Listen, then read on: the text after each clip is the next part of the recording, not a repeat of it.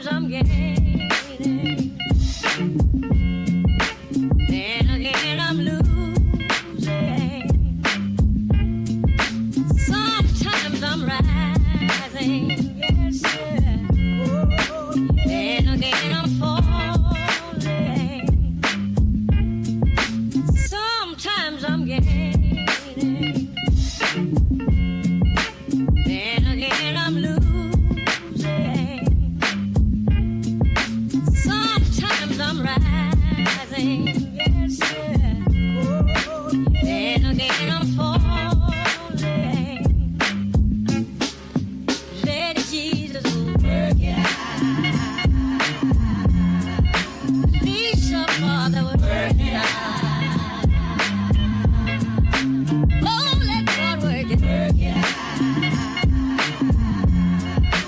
Please your Father would work it out. Oh, let God work it out. Please your Father would work it out. Oh, let God work it out.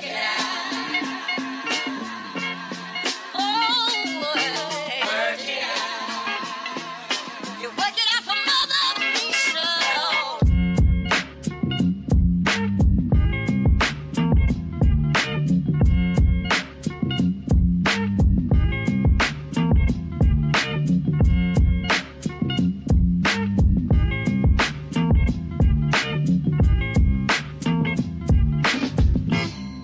Sometimes I'm gaining,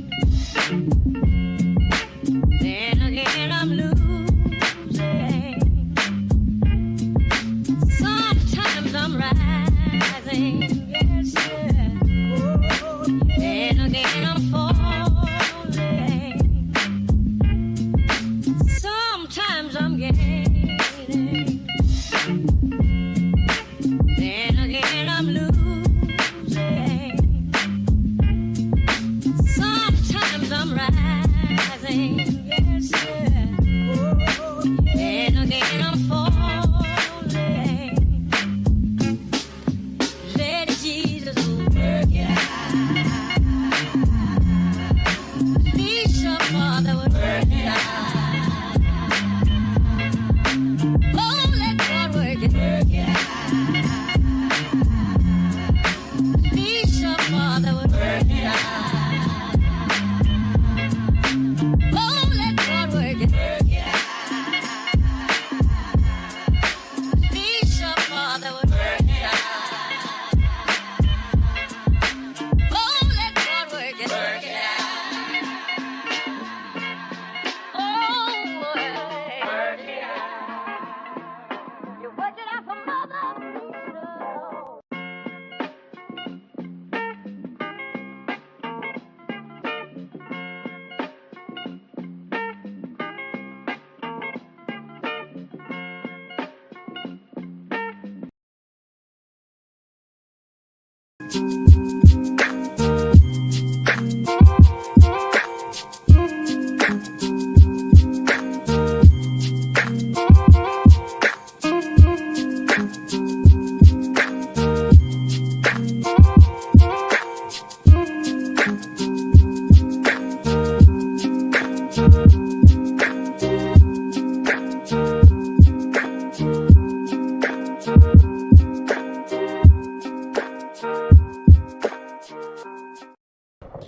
All right. Welcome back, ladies and gentlemen. This is Dr. David Patrick Harry with Church of the Eternal Logos.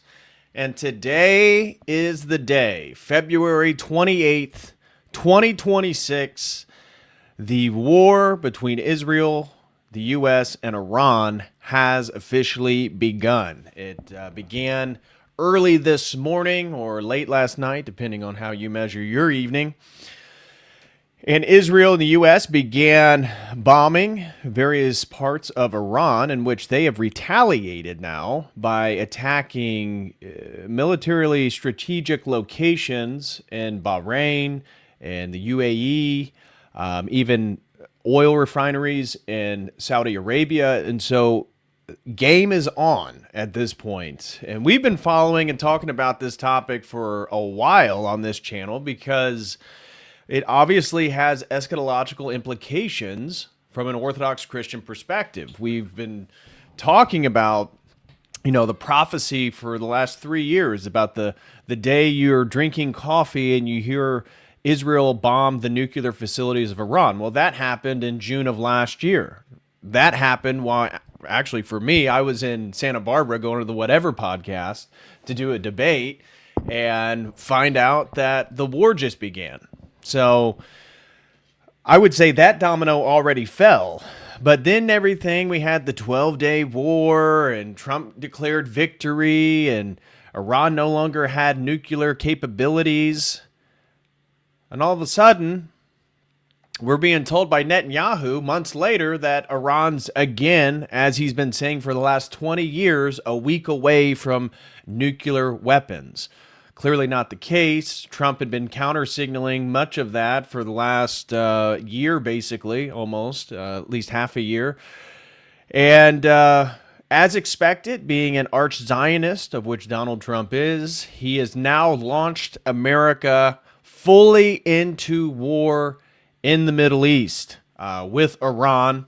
We have seen 2 releases one by Russia and one by China. China went on a tirade declaring that America is, and I'm paraphrasing here, it was like a 2-minute video that I watched. It was I watched the subtitles and basically insinuated that America is a nation that is addicted to war.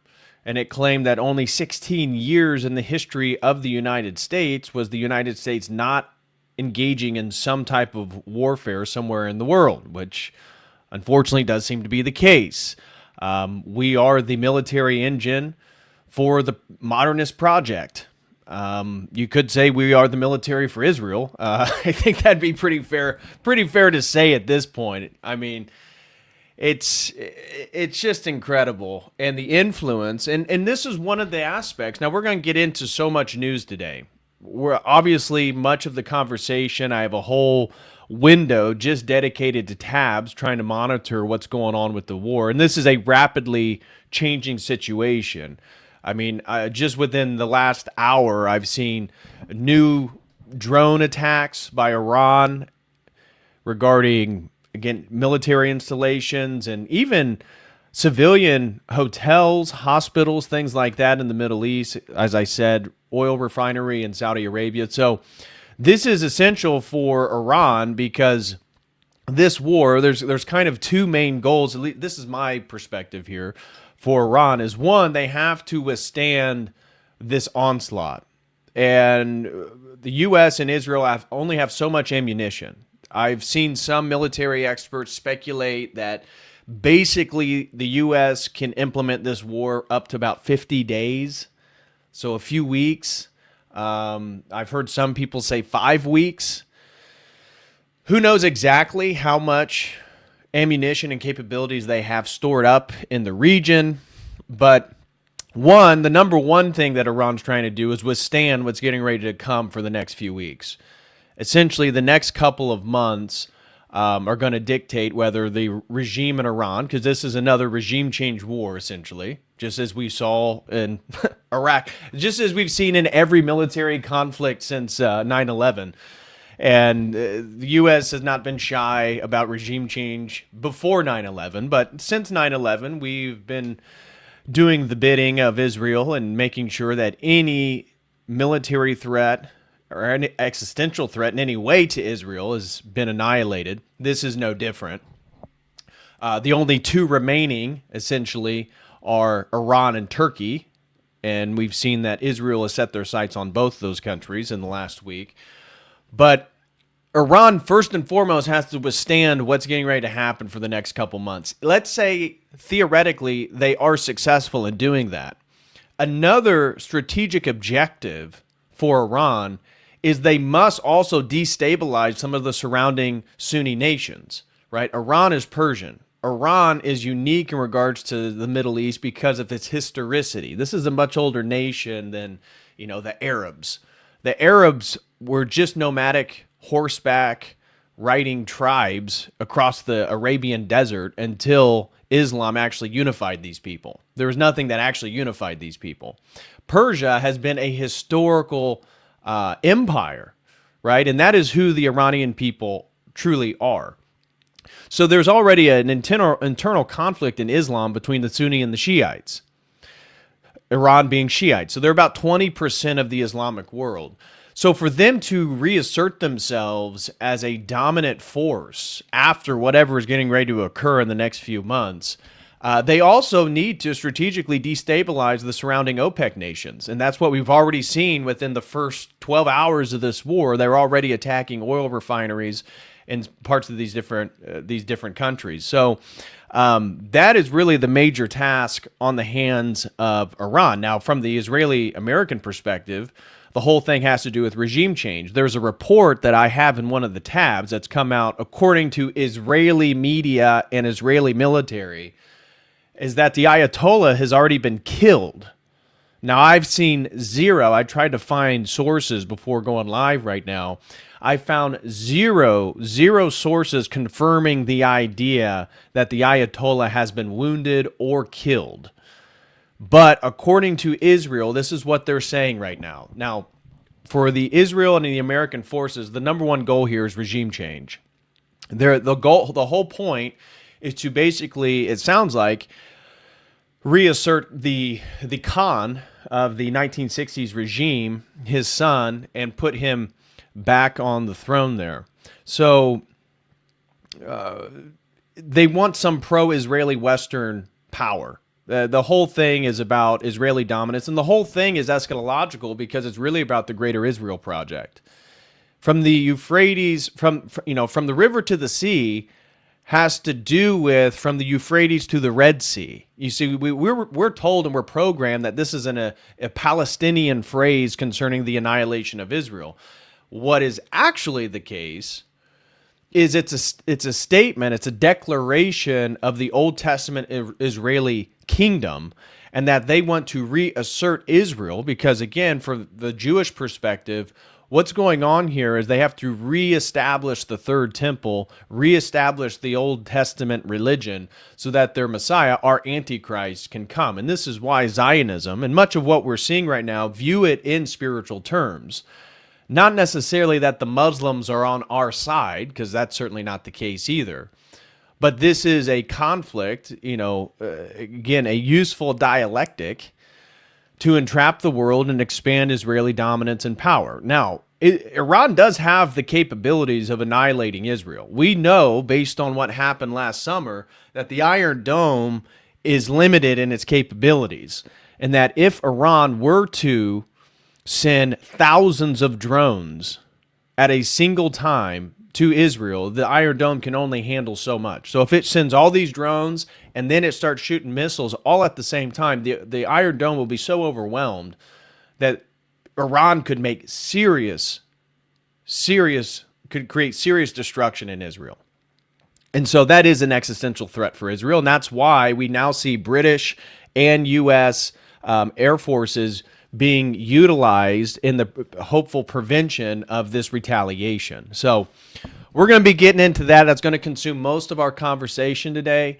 I also want to get into Mike Huckabee and Tucker Carlson's recent interview because it's indicative of where we're at. Now, I wanted to talk about the Mike Huckabee and Tucker Carlson interview well before the war started, but I told you guys in the last drama alert that I had a feeling that the war was going to begin on Monday or Tuesday of this past week, which it did not.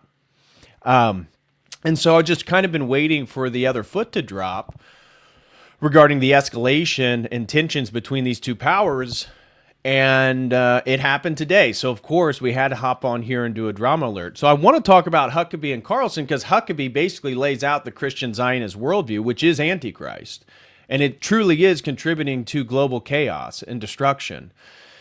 We're going to be talking about some of the latest fallout regarding Howard Lutnick and the Epstein files, where he has now been roundly condemned and has been outed as an absolute liar regarding his relationship with Jeffrey Epstein. Turns out, again, the right-hand man, the Secretary of Commerce or the Commerce Secretary for the Trump administration, lied and actually had businesses with Epstein, had gone to the island with Epstein, had brunches and lunches around New York with Epstein.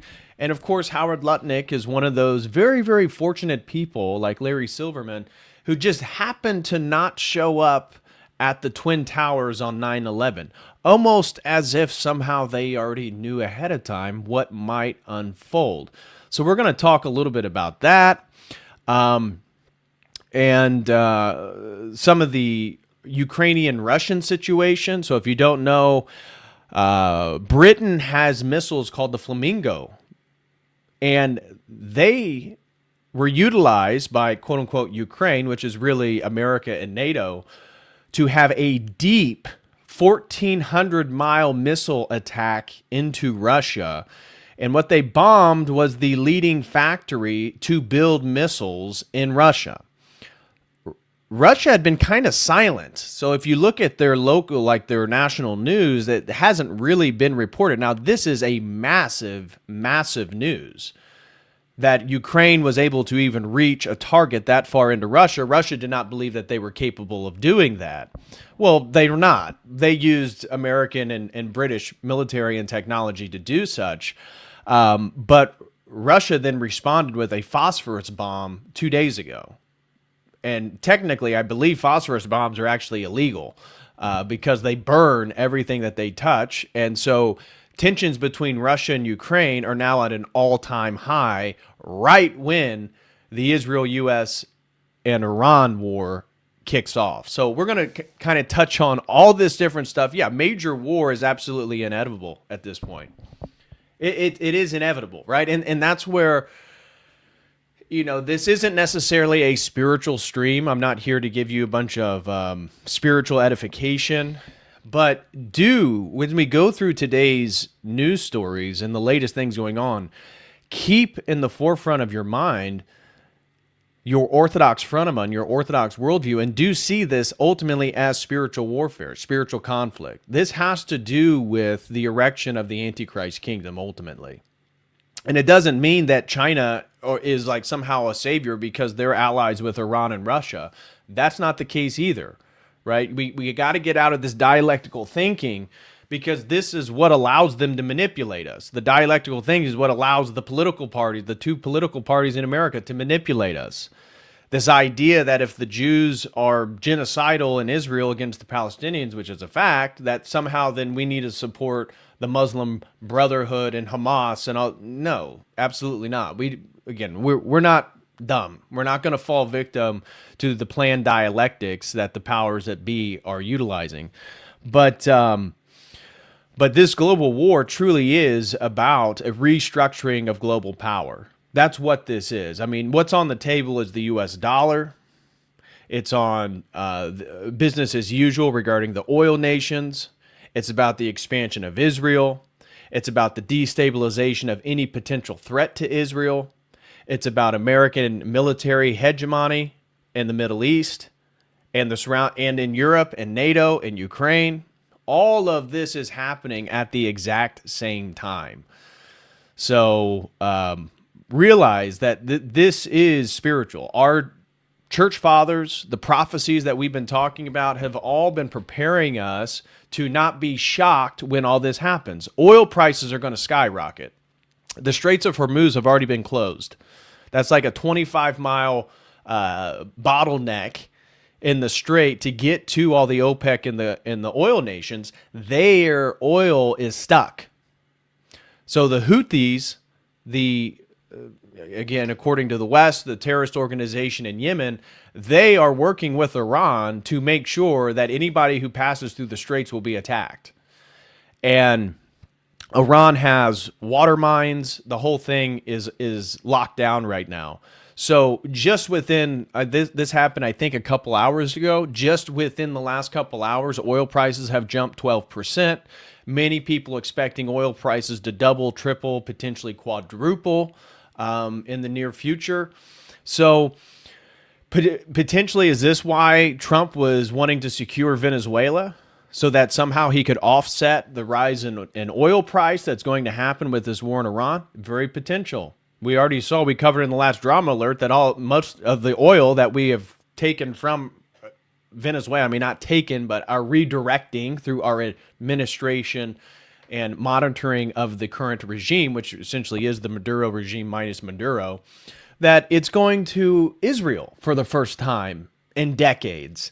So it begins to kind of make sense, the whole Venezuela thing, in light of what's going on in the Middle East, because this is some type of reassurance in regards to resources to fuel and perpetuate this conflict. So keep all that in mind. Smash that like, guys. Our super chat goal for today is, if we reach it, it is to sponsor a stream of your guys' choosing. So today we have a 50 super chat goal.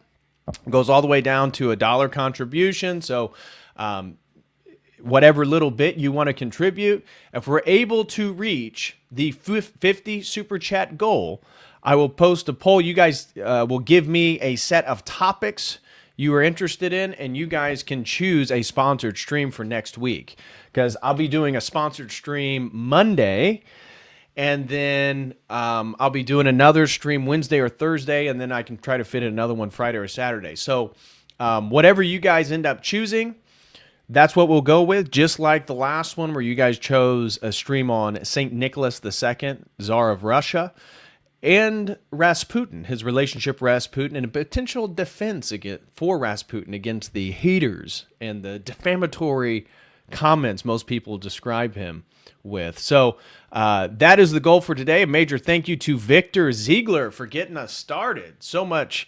appreciation for you, brother, and trying to reach our goal. He says, I'm inclined to say everyone against the West is the good guy nowadays. Laugh out loud. Well, I think it's a little bit more nuanced than that, but yeah, generally speaking, it's hard to defend the military-industrial complex, the American MIC complex. It's hard to defend any action by Israel. And because of our degeneracy, because of the abominations of the values of the West, mass immigration, abortion, degeneracy, homosexuality, transgender children, I mean, everything that's going on right now, we are certainly indicative of an Antichrist spirit. Just our nation, let alone that theologically Israel is actually propelling us towards Antichrist. I mean, that is their Messiah. So that is happening. But look at the values that have been globalized by America and the West, generally speaking. This is also Antichrist. We create the ethical norms for Antichrist. Israel just builds the actual kingdom, which we pay for, right? So, of course, we pay for that as well. The American taxpayer is on the hook for everything. So thank you very much, Victor. God bless you, brother. Eek412 throws in two, says, do you think we might be attacked inside the U.S.? Yes. Yes, absolutely. Now, do I think that Iran is going to land boots on the ground in the United States? Of course not. What's going to happen is that terror cells that already exist inside the United States will be activated. Absolutely. Absolutely. Will there be domestic terror attacks inside the United States? Absolutely. Absolutely.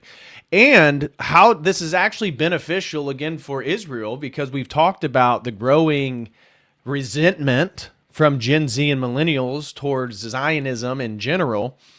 Well, if we start having some domestic terror attacks and these Muslims are blowing up public centers, well, public support for Israel against Islam in general as a mass category is going to increase.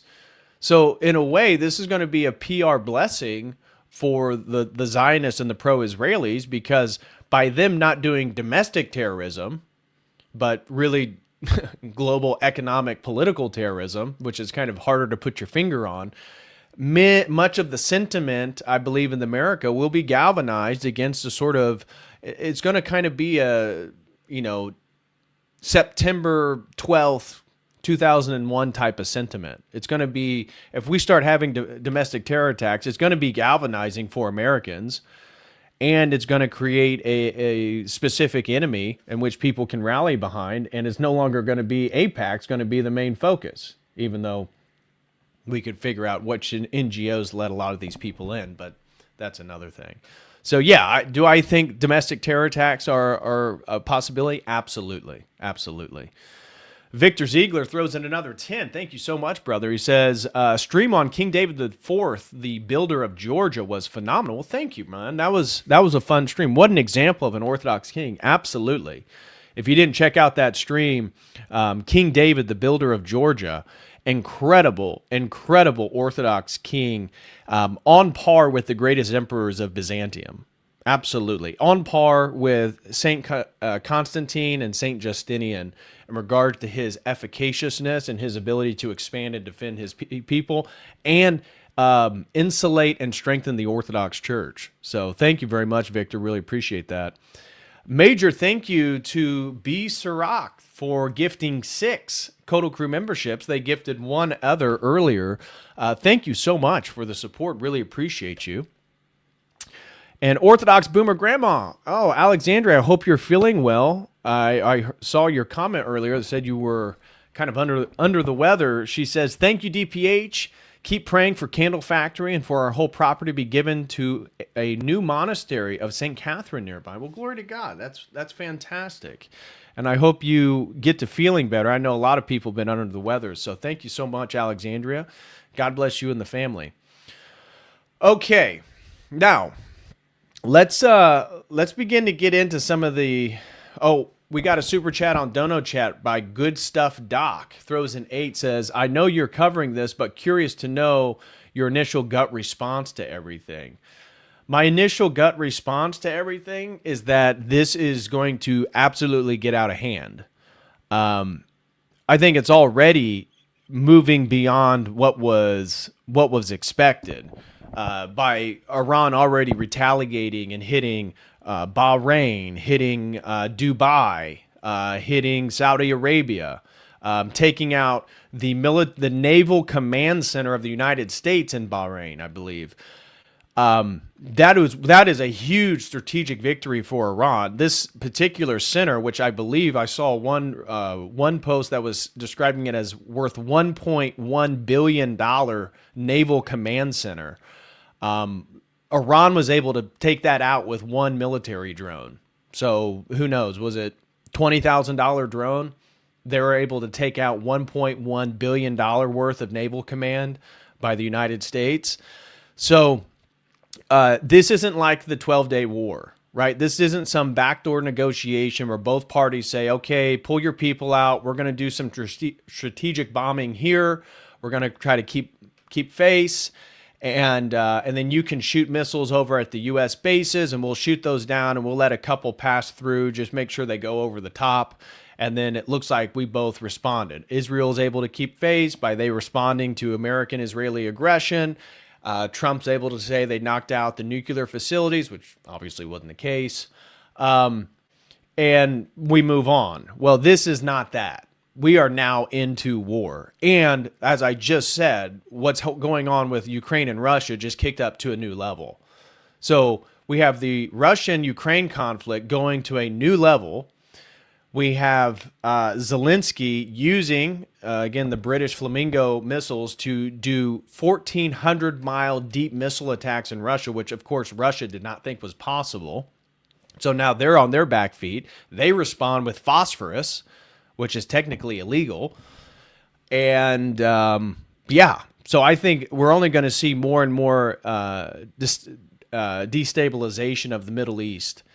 And who benefits from destabilization? Of course, Israel. So what we're going to see is the empowerment of Israel. And, what a lot of people speculate, and I even brought this up with Professor Jiang Shui Qin, Predictive History, when we had a combo, is Israel. There's a recent thing that was kind of going viral that they're already looking for a new superpower to protect them. And that many people believe, which is very possible, just like we saw with the previous wars in the Middle East, that this is going to be detrimental to the U.S., paying for another war. And let's say it totally bankrupts us. Let's say the U.S. does go to a civil war. Let's say we have a major geological event in the United States. And let's say that we're also fighting a full-fledged war in the Middle East. And imagine that the US dollar begins to collapse. All of that together means the American empire is basically over. If that's the case, our ability to defend Israel isn't going to be very advantageous. Well, Israel is already very aware of this. And so there's all these reports that Israel has already been making deals with India. And that after this conflict, when it's been speculated America is not going to be in a very good position, India is going to come to the rescue and be the new savior of Israel, which that would make sense. One, it's the largest country in the world, right? Their population now surpasses China. And they're, generally speaking, very pro-Zionist. So giving the generational sentiments in decline in the West, and notably in the United States, well, it would make sense that Israel would want to utilize the strategic leverage they have with Trump to implement this war right away, allow America to flounder and probably lose its empire. The dollar's going to collapse. And then in return, they're just going to latch on to India, and India will be their new savior. Yeah, India was a British colony. Modi met with Bibi earlier this week. Yes, I know. That's why I'm telling you a speculation, but there's real reasons. Yeah, India is known for their military strength. I know, but this is a real theory that's been thrown around lately. Of course, we don't know what Modi and Bibi Netanyahu spoke about, but this is what many military strategists believe what was on the table. It had to do with who's going to be the new savior and protector of Israel in case things go wrong here. And it sounds like Israel is hoping and India is going to do that. So, all right. We had a few super chats come in over on Streamlabs. A major thank you to Terry Jenkins. Throws in $10. Says, stellar content. Let's go. Absolutely. Thank you very much, Terry. Jeremy Johnson throws in 5. Says, interesting to see how a message is crafted when a war is declared, such as we saw today. Everything in the world is marketing. People who don't see that are directed by the puppeteers. Absolutely. That's a fact. That's why I hope everybody in the audience today is not caught off guard by this, but almost been expecting it. In a sense, even though this is going to cause major stress to the global economic system, it may actually affect your daily life here in the United States, that you're actually not surprised and somewhat relieved that there's no more anticipation, right? This thing we've been talking about, prophecies regarding war with Iran and the superpowers and the world war that's going to ensue with it. And now we're here. So, there's no more speculation. There's no more anxiety. The prophecies were right. We're here. The global war is here. So yeah, that's the case. Buck the Cowboy throws in 15, says, if it isn't clear now who runs U.S. foreign policy, I don't know what will. But I guess at this point, people either choose to see it or not. Yeah, Buck the Cowboy, absolutely. If you can't see the influence that Israel has and the reasons why we're at war with Iran again, you're basically an idiot. Or you're in preless. It has to do with some spiritual delusion. That's where you get the Christian Zionist. Anybody who's a Zionist, I would argue at this point, is spiritually deluded. Because even if you're not Orthodox Christian or even super religious or anything, if you're just somewhat of a pure individual, maybe you're misguided ideologically, you can feel the Israeli war crimes. You can feel the genocide. You can feel the media complex that prevents us having conversations. I mean, Tyler Oliveira, we're going to mention him today and uncovering all the Jewish fraud in New York and New Jersey and how they basically have their own Somali, the Somali fraud that happened in Minneapolis. We found 2 Jewish communities. Tyler Oliveira, a prominent YouTuber, I think he's got like 7 million subscribers or something. 2 Jewish communities here in the U.S., one in New York, one in New Jersey, doing the exact same thing, having up to 12, 13, 15 children with every single person on the taxpayer dole. So we're going to be talking about that. But of course, Tyler Oliveira got his YouTube channel taken down as soon as he posted the video exposing Jews in New Jersey. Now, he's done almost every immigrant group you can think of, videos on them. He's the one that went to India for the poop throwing festival regarding the Diwali celebration in India. All that was okay, but he posted one video highlighting how Jewish communities have created their own police force. They've shut down public schools and redirected funds toward their private Jewish schools. All of this, everybody's getting taxpayer money. They're living pretty ravishly. And that gets his channel taken down. So again, if you don't realize who the power players are here, if you're not aware, if you think talking about Zionists and Jewish Israeli influence in the United States is a conspiracy theory at this point, this channel is probably not for you. This content is probably not for you. We're just on a different vibe over here. I don't know how you can help somebody who isn't not seeing and putting these things together, right? If you're on the journey and you're beginning to see this stuff, well, then you're warmly welcome. Hopefully we can help expand your perspective and connect more dots. But it's pretty damn obvious at this point. It's pretty damn obvious. No, his channel came back.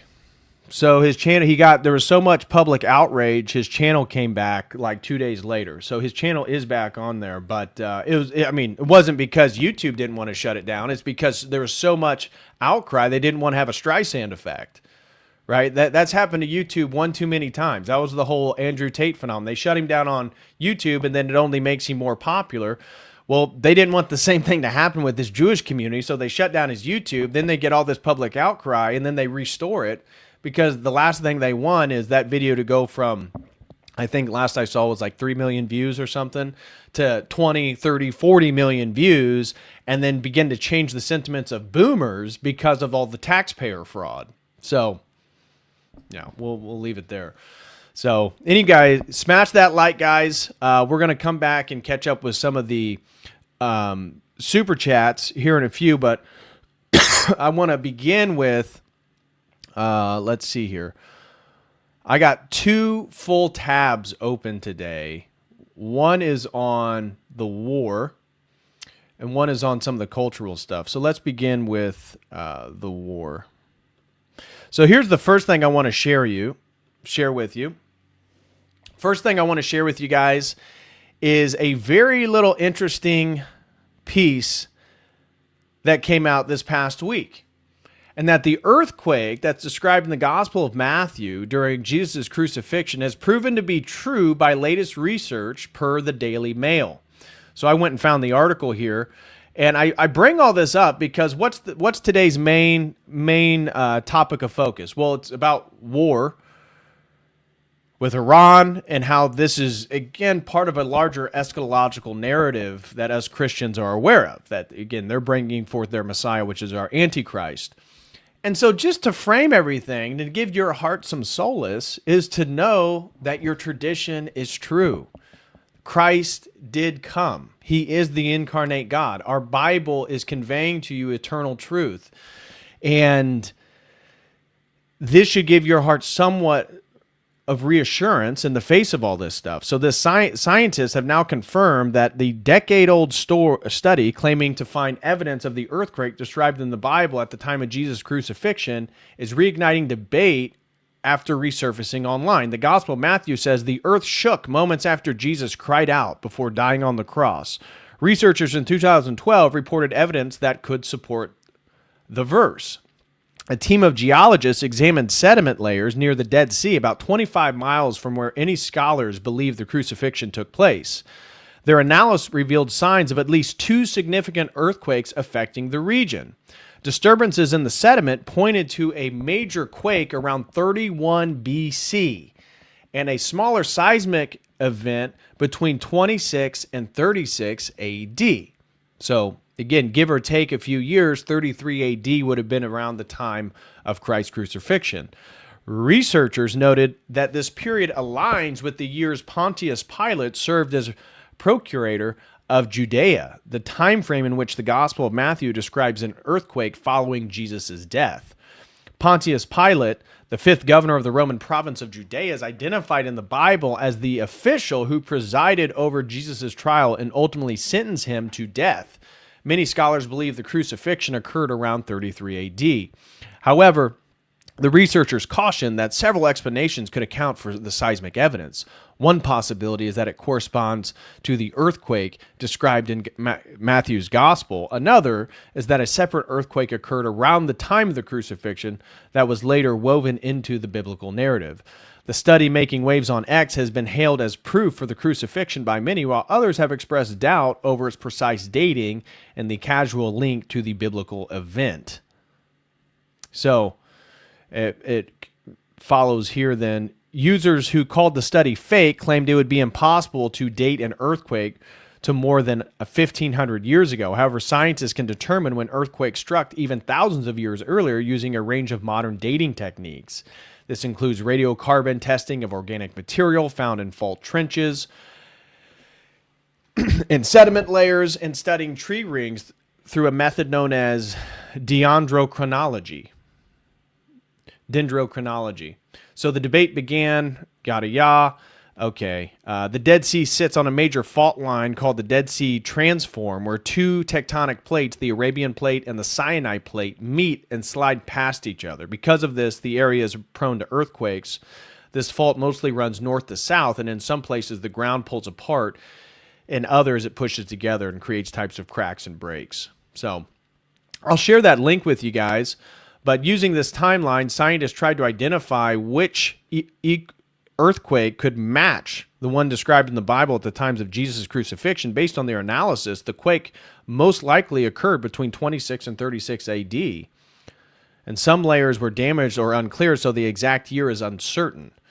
But anyways, this I found very interesting because I saw some of the more secular responses to this online, at least, again, amongst the younger generation, as propelling them to look at the Bible a little bit more. Now, we've talked about how we're in a spiritual crisis in the West, and everybody is reminiscing over the fact of classical architecture, Gothic cathedrals, and all this stuff, but the people who built that had a faith that the modern man no longer holds to. And so we want the societies our ancestors built, but for some reason we're very reluctant to believe the things that our ancestors believed who built them.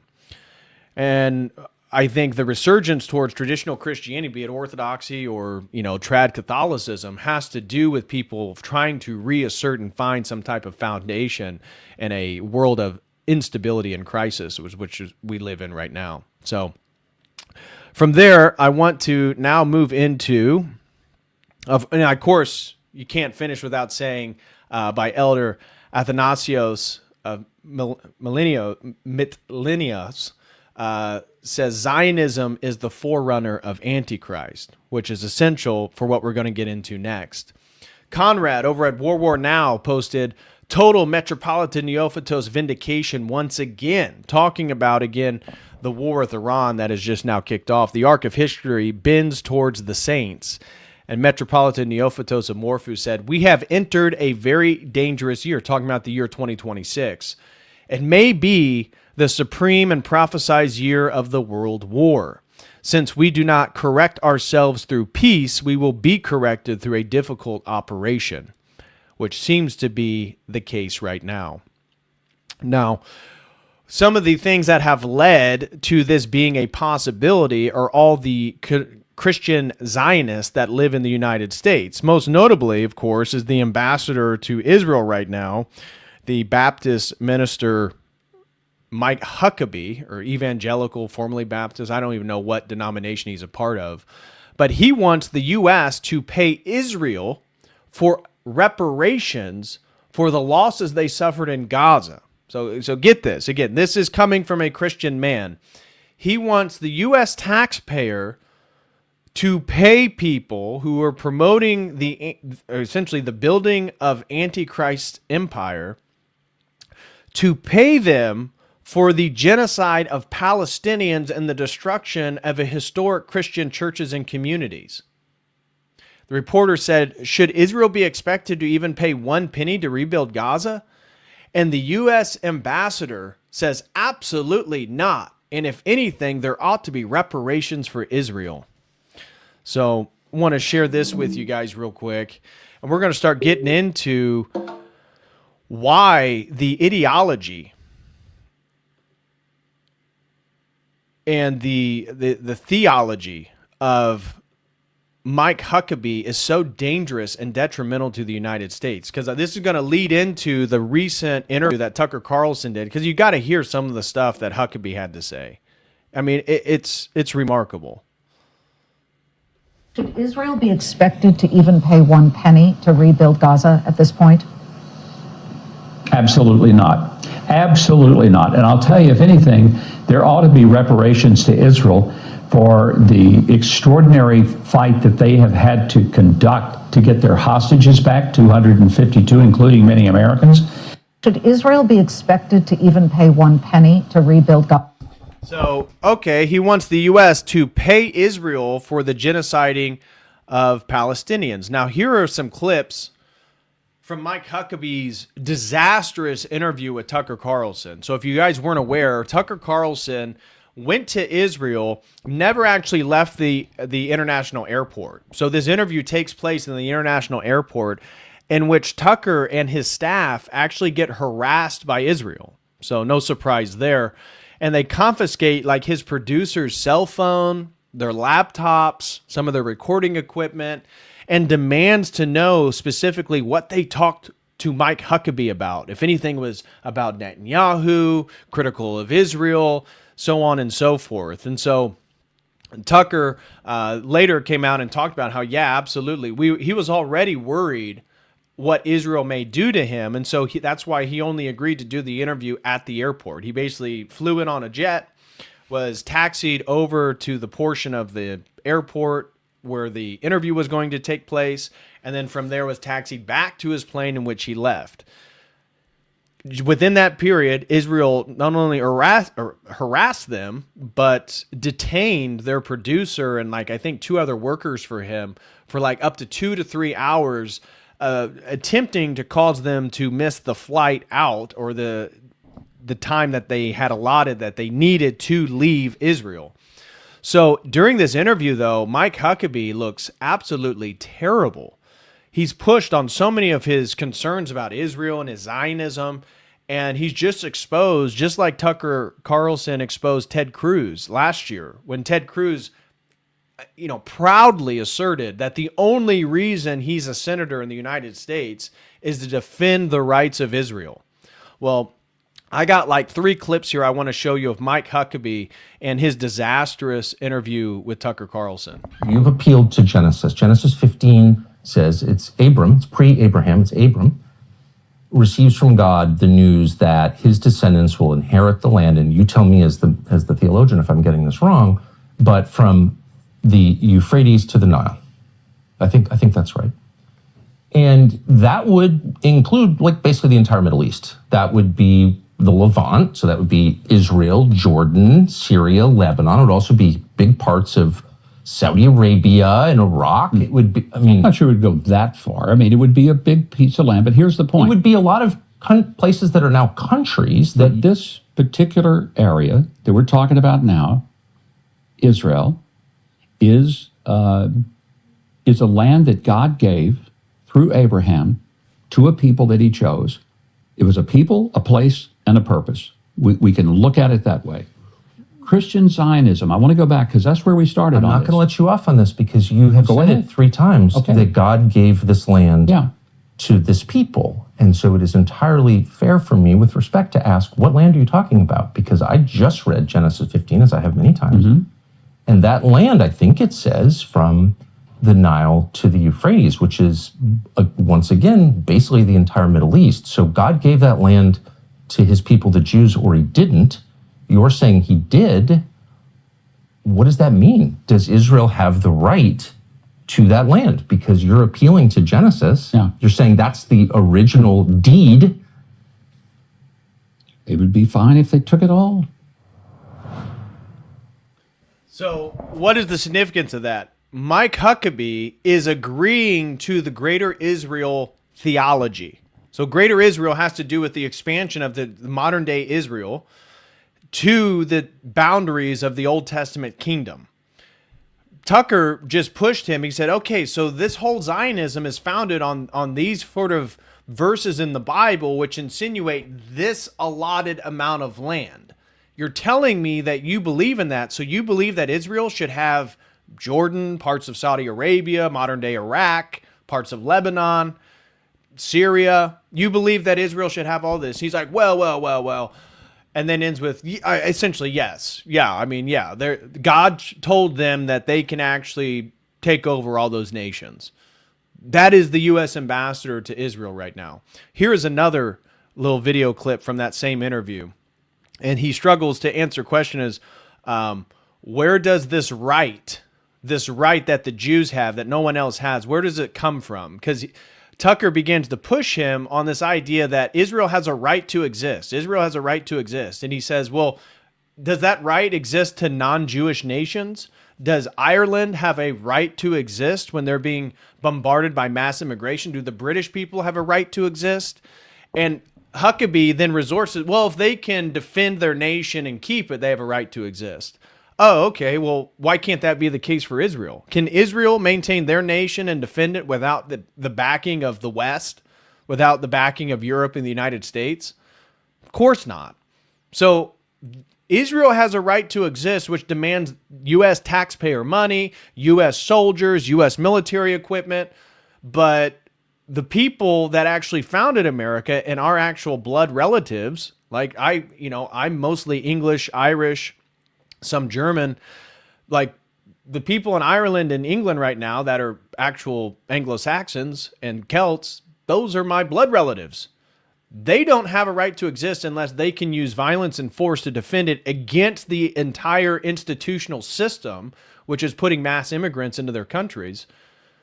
But Israel doesn't have to defend itself. It just gets the special divine right to exist. In the entirety of the world, there are about 16 million Jews total, and 8 million of them live here. The rest live mostly in New York or South Florida, and a few other places. Okay. So this is a small population of people. They have connection to this land, historically, biblically. Do they? Yes, they do. If Bibi's family, we know they lived in Eastern Europe. There's no evidence they ever lived here. He's not religious. But in what sense? How do we know that? Do you have his family tree? No, we don't. Do you? This is where, again, I believe in the Khazarian 13th tribe theory of Arthur Koestler.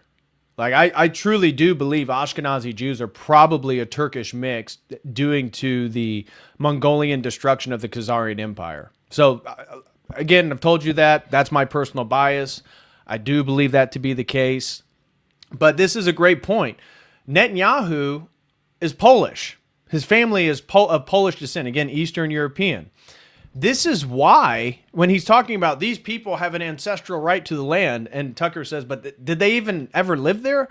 I showed you in the last drama alert a study that showed 68% of Israeli citizens have allergies to the olive trees in the Levant.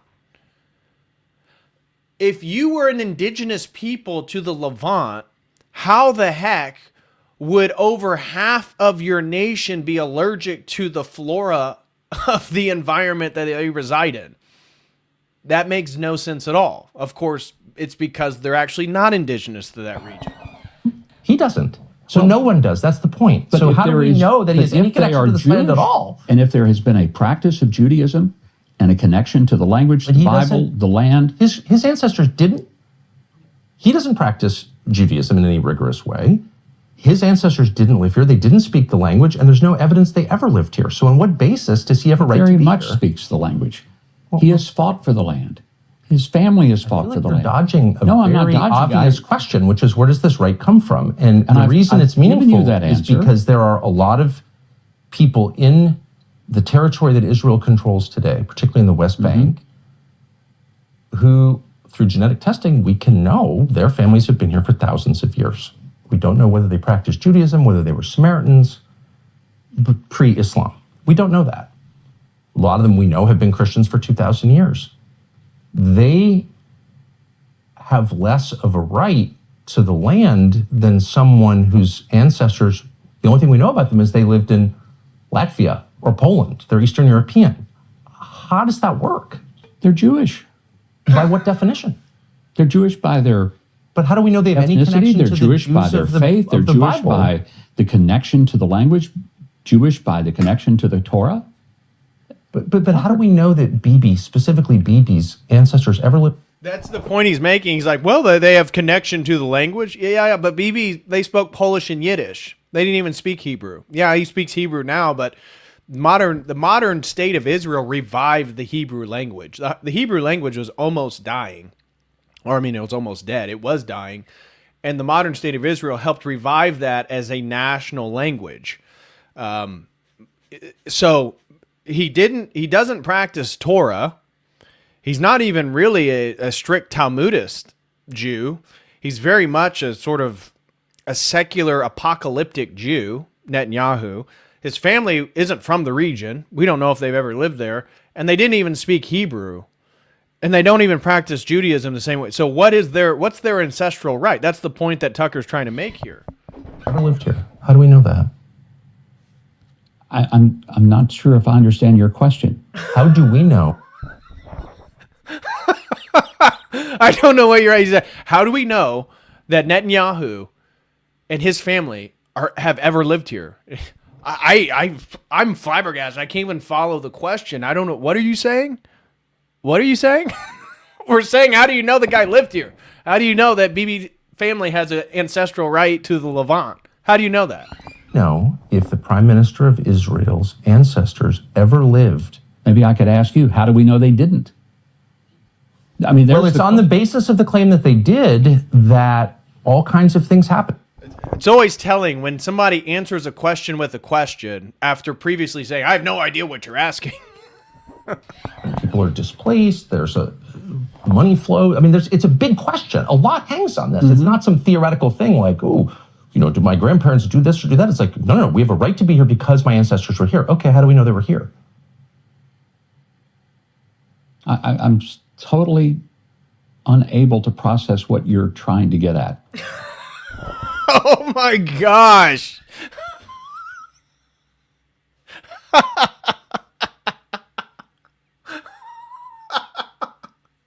It's such a straightforward question. It's so straightforward. He's asking, okay, so based on all the criteria you gave me, how do we know that Netanyahu and his family are from here? I'm not even able to process what it is you're asking right now. This is what are you trying to get at? How do you know he's from here? That's what he's trying to get at. And here's another one I have. This is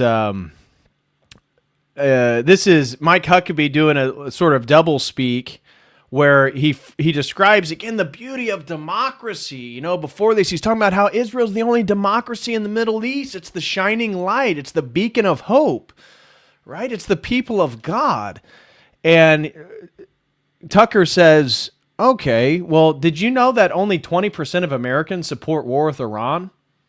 Given that your love for democracy, shouldn't that mean that the U.S. can't go to war with Iran? It's against the will of the American people. And then all of a sudden he's like, well, we actually don't make policy decisions based on polls. You just said that democracy is amazing because it allows the people and the will of the people to implement policies for the government. And then the U.S. is doing things for Israel that are explicitly in opposition to the will of the American populace, right? I mean, and 80% of America are united on one thing. 80% of America can't agree on anything. 80% of America can't even agree on George Washington or, basic things about bathroom. Should women have their own bathroom? I mean, America cannot agree on anything to an 80th percentile.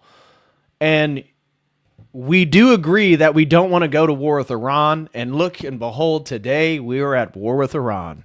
So check this out. Here, listen to Huckabee. Huckabee, again, just do his double speak here in defense of anything that Israel does is somehow beneficial for America. Ask you a question, how much does it matter what Americans think? Well, it matters every bit what Americans think. That's why Americans vote. It's why Americans have the opportunity to have free speech. We want them to have that. Okay, so what percentage of Americans support war with Iran? I don't know. Do you know? I do. I think it's around, I saw the numbers yesterday. I think it was like 21%. Okay. Is that enough to have a war with Iran? We don't live in a world where you have a poll taken to find out whether our policy should be a particular direction. Because I thought you just said that that's we direct vote. Democracy. No, we care deeply about it. But on the other hand, do we make the decisions of foreign policy and even domestic policy based on we what care the latest deeply about poll it in number what is? sense? If we're ignoring it, then in what sense do we, quote, care deeply about it? Well, I think we care deeply when we see there's a threat. No, but about Americans' opinions. So you've got 350 million Americans. Yeah. They voted in this last election on the basis, in part, of the promise no more wars. Okay? So now we're about to have a war, looks like. 80% of people are against it. In that range, let's say 70%, but nowhere near majority support for this war. And it's not direct democracy, but it is a form of democracy. It's representative democracy. The ultimate form of democracy in our system, in a republic, because we're not a true democracy, we're a republic. Exactly, right? It's a mediated democracy. It'll be an opportunity for Americans to vote if they think that we've made the wrong policy decisions. I personally think the president is making the right policy decisions. But I guess, but you just said it matters deeply what Americans think, and if the overwhelming majority are against it, in what sense does it matter? Because what I hear is it matters what they think, but it really doesn't matter what they think because... No, you take it in, you certainly ingest that.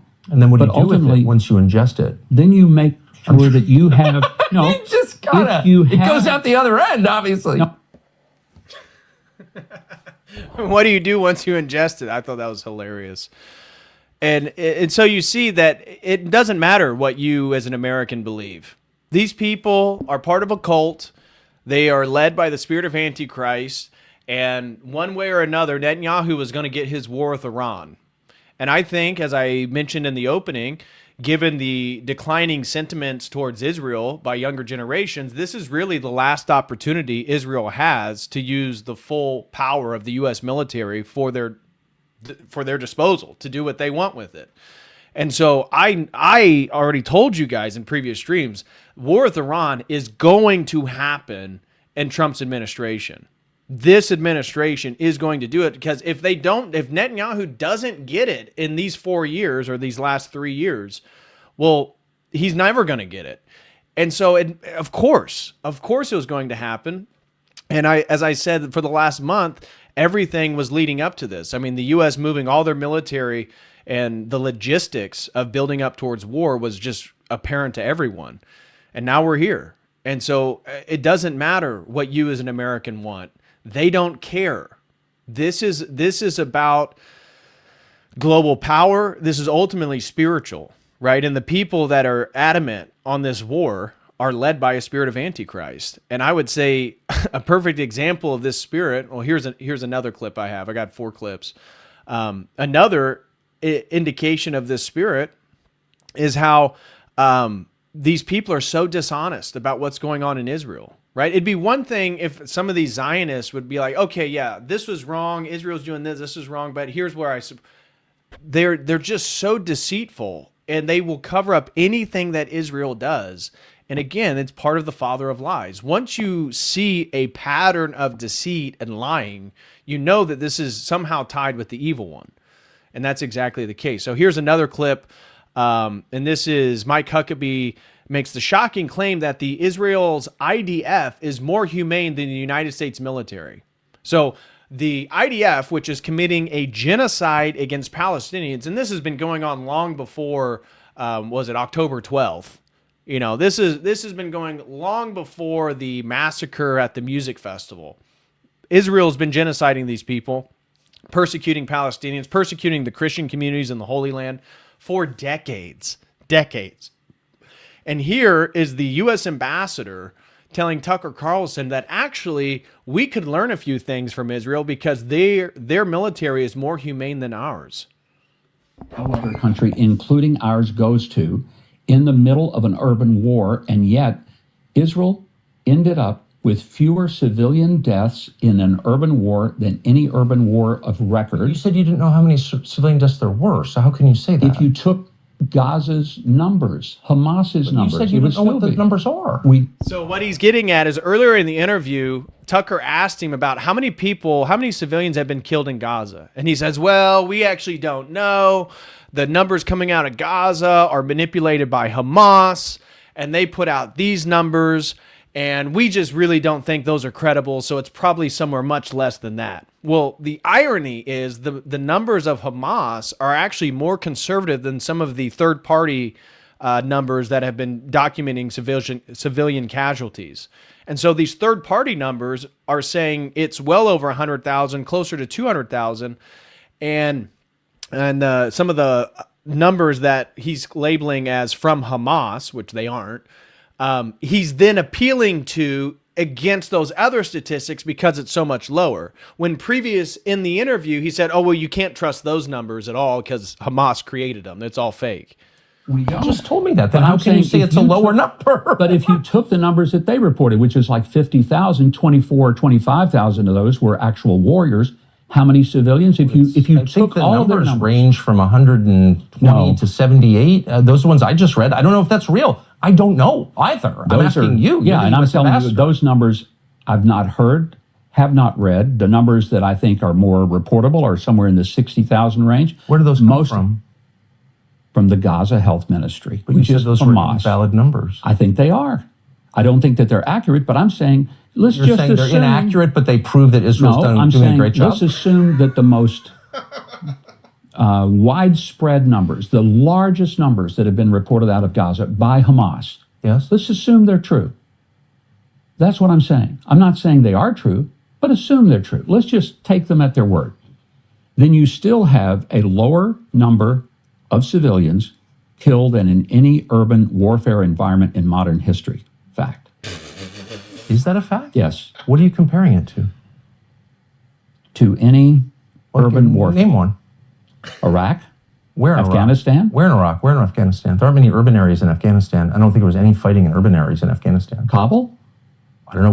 Were there pitched battles in Kabul over long periods of time? I don't. 20 years. In Kabul? I don't. Throughout all of Afghanistan. But what were those rates? You're talking about what are the rates there? The number of people who were killed into the tens of thousands. I'm asking you to. I don't know the answer. I've never heard of any of this. You brought. He's just totally disarmed Huckabee, right? Huckabee's trying to earlier say the Hamas numbers aren't real, but then appeals to the Hamas numbers because Tucker references third-party numbers that say the casualties are way higher than what even the Hamas numbers, according to Huckabee, are stating. And then he says, well, and then we know for a fact that this has been the least amount of casualties in any urban warfare in history. And he's like, okay, well, name another battle. Well, Afghanistan. Well, Afghanistan's warfare was mostly rural and in the mountains. That's why the Taliban was so successful, is because the terrain was very difficult. Yeah, there's battles like Ramadi that were in urban areas. That was in Iraq. What are you talking about? And that was not for years. Well, what are you talking about, Huckabee? He totally just undercut the ground he was trying to defend by showing that Huckabee has no statistics. All Israel has are these talking points, and they just reiterate them over and over and over. Okay, then what other urban warfare is Israel more successful than? Well, Afghanistan. What urban warfare was happening in Afghanistan? What are you talking about? What? No, it's all lies. It's all lies. You brought it up. You said the IDF has killed a lower proportion of civilians in urban warfare than in any urban conflict in modern history.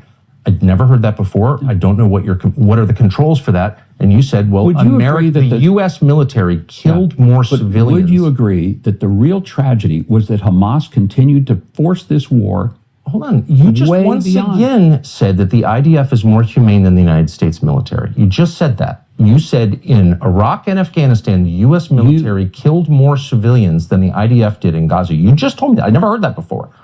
And my question is, how do you know that? What are those numbers? And I'm trying to explain to you that there were extraordinary efforts to keep the numbers. Do you? I think they were tens of thousands. I'll get them for you. Well, you brought it up. That's the only reason I'm pushing you. But I'm wearing a flag. I've worked for a country, and you pretended or alleged that some. Oh, you brought him up. I just want to know what the numbers are. Well, you see the pin I'm wearing. You see this flag right here? You see this flag? You don't need to worry about the numbers. Just believe me. That somehow I'm not loyal to this, and that I'm criticizing my own country, and I'm not. They did a better job than the U.S. military in Iraq and Afghanistan. And I said, what are the numbers? And you said, I don't know. So on what basis are you making the claim that the IDF in Gaza spared more civilians than the U.S. Army and Marine Corps did in Afghanistan and Iraq? Why are you saying that? Like, on what basis are you saying that?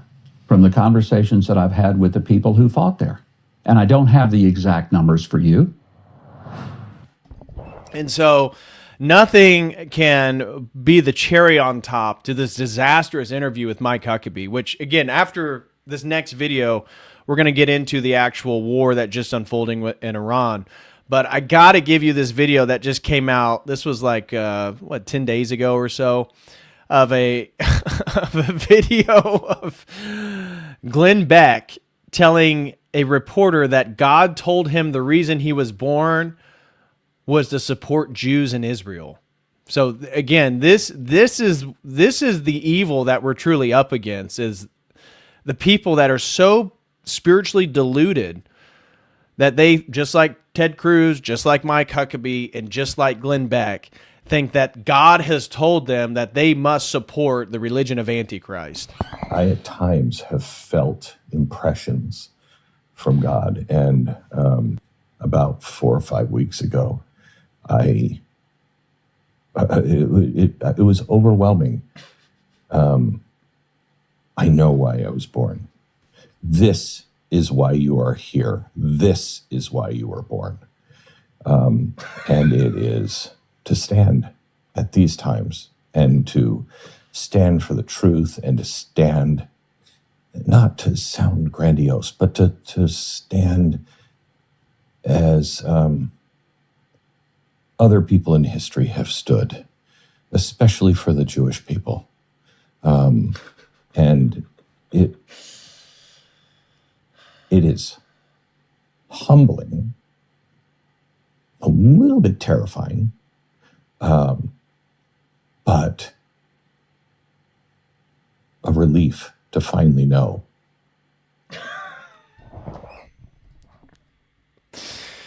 So here we have Glenn Beck in tears because God revealed to him his whole mission in life is to stand with the Jewish people.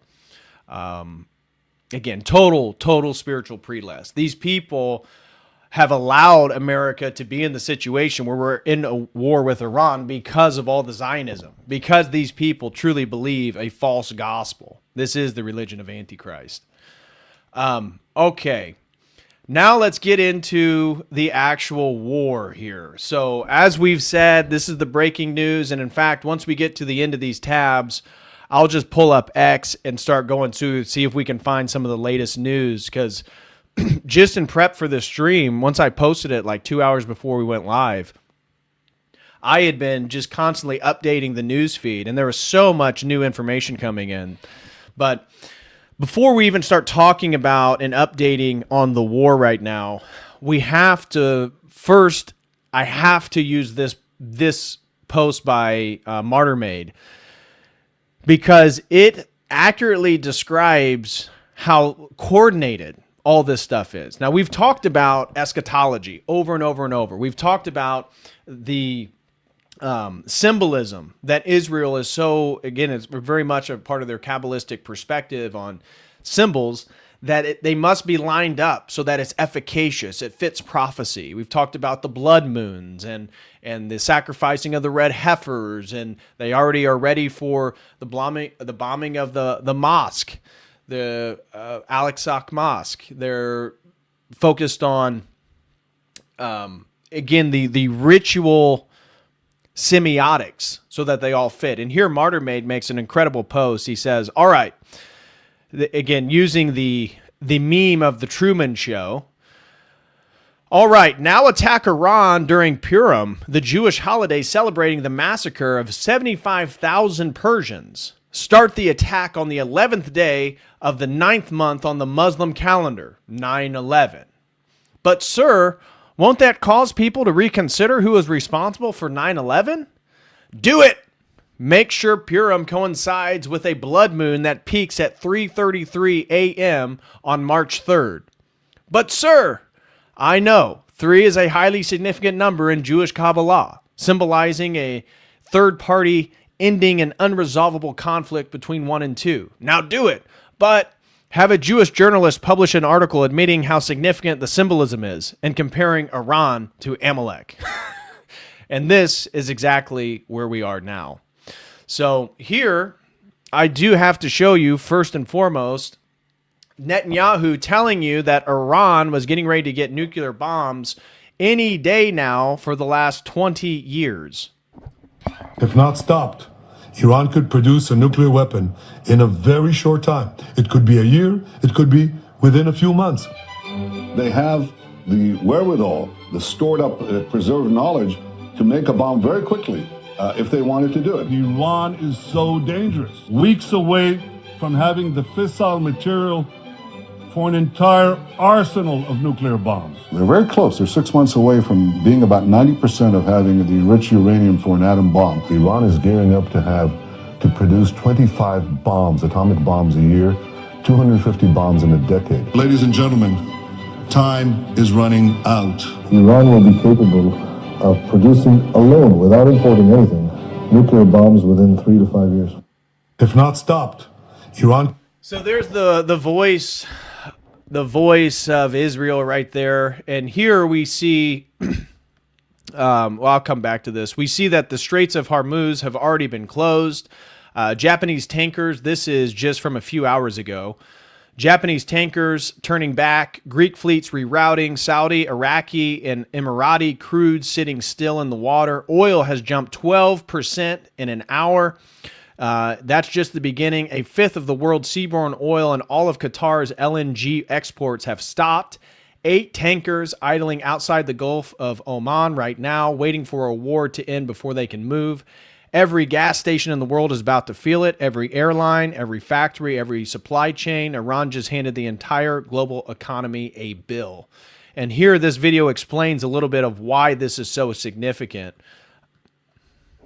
What if Iran shuts down the Strait of Hormuz today and wipes trillions off the global economy in just 24 hours? You probably think the US Navy would clear it in a day, but you're wrong. Iran just finished its smart control drills, deploying AI-guided sea mines and shore-to-sea missiles right here in a gap only 21 miles wide. This is the world's jugular vein. 1/5 of global oil and 20% of all LNG pass through this lethal choke point. If blocked, oil doesn't just go up, it doubles. We're talking $150 a barrel and global supply chains freezing completely. Within minutes of the first reported detonation, global shipping insurance would vanish, leaving thousands of massive tankers stranded at sea with nowhere to go and no protection. But can Iran actually hold the world hostage, or is this a suicide mission for the regime? The reality is Iran can't block it forever. The US military is already positioned for weeks-long operations. But the payoff for Iran isn't winning a war. It's the economic scars. If gas hit $10 a gallon tomorrow, who would you blame? Subscribe if you think the US should stay out of the Gulf. And remember... So this is now not theory. This video was put together a few weeks ago because of all the logistical movement of the U.S. military. Now we see that the strait is in fact closed right now.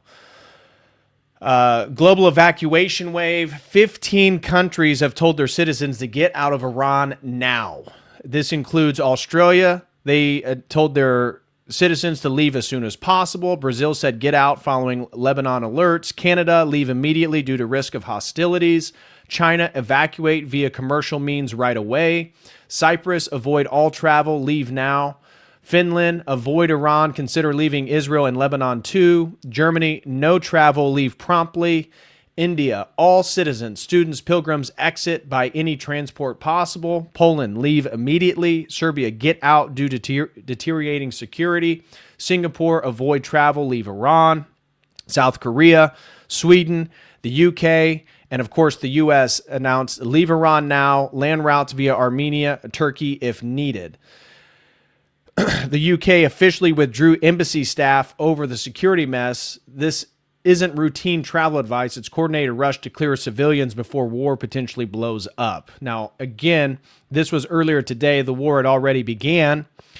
And, of course, the homosexual in chief of the UK, PM Keir Starmer, announced that the UK, I'm sure Iran's shaking in their boots now, the UK has announced that our forces are active and British planes are in the sky today as part of a coordinated regional defense operation to protect our people, our interests, and our allies, which means Rothschild money in the state of Israel. So not that it's influential or important, but the fact that Keir Starmer has come out and essentially declared war against Iran on behalf of the UK is noteworthy.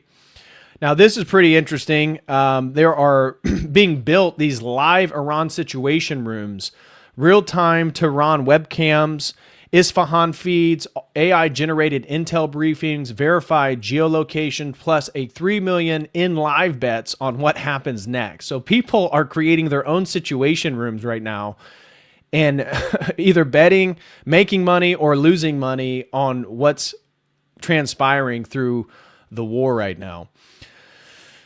Here is a U.S. soldier who recorded Iranian strikes at his base. It wasn't clear which base. We do know that they hit the El Dhafra Air Base in the UAE, and so it's speculated that this is where this video is also coming from. But here's a U.S. military soldier earlier today. Bro. Oh, shit. Oh, fuck. Oh, shit. Oh!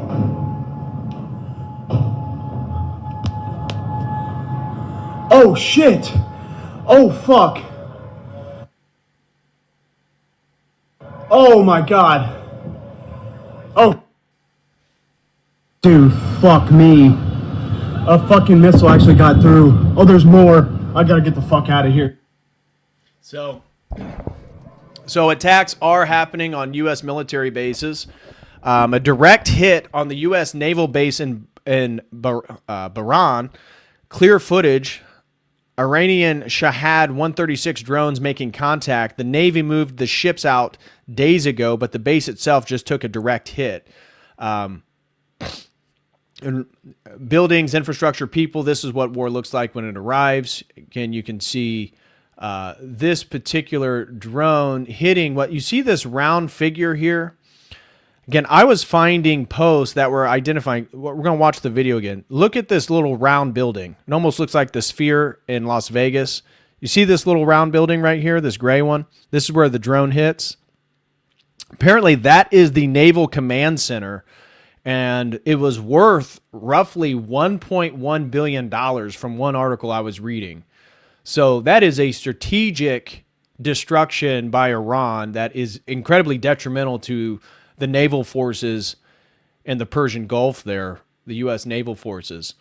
This is Iranian media is claiming the Shahad drone just slammed into the main U.S. Navy command headquarters in Bahrain. If true, that's a direct hit on America's central naval hub for the entire Gulf region, a massive escalation.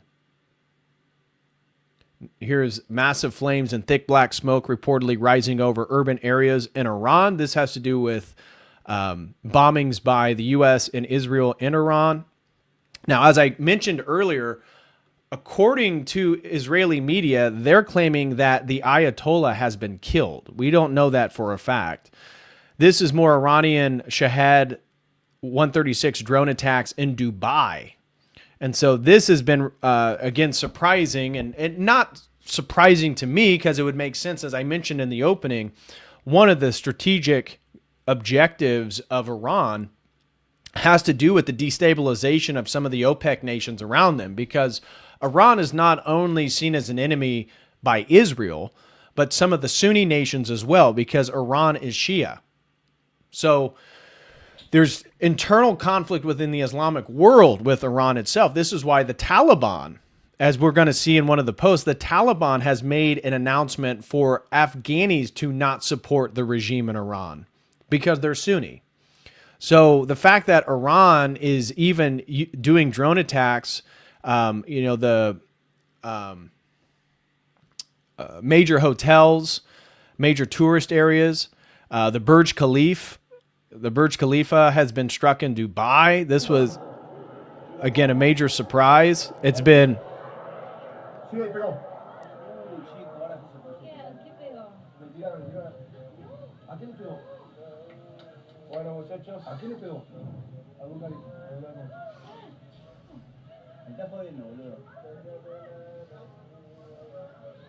No, the Burj Khalifa has been evacuated. So earlier today, they evacuated everyone who lives. That is the tallest building in the world.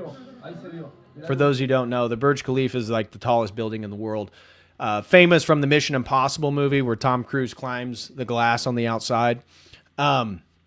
So Iran is not playing games. They're even undercutting some of the other Islamic nations in the region. Brother Bovett throws in $2, says, Huckabee Tucker interview got ports closed to U.S. in. Oh, interesting. And Brother throws in another 2, says, every Israeli got $7,300 from U.S. over the last 10 years. Yeah, I believe it. Victor Ziegler throws in another $10, says, this stream reminds me of the olden Rush Hour, good old days. Consider doing this weekly. Same time slot on Saturday, 500 people in the house. Yeah, absolutely. I think that's a good idea. Maybe we do this every Saturday. I kind of been doing the drama alerts more recently, just because everything that's going on in the world. I mean, every week there's like major breaking news. The last one was all the Epstein stuff. Now we're in full-blown war with Iran. Trump's promises to keep us out of war in the Middle East have been total lies. And so maybe we start doing this every Saturday afternoon. That's not a bad idea, Victor. Thank you for that. And thank you for the support, brother. Victor throws in another 10, says, I was held at the airport too when I was there for a pilgrimage. Was asked whether I went to Palestine or the Palestina part, etc.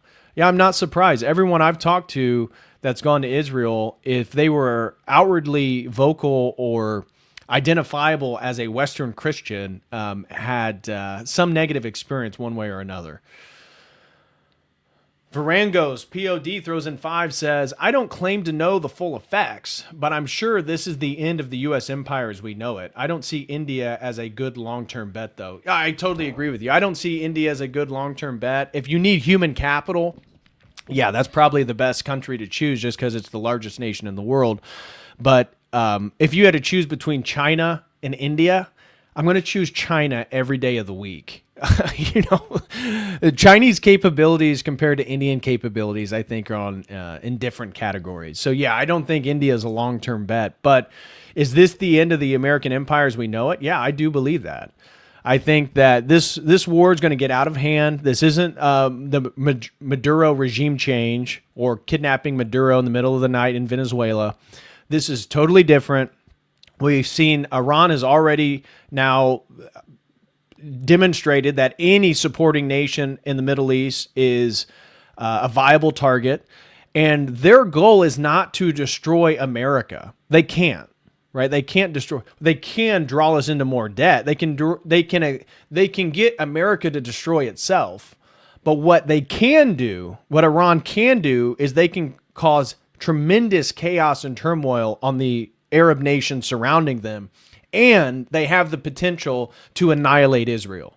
That is the real threat here, is that what Iran can do is they can bankrupt us, they can draw our resources, they can make life difficult for America, but they can't annihilate the United States, they can't take out the U.S. military. But what they can do is one night they can overwhelm the Iron Dome and cause massive chaos in Israel, potentially just cut the legs out of Israel, and they are a real threat to all the Arab nations in the region. So, yeah, is this going to further decline the U.S. empire? Absolutely. Absolutely. And I think this is going to be incredibly detrimental for Trump in the midterms. I mean, if we already see the Straits of Hormuz closed, right? We already saw that the gas, and I'm sure it's already up more. Oil was up 12% within an hour. It's probably up over 20% now, the price of oil. That you think that with oil prices continue to rise in the U.S., you think that's going to be good for Trump's midterm elections? You think we're going to get more Republicans in the Senate and the Congress? Of course not.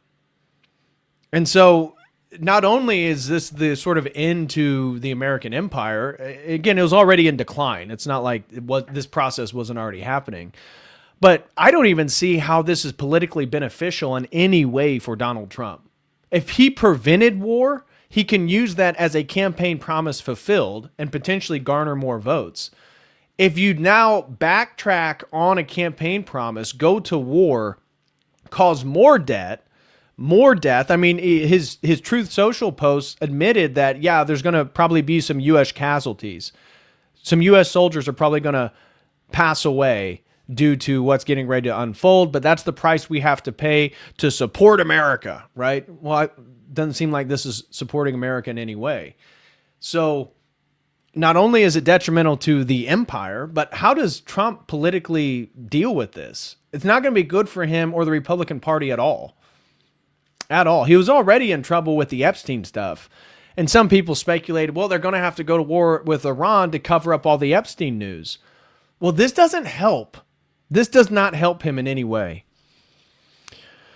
Nathan throws in 5, says, do you think Huckabee is actually this dumb, or if he's playing dumb to avoid answering hard questions? I think he's playing dumb to some degree. Huckabee can't be that ignorant. I think he has a religious devotion. I think he's spiritually deluded. He's absolutely in allegiance with the Antichrist spirituality of Zionism. And there's nothing that you could say that's going to change his mind. Right? So, yeah, he's being posed on difficult questions he doesn't have the answer to, so he plays dumb. But, you know, is he dumb overall? Probably not. He's clearly a man that's able to maneuver the levels of power and, attain the position that he claims that he's always sought, which was U.S. ambassador to Israel. And so, yeah, I don't think he's incredible. I don't think he's a stupid man. I think because of his ideas, he's an evil man. What he promotes is absolutely evil. What he promotes is anti-Christian. His spirituality is literally anti-Christian. It's pro-Jewish. And so, you get what you get with that. Brother Brovet throws in 2, says, Huckabee feted Pollard at the U.S. Embassy. Treason. Absolutely. Absolutely. And that was brought up in the interview that, again, he's like, I don't really know Pollard, and he came to thank me, and, it didn't really go anywhere. But he tried to sidestep that issue as well. This is the greatest act of treason in the U.S. history. Pollard was stealing intel and giving it to Israel. And I believe Russia. And, of course, he's let out and just sent back to Israel in his meeting with the U.S. ambassador. Unreal. Broccoli throws in 20, says, why don't the Zion cons just convert and become part of the promise they so fervently defend, fully commit? Well, I think that wouldn't be as beneficial, right? Israel depends on the support of non-Jews. If the numbers that Huckabee says are accurate, that Jews are only 16 million in the world, well, they don't exist without the support of non-Jews. And so getting people like John Hagee or Mike Huckabee or Ted Cruz to support Zionism just outright is actually incredibly important for the state of Israel, because their existence depends on non-Jews supporting their existence. So, yeah, I wish they would just convert, because they make Christianity, they give it a bad name.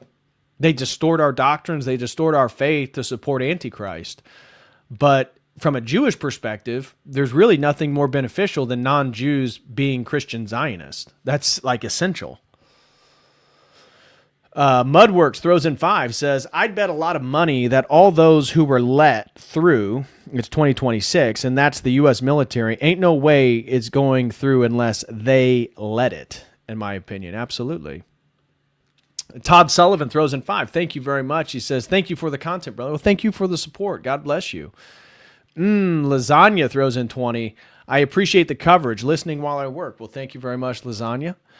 And Terex J throws in 5, says, once again, Rome will discover the limits of its military in Parthia. Yeah, that's kind of a historic trend, historic pattern for sure. Over on Dono Chat, Brendan throws in 5, says, Did you see that 3,000-year-old tablet they unearthed in Israel just a bit ago? Legend has it details how Iran is barely days away from nuclear weapons. Laugh Out stole that joke from a meme. Yeah, that sounds about accurate, actually. That sounds pretty accurate. And Disgruntled Doc, shout out to Disgruntled Docs. Hope you're doing well, brother. Hope you and the family are good. He throws in 5, says, Father Turbo wasn't joking when he said on last Sunday that this Lent was going to be something else. We need to be on our best and pushing forward to Christ now more than ever. Thank you for the updates, Dr. DPH. I couldn't agree more. Weird stuff always happens during Lent, right? You have to understand, as Orthodox Christians, this is spiritual warfare season, right? This is a build-up towards the celebration of Christ's defeating of death and the resurrection. And so I knew, things were going to heat up. And according to Disgruntled Docs, Father Turbo, who we love, even made that part of his homily last week, that we are entering into unprecedented times. That is a fact. And that this Lent is going to be a wild one. And it's already started to be. We're literally, this Lent is the full-fledged beginning of World War. And we're in it now. American Justinian throws in 10, says, how is this beneficial for Trump? Well, it might actually give him a legal reason to stay in office and prevent a new election, depending on how long the war goes on. For Trump equals Solomonic Messiah. That's a pretty good point, American Justinian, is that maybe with the expectation of these domestic terror cells being activated by Iran, some of these Shia terrorist organizations, that will then issue martial law, especially if we start having civil war. And that would prevent another presidential election, which would allow Trump to stay in office. So that could be a strategic point. That's a really good point, American Justinian. That's a really good point. Okay, moving forward. So the Burj Khalifa was bombed earlier. Here is a video where Taliban threatens the Iranian regime. So Taliban leader Abdul Hamid Khorasani says that, quote, Israel and Iran are one coin, and called upon Muslims worldwide to stay vigilant and not support the infidel regime of Iran. Well, again, they're Sunni, so they hate the Shia. So there's, again, indicative of the internal conflict within the Islamic world itself. Here is an interesting video that came out today. So an Iranian commander identified as Sardar Jabari is claiming that missiles launched today were from the old stockpiles, warning that more advanced weapons will be unveiled soon. He said, quote, Trump should know that today we fired the old stockpile missiles. Soon we will unveil weapons you have never seen before. Now, obviously, that's also true for the American side, but we really don't know what the Iran military has in store.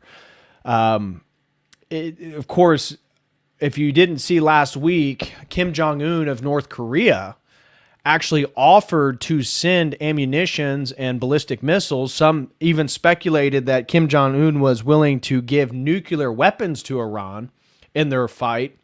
And so we don't know what's all been gifted. We know that they've had military equipment that they purchased from Russia, China, and potentially North Korea. So we don't fully know what they have. We're expecting it to not be nuclear weapons, and we're expecting it to mostly be drone and missile attacks is what they have to offer. But the terrain in Iran, this is why boots on the ground war is not going to be the case. There's no way that the United States military can go full boots on the ground and just take over Iran. It's not going to happen. That's why the protests were so important. They had to get domestic turmoil in place so that there's civic unrest. They need to destabilize the populace itself. So that was accomplished this past month, right? And then Trump warns them about killing their citizens and protecting the protesters. Not that. Why would the U.S. care about Iranian protesters? So we're not going boots on the ground. That's impossible. That's a no-go. Iran is way too mountainous. It's just a terrible terrain for boots on the ground infiltration. So this is going to be a naval and air military attack. The goal from the U.S. perspective, from what I can glean, is they're just going to bomb the shit out of Iran. The goal is to bomb them so hard that they hold up a little white flag and surrender, and that then they can come and change the regime. That is ultimately the goal. So we don't know exactly the capabilities of Iran. If this message is authentic, this is strategic messaging designed to project deterrence and escalation capabilities, signaling that Iran believes it retains significant military reserves despite ongoing strikes. Whether rhetoric or reality, the implication is clear. Tehran is warning that the current phase may only be the beginning. So that was today.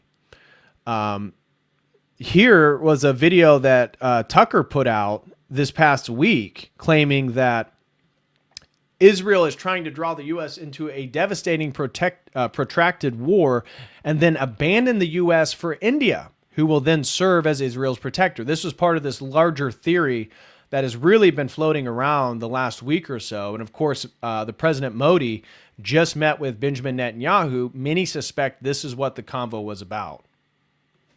But what about the United States? Israel's benefactor, its closest ally. Why would they want that? Well, maybe if you're gaming this out a little bit, you've decided we need a new superpower. Public opinion in this country has swung against us so hard. This bipartisan consensus, we're its closest ally, is disintegrating before our very eyes. And let's be honest with ourselves, this is not going to continue forever. We need another country to be aligned with. Now, how many big countries are there to choose from? It's got to be physically large, big population, nuclear armed. Not too many. In fact, the big ones would be China and India. But China, unfortunately, is a Han ethno-state. So you can't really turn its population against itself in order to increase your own power. It's not going to work. It's resistant to this, to manipulation. And that leaves India. And it was probably no coincidence that the Prime Minister of India, Prime Minister Modi, spoke to the Knesset today about the ancient ties between Israel and India. Bottom line, yes, Israel is moving on from the United States at some point, probably sooner rather than later, to India. And so weakening the United States in a war with Iran is not all bad. In fact, it might be good, because then there's no rivalry at all in your region. It's you, the only country with nuclear weapons, and everybody else. So you can kind of do whatever you want. You don't have to worry about hostile neighbors. You can expand the size of your territory, for example. You can move your borders in all directions. Who's going to stop you? No one. So if you game this out for a minute, the things that from an American perspective seem horrifying, like real downsides, holy smokes, we could tank the U.S. economy. We could wreck the energy sector, at least temporarily. Some of our key Arab allies could be disabled by this. Those all seem very bad from an American perspective. Are they so bad from an Israeli perspective?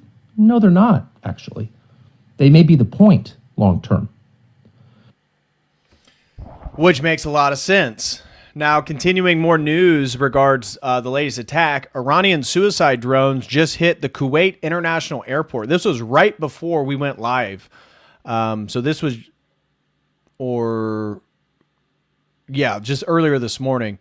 Iranian suicide drones hit the Kuwait International Airport. Iran just crossed the line that changes the entire nature of this conflict. Every airline flying in the Gulf right now is a potential target.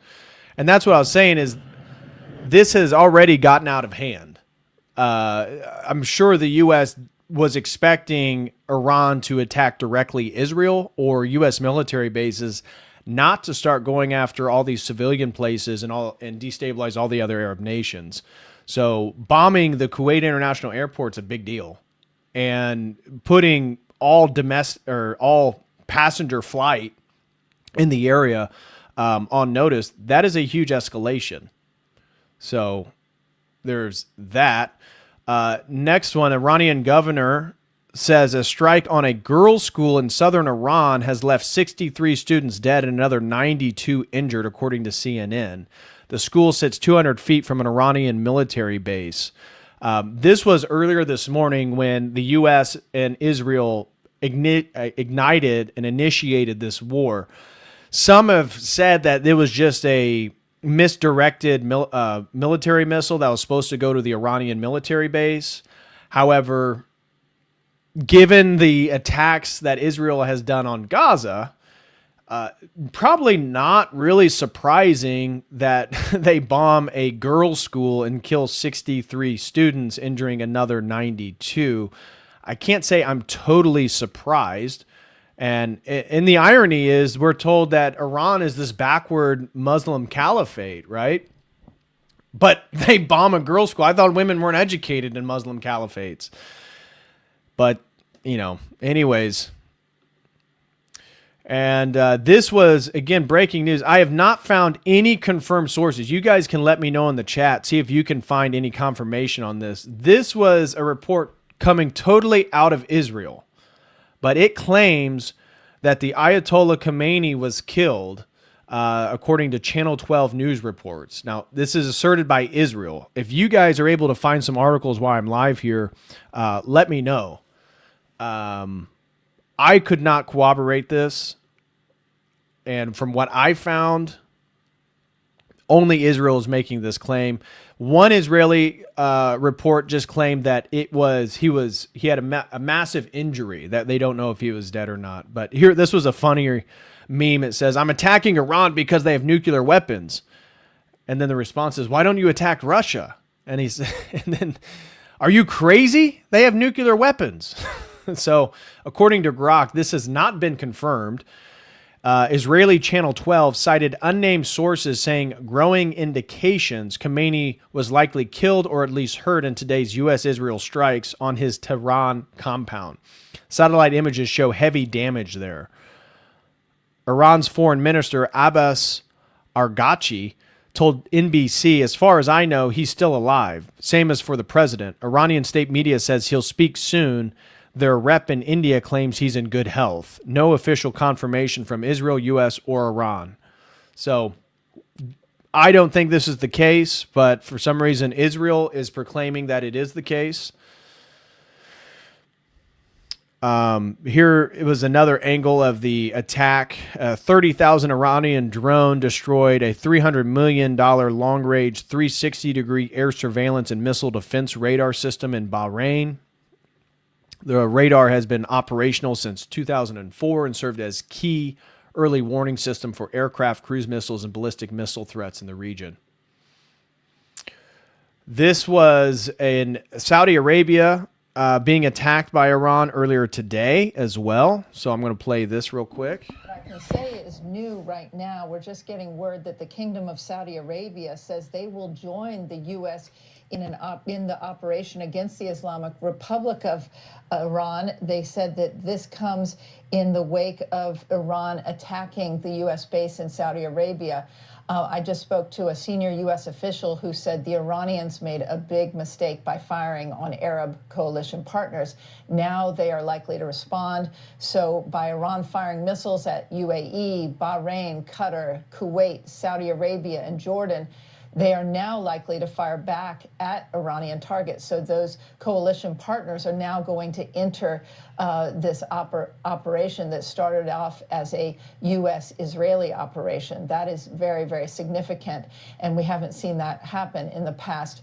The U.S. military has been focusing on high-value targets, I'm told, the IRGC, significant facilities. What I can say is new. Right? And strategically, I'm not sure why Iran did that immediately. Like we said, it makes sense long term that Iran's going to need to destabilize some of the competing Sunni nations around them. But given that the war just started, given that Israel and the U.S. just tried to kill the Ayatollah, whatever you think about that, I'm no defender of the Ayatollah. But, I mean, that's okay. We're in full-fledged war now. Why would they not consolidate their resources and really focus on Israel, right? Just overwhelm the Iron Dome, just cause the most damage and casualties as possible on Israel. And then in the wake of that, potentially undermining the IDF and Israel's military capabilities, then maybe work on destabilizing some of this round if you were to strategize from the Iranian perspective. by immediately, being attacked and then immediately going after the surrounding Arab nations, it seems like they just made a lot more enemies. They just made the war a lot more difficult for themselves. That's what it appears. But maybe there is a serious strategy on why they went after the surrounding Arab nations first. I'm not exactly sure why. And drone attacking like the Burj Khalifa. Like why bomb a residential hotel in skyscraper? Like why bomb another hotel in what was it? The Kuwait International Airport, and then a hotel in Bahrain? Why do that? I know they're easier to strike, but they just like doubled the amount of enemies. I mean, it's not like the Arab nations around them were allies. I mean, they were critical, but they weren't in the war, right? They vocally decided to be neutral, Saudi Arabia and Kuwait, even though they don't like Iran. That's a fact. We know that. There's been ongoing tensions and even military skirmishes between the nations. But now they just brought all those nations into the war against them. So, yeah, that's my thought. Like spreading themselves thin like that makes no sense. It doesn't. If I was them, I would have consolidated resources against Israel, done as much damage as possible against Israel, and then if the Arab nations were getting ready to come in defense of Israel, yeah, that would make sense. Then you defend and attack those nations. But by destroying the Arab nations, or at least attacking the Arab, they didn't destroy any of them. By attacking the Arab nations, you just doubled the amount of enemies you have. I don't see the strategy there. Somebody can help me. I'm not seeing the full strategy. Could be Mossad, yeah, could be.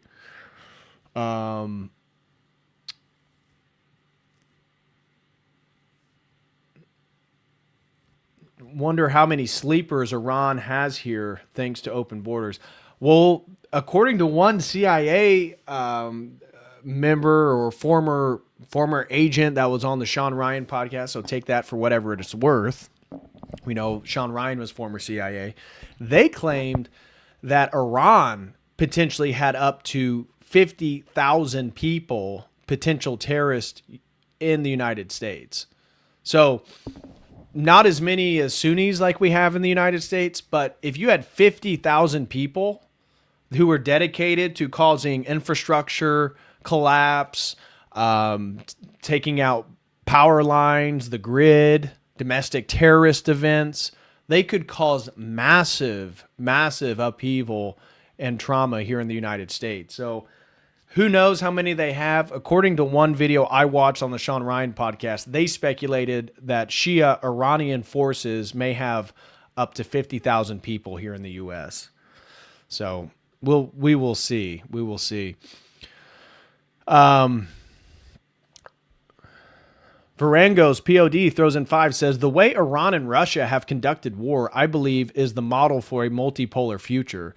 The U.S. is way outdated, only worked under global fiat. No, I mean, the war in Ukraine is indicative of modern warfare. And one of the most notable features of modern warfare is that it's very much like trench warfare of World War I. Right? If you look at the battle lines in Russia and Ukraine, there's like trenches, and then there's drones, and there's missiles, and there's strategic missile attacks, but it's very different. You're not using tanks. You're not just advancing, haphazardly. The lines are actually very rigid, and they basically have to take out the enemy, and then they advance the line much further. It's not like this warfare of Vietnam or Korea or World War II. It's kind of a different. It's a high tech, old style warfare in a way. And so you see with Iran, so many drones, right? The big thing that has allowed nations like Iran to gain military leverage against nations like the United States is that they've been investing in military drones. And so with a $10,000, $20,000 drone, you can do damage that, multi-million-dollar missiles could do. And so you're able to have somewhat of an equal effect with much less intensive cost. And this is really the state of modern warfare. So yeah, is the U.S. outdated? Yeah, in many ways. At the same time, the U.S. has weapons that you and I are not aware of. That's where the whole speculation about Maduro and, energy-directed weapons, that type of stuff. So who knows what the U.S. is capable of. But yes, generally speaking, global warfare is very different now than it used to be. Pufferfish throws in 10, says, did you do any streams where you recount your time abroad in China and what you learned from it, other than the Eternal Tao stream? No, I've never talked about my time in China. Maybe that'd be a good stream. That's not a bad idea, Pufferfish. Thank you for that. Blue Skittle, been a Kotal Crew member for 27 months, says, like the stream, you bigots. Yeah, everybody out there, make sure you smash that like. And Pufferfish just became a Kotal Crew member. Thank you so much, Pufferfish. God bless you. Block Party Vintage throws in 5, says, Condor News once said, you get the Jews you deserve. Nationally, for example. This is profoundly true. Yes. Yes, it is. Boogie Whistle throws in 10. How much time do you think we have before total USA collapse? Civil war, geological disaster, etc. I know this is all about prayer and repentance. Just curious about your opinion. It's hard to say. I don't think collapse is just going to come like one day. I think it's going to be a continual degradation. It's going to be a process. And the process we've already seen, I think the process can accelerate. It can move much faster. But I don't think it's going to just be full-blown one day. It's like total anarchy in the United States. I don't think that's going to be the case. But I do think it's going to be a progressive degradation of U.S. influence, of the current economic structure of the world banks, the U.S. dollar as the reserve fiat currency, all that different stuff. And it's not going to be good. It's not going to be good. In regards to a general timeline, I mean, I believe this is the beginning of the global war, the last world war. This is World War III. And I believe it's going to last for a few years. So I think precipitously the U.S. is going to get worse for the next handful of years. How long is this war going to last? Is it 2 years, 3 years, 5 years? I don't know, but let's say this is the beginning of World War III. Let's say 2030 is still the agenda for the global reset. Well, a 3-year world war taking us into 2029 and having much of the world just, dramatically destroyed in many ways. Their governments undermined in many ways, the societies in poverty and needing help. That would be a perfect time for a global reset, don't you think? Don't you think the global reset would really be efficacious in about 2029 to set the world on par and make sure that, we're going to build back better. You remember that phrase, build back better? And that's probably going to be the case for much of the Middle East, Ukraine, the U.S., Western Europe. All of these nations are going to be in massive turmoil. And so I expect it to continue for the next few years. And we're told it's going to get pretty difficult here in the United States. So Vangaros POD throws in another 5, says, why bomb hotels? What I've gathered from OSINT is possible U.S. Israel using hotels as covert ops centers. Don't know if that's true. Well, that would make sense. But it wouldn't make sense if that was the case. If you were Iran and you're going to bomb the Burj Khalifa in Dubai, you think you would tell the royal family ahead of time. Or, I mean, I don't know. It's possible. It's possible. I'm not sure what the strategy is on from the Iranian perspective by bringing all these Arab nations in on behalf of Israel, but maybe there's something there. Maybe because even if that was the case, why Even if they're using hotels as covert op centers. Okay. Isn't it beneficial to know where they're at? Wouldn't it be more beneficial to maybe hijack the tech system, try to do surveillance in the rooms that they're talking in? Why send a drone and try to bomb the Burj Khalifa? I don't get it. Kuhn Kothan throws in 50. He says, for supplying my drama fix in ortho form. Well, thank you very much, brother. Really appreciate the support. God bless you. Very generous. And Victor throws in another 15, says, I've concluded that the problem for the Jays is the lack of repentance. Well, certainly the case. If you can't look inside of yourself and reflect on what you've done wrong, you're just endlessly repeating the same mistakes. Yeah, that's true for all of us, right? That is the pattern of a non-repentant heart, right? Without repentance, without the recognition of violating God's laws, recognizing your own sins, you just fall into a habitual pattern of self-destruction that makes it even more and more difficult. And so you look at how Israel had gone from like 70-some% support, it's like 75% support for Israel in like the 90s, to now only having basically 20 to 25 support in the United States. It's because of things that they do, right? And they're so blind. Just like the Huckabees or the Rabbi Shmulis of the world, they do these interviews and they make more people have animosity towards Israel. They do the exact opposite of what they're trying to do by correcting their PR. And I think it has to do with the spiritual blindness that they can't even see the world as it is, and they cannot relate to the perspective of other peoples, which is necessary to do good propaganda. If you're really going to do good propaganda, you really want to know what other people think so that you can direct that worldview towards the ends that you want them to have concluded. But their propaganda is terrible. I mean, you look at Robert Kraft, the owner of the New England Patriots. He did that whole anti-Semitism campaign where you're supposed to post blue squares instead of black squares now. And the black people, so all the pro-BLM George Floydians, they got upset because they're like, no, posting the squares our thing. Like, what's the Jews telling people to post the blue squares? So during the Super Bowl, when they posted that big ad, it aggravated the African-American community. It aggravated everyone who's a non-Zionist.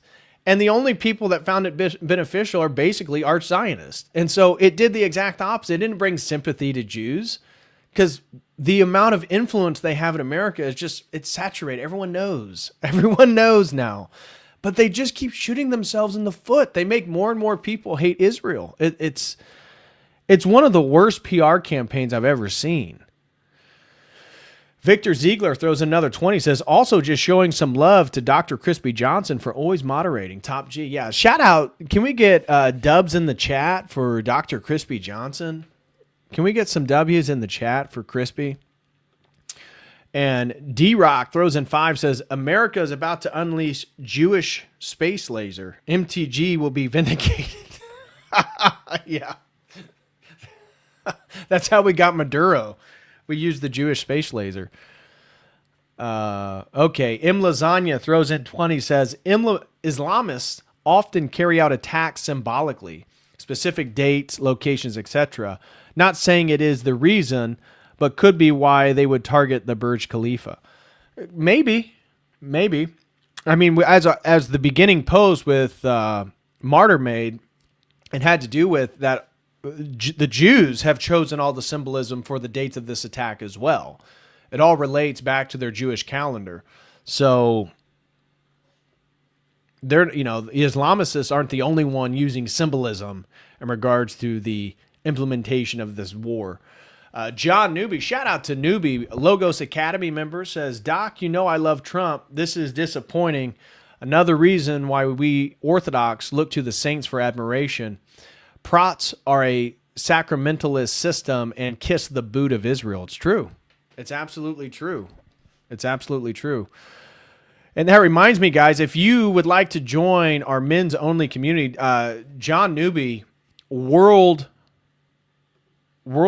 strongman competitor, top 10 in his category in the world, represented the United States last year in Ireland. If you would want to be part of our men's academy, please do so with this link right here. We'd love to have you. We're currently going through the Orthodox Survival course by Father Sarah from Rose. This coming Tuesday, we'll be doing a fitness meeting. We meet every single Tuesday night at 7 o'clock p.m. Eastern Standard Time. Of course, there's all my study guides, exclusive content. All of that is over at the Logos Academy. So shout out to you, newbie. Hope you're doing good. God bless you and the family. And Fake Name throws in 5 over on Dono Chat, says, I'm so upset about stuff like this because my family will support this to the death of our country. They taught me Christ as a child. How can they be so far off now? I know it's because they're Protestant, but still. Yeah, well, it's errant theology, and it's part of the American mentality is that because Protestants don't have sacraments, I've been saying this, I think politics are sacramental for a lot of Americans. Voting is like your religious right, that's how you affect the world and move it towards God's kingdom. And that's just never how the church has thought about politics. The church was actually supposed to inform the political system. Now we live in a secular world, post-Enlightenment, so the secular government is supposed to now sort of be the overarching force of religion itself. And I think for Protestantism, because it's so sacramentalist, it has no sacraments. The sacrament is participation in the American political system. It is the saints are the founding fathers for American Protestants. The Constitution and the Bill of Rights is a divine document for American Protestants. And so I think they're just so much more susceptible to the rhetoric of the American military industrial complex and the spreading of democracy and those evil Muslims and the chosen Jews that we have to protect, that the religious narrative, the theological narrative for Christian Zionists in America and their Protestantism reinforces the idea that you can touch, you want to touch God's sacraments, you go and touch an Ashkenazi Jew for American Protestant, go touch a Jew, go to the synagogue. It's politics, it's Zionism that sort of fulfills the absence of sacraments for many American Protestants. So don't feel bad, brother. You're not the only one. And don't attack your family. This isn't the time to do that either. Lil John throws in 10, says, can you stream, yeah, what, okay, when the goal is reached? Yes, I can do that, Lil John. So thank you very much for the $10 super chat. That reminds me, again, our goal today, our 50 super chat goal, is to sponsor a stream. Once we hit the goal of 50 super chats here on YouTube, I will ask you guys what topics of a stream you would like, and then you guys can vote here in the chat and sponsor. It's called a community stream sponsorship, and so you guys can then choose the topic. So thank you for that. Raziel throws in $2, says, create hate to justify the retaliations. Absolutely. That is our political order. Right? And Steve the Turd throws in 10, says, thanks for being live. Glad to get information from a trusted source. Lord be with you. Please pray for us. Well, thank you very much, Steve. God bless you, brother. Really appreciate it. Okay.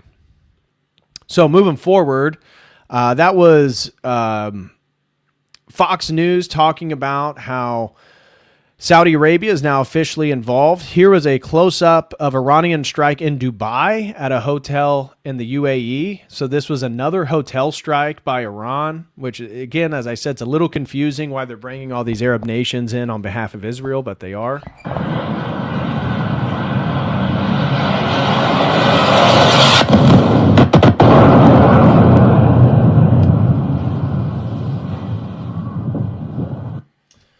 So that was in Dubai at another hotel, not the Burj Khalifa. So Iran continues to strike their surrounding neighbors. Here's massive flames and thick black smoke reportedly rising over urban areas in Iran following the ongoing U.S.-Israeli strikes. Multiple cities, including Tehran, have reported explosions, visible fire damage. Here is an Iranian drone smashed straight into a high-rise building in Bahrain. This is another, again, essentially a apartment complex. And here, hit directly on oil facility. This is what Fox News was covering. So I want to go now and see some of the latest news that Mario has posted to see what's the latest we're going on with the war right now. So here is him with Colonel Daniel Davis. Let's check out what they have to say. One of the most luxurious hotels in Dubai, one of the iconic locations of Dubai that was struck. In Kuwait, you had another drone strike a building. I think that building caught fire. I saw videos. We've got the airport in Kuwait as well. I think it's Kuwait that got hit. Relatively quickly, Iran made this into a regional war beyond U.S. bases. And what does that indicate for you?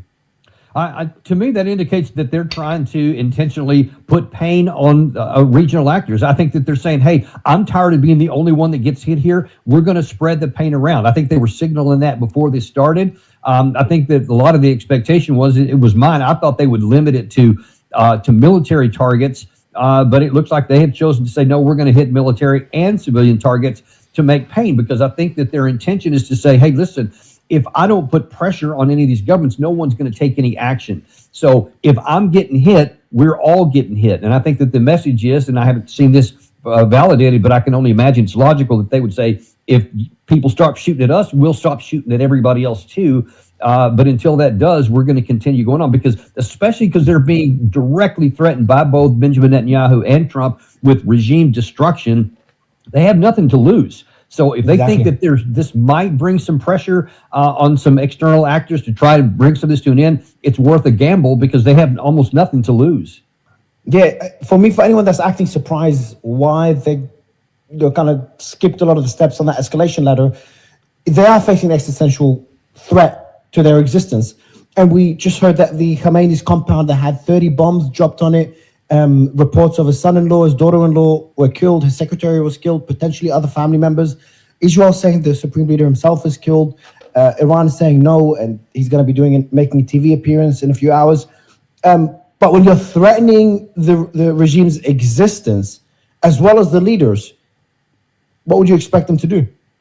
You and I are on the same sheet of music then. Why would we think anything's different? See, we have too many times, I think, in our country expecting that, look, I'm going to do whatever the hell I want to you. You're going to do nothing in response. And if you do, I'm going to point a finger and say, how dare you? But look, I don't care what anybody's nationality is or point of view or anything. If you take action, there's going to be a counteraction.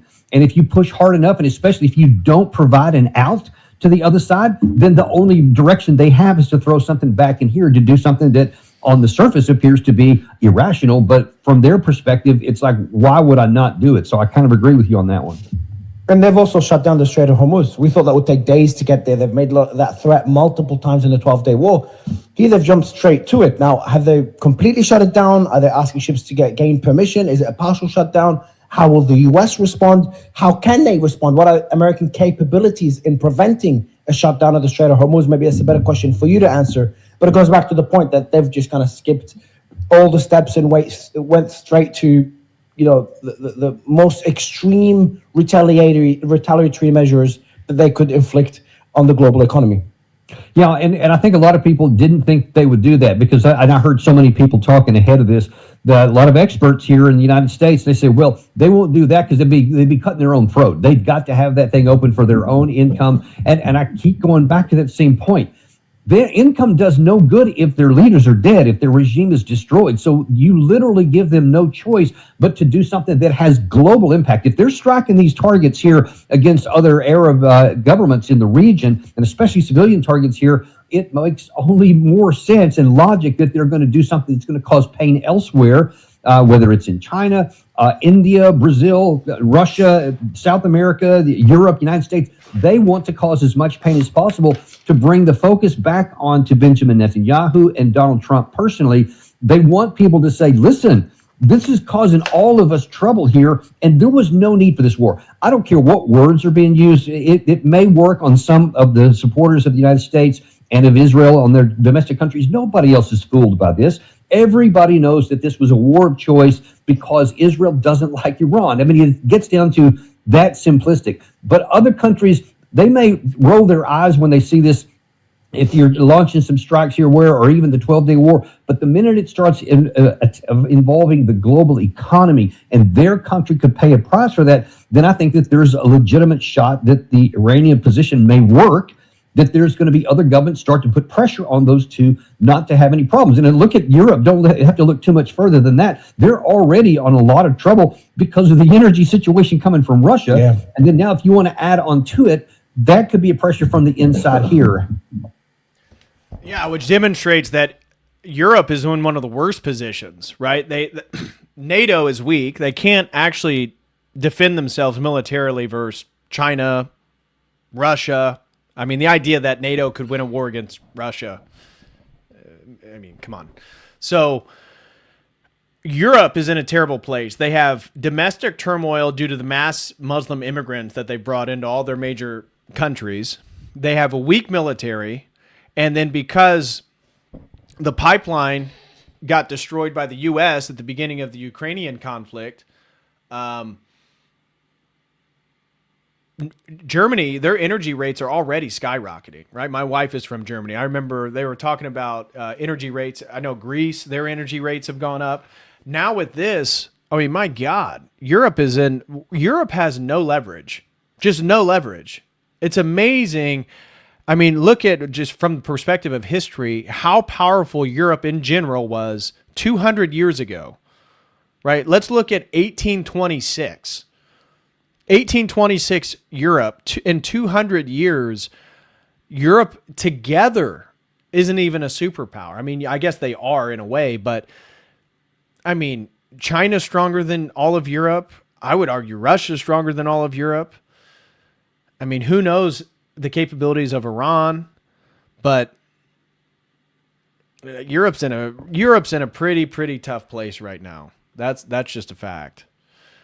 And Raziel says, and suddenly Epstein wasn't so important, right when royals and big corpos were getting heat. Funny timing. God bless you all and stay in prayer. Well, that's going to connect with a later. Once we get through the war, I got more other news stuff to get into.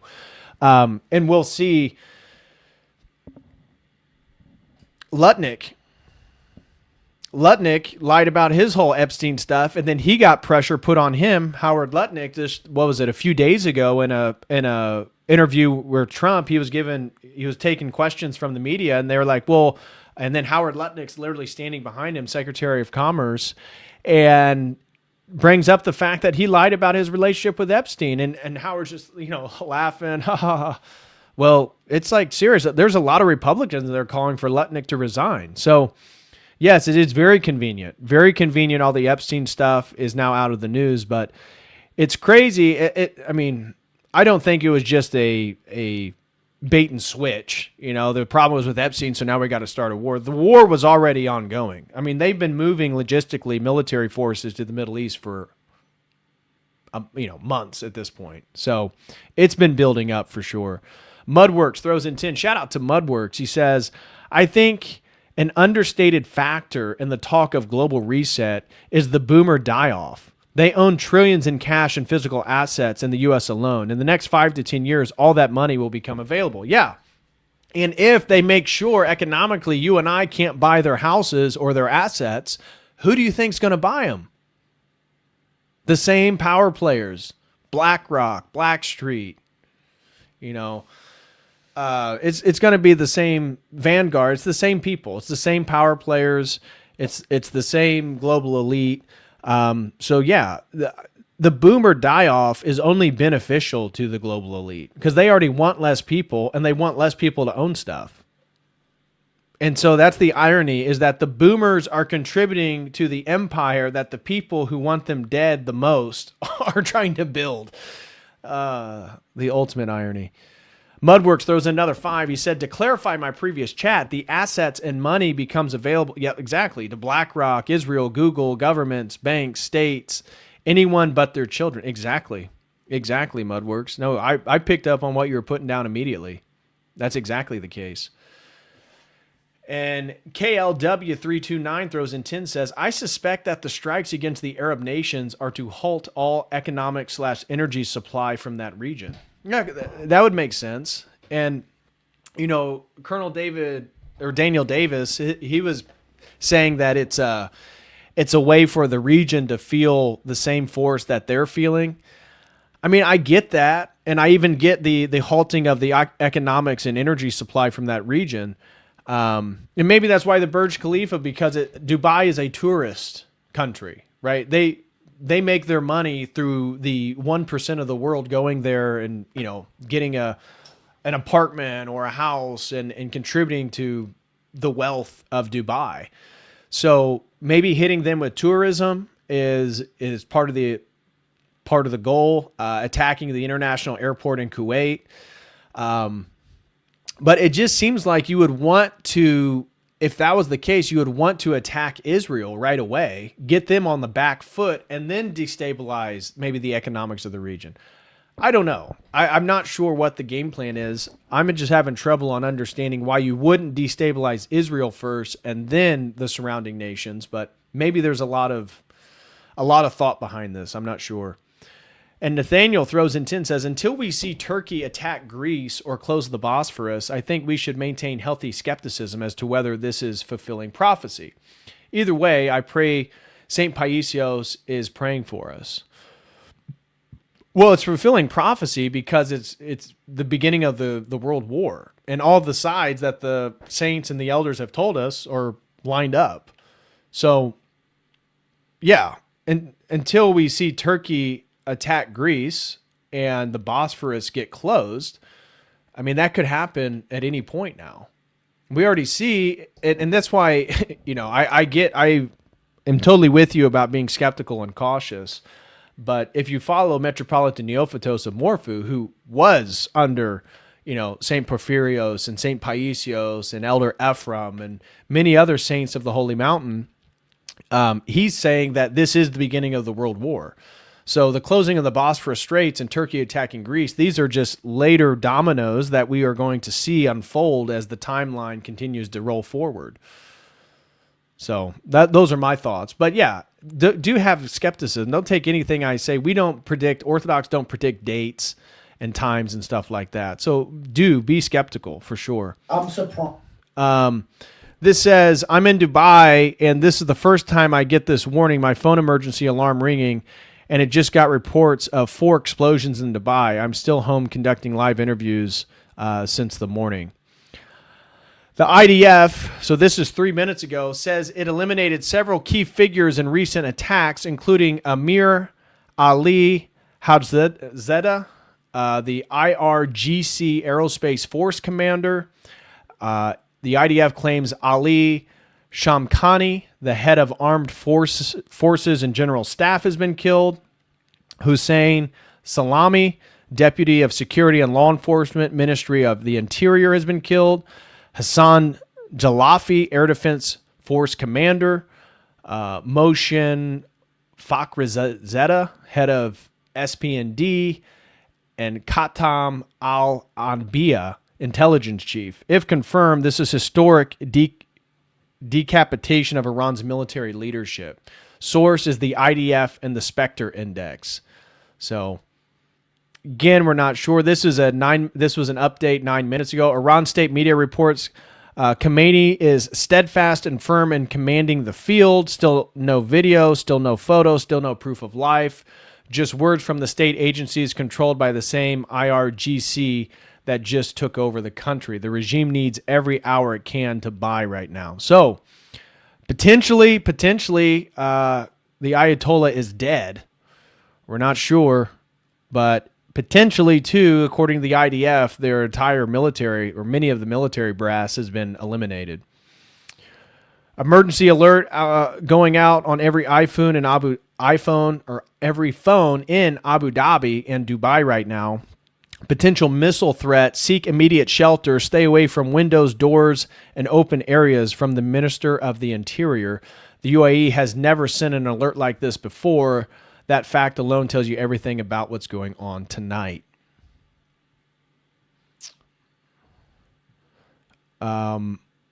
Washington lacks the tools required to actually topple the Iranian regime. Let's hear what they got to say here. What to expect next? I know we're kind of hinting at what happens next in the short term, But where do you see this in 3 to 6 months' time? If I ask you to speculate, do you see the regime, 46% chance on Polymarket that Khamenei will be deposed? Is still below 50%, just below, or you could say 50-50 chance Supreme Leader will be gone, whether it be killed or replaced. Do you think we will see a fall of the Iranian regime, or do you think this will fail? No, I think there's so many uncertain variables here that anything could happen at this point. If I was a betting man, I would expect the Iranian government to prevail. That is, that it will still be here, simply because I don't see the U.S. having the tools required to topple the government. They can't put in ground troops. They don't have the domestic sympathies. They can dish out a lot of pain and death, but I don't think this necessarily translates into regime change. I think the Iranians have too many military assets, too many regional partners, and of course we have other great powers such as China and Russia who can't afford to see the destruction of Iran. So I would expect, or I would at least bet on Iran being able to I wouldn't use the word win, but to withstand this and still be around. But again, the main problem I have with what makes no sense here is how much unpredictability, how many uncertain variables there are, which is why I thought this was a weird, strange war to engage in. But it also makes it difficult to predict what's going to happen next. I totally agree with that. That's my whole thing with the narrative that Trump and Netanyahu keep pushing about this war, as if somehow they know exactly how this is all going to unfold, which definitely is not the case. An Iranian one-way attack drone. Oh, yeah, we saw this already. Looks like he's reposting some of the stuff. Like a scene straight out of a war movie, President Trump in the Situation Room, hat on, eyes locked on the screens, personally overseeing Operation Epic Fury. So apparently that's the name of the current operation. Operation Epic Fury strikes on Iran. And so we're seeing sort of their Situation Room right now. So the secret objective in Tehran isn't democracy, it's the Syriization of Iran. The lack of clear successor suggests the true goal is simply to trigger a civil war that neutralizes the country. Yeah, we talked about that. Okay, well, it looks like we're pretty much caught up on a lot of the... Okay, whoa. This is Fox. Fox is claiming that the Ayatollah is dead. We got to check this out. News for us at this hour. Trey? Yes, Sandra, we just got this in literally 2 minutes ago, but Fox News can confirm that Iran's supreme leader, the Ayatollah Khamenei, is dead following Israeli strikes against his compound and location earlier today. A senior Israeli official confirming this news. Earlier tonight, Israel's Prime Minister Benjamin Netanyahu describing the strikes not only against the supreme leader, but against much of the Iranian leadership. News for us at the... Whoa. So, as we said earlier, that was alleged by the IDF in Israel. Now it's being confirmed by Fox News, which, again, doesn't mean it's true. But Fox News is now going on record and confirming that Ayatollah Khamenei is, in fact, dead. So that is massive, massive news regarding everything that's going on right now. Interesting. Wow. So why don't we let some of the news feed then catch up? We'll move on to a new topic, and then we'll come back and see what's going on regarding the latest with the war in Iran. But that is huge news. If the IDF did take out all the military command that they just alleged that we saw earlier, and they've taken out the Ayatollah, that's a serious victory so far. I mean, in one day, they're able to take out much of the military command and the Ayatollah. Yeah, exactly. This is big, if true. This is big, if true. Yes, the source is the Israeli government, but the fact that American news stations are willing to go on record, Voltaire says possibly a tactic to get unrest in Iran or moral boost for U.S. and Israel. Very possible. That's very possible. Yeah, no, nobody's arguing that Fox News is a legitimate news source. But if it's true, this is huge. Yeah, pretty significant. We have 3 more days to go, apparently. Exactly.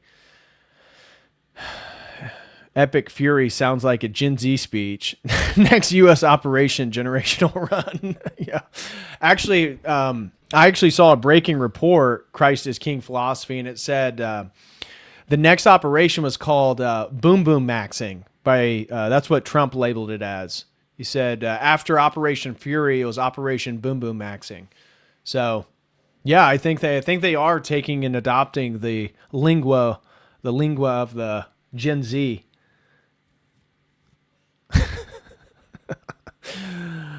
That's crazy. This is just absolutely nuts. We're literally living and watching history unfold right now. According to a U.S. official, the U.S. had indicators Iran planned a preemptive strike, so Trump ordered action to prevent American forces from absorbing missile attacks. If we sat back and waited to get hit first, the amount of casualties and damage would be substantially higher. No more absorbing hits. Proactive defense is in full effect. Now, again, Mario Nawfal, he's kind of the leading news guy on X, but remember, he does live in Dubai, and his opinion always kind of goes with the mainstream narrative. So whether it was COVID, whether it's been the Ukraine-Russian conflict, like he always kind of goes along with whatever the official narrative is. So be careful with the way he frames these tweets. Now, he's very connected and he's very good on breaking news. Like, he is one of the better accounts. But just be aware, whenever you see Mario Nawfal, he kind of reiterates whatever the mainstream narrative is. Okay, so he was like very, very critical of Russia until he was getting he was one of the voices that was claiming that Russia was getting dominated on the battlefield, and then was forced to eat crow once it became very apparent that the opposite was true. And so just be careful what he has to say, but I do follow his account because he is really good on breaking news. Like, he does get some of the stuff out quicker than anybody else. So just keep that in mind. Keep that in mind. 2 Israeli TV networks say a photo of Khomeini's body has been shown to Trump. That's confirmation at the highest level. The dude has reportedly seen proof of death with his own 2 eyes. If true, that's it. So I'm sure these are going to be hitting the internet here soon. Somebody's going to be getting a hold of these. So I'm still holding judgment whether Khomeini's actually dead or not.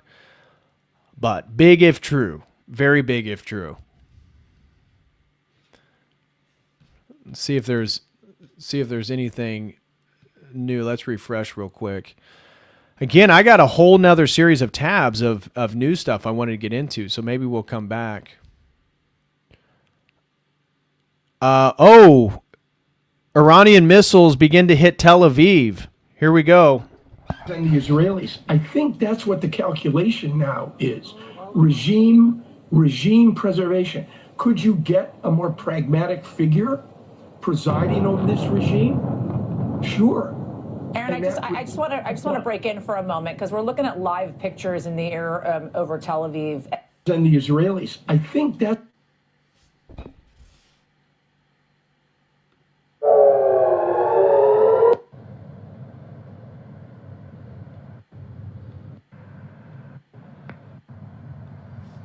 Okay, so it looks like Iran has officially launched their retaliation attack against Israel. That is in full force. These are the images inside Tel Aviv tonight. Iranian ballistic missile impact confirmed by Israel's emergency services. Rubble, destroyed buildings, emergency responders on the scene. So this is a look inside Tel Aviv right now. Wow. U.S. Patriot system intercepts Iranian missiles over Qatar.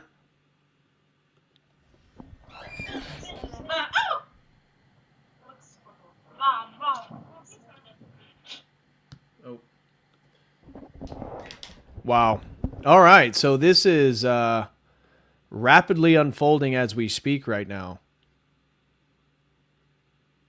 Evacuation of Dubai International Airport. So it looks like they're expecting a missile attack, just like Kuwait International Airport did as well. Let's see what Scott Ritter has to say about regime change. And all the support there. And now we're talking about a new massive war with Iran. While you're speaking as well, the Houthis announced they will begin attacks on ships in the Red Sea.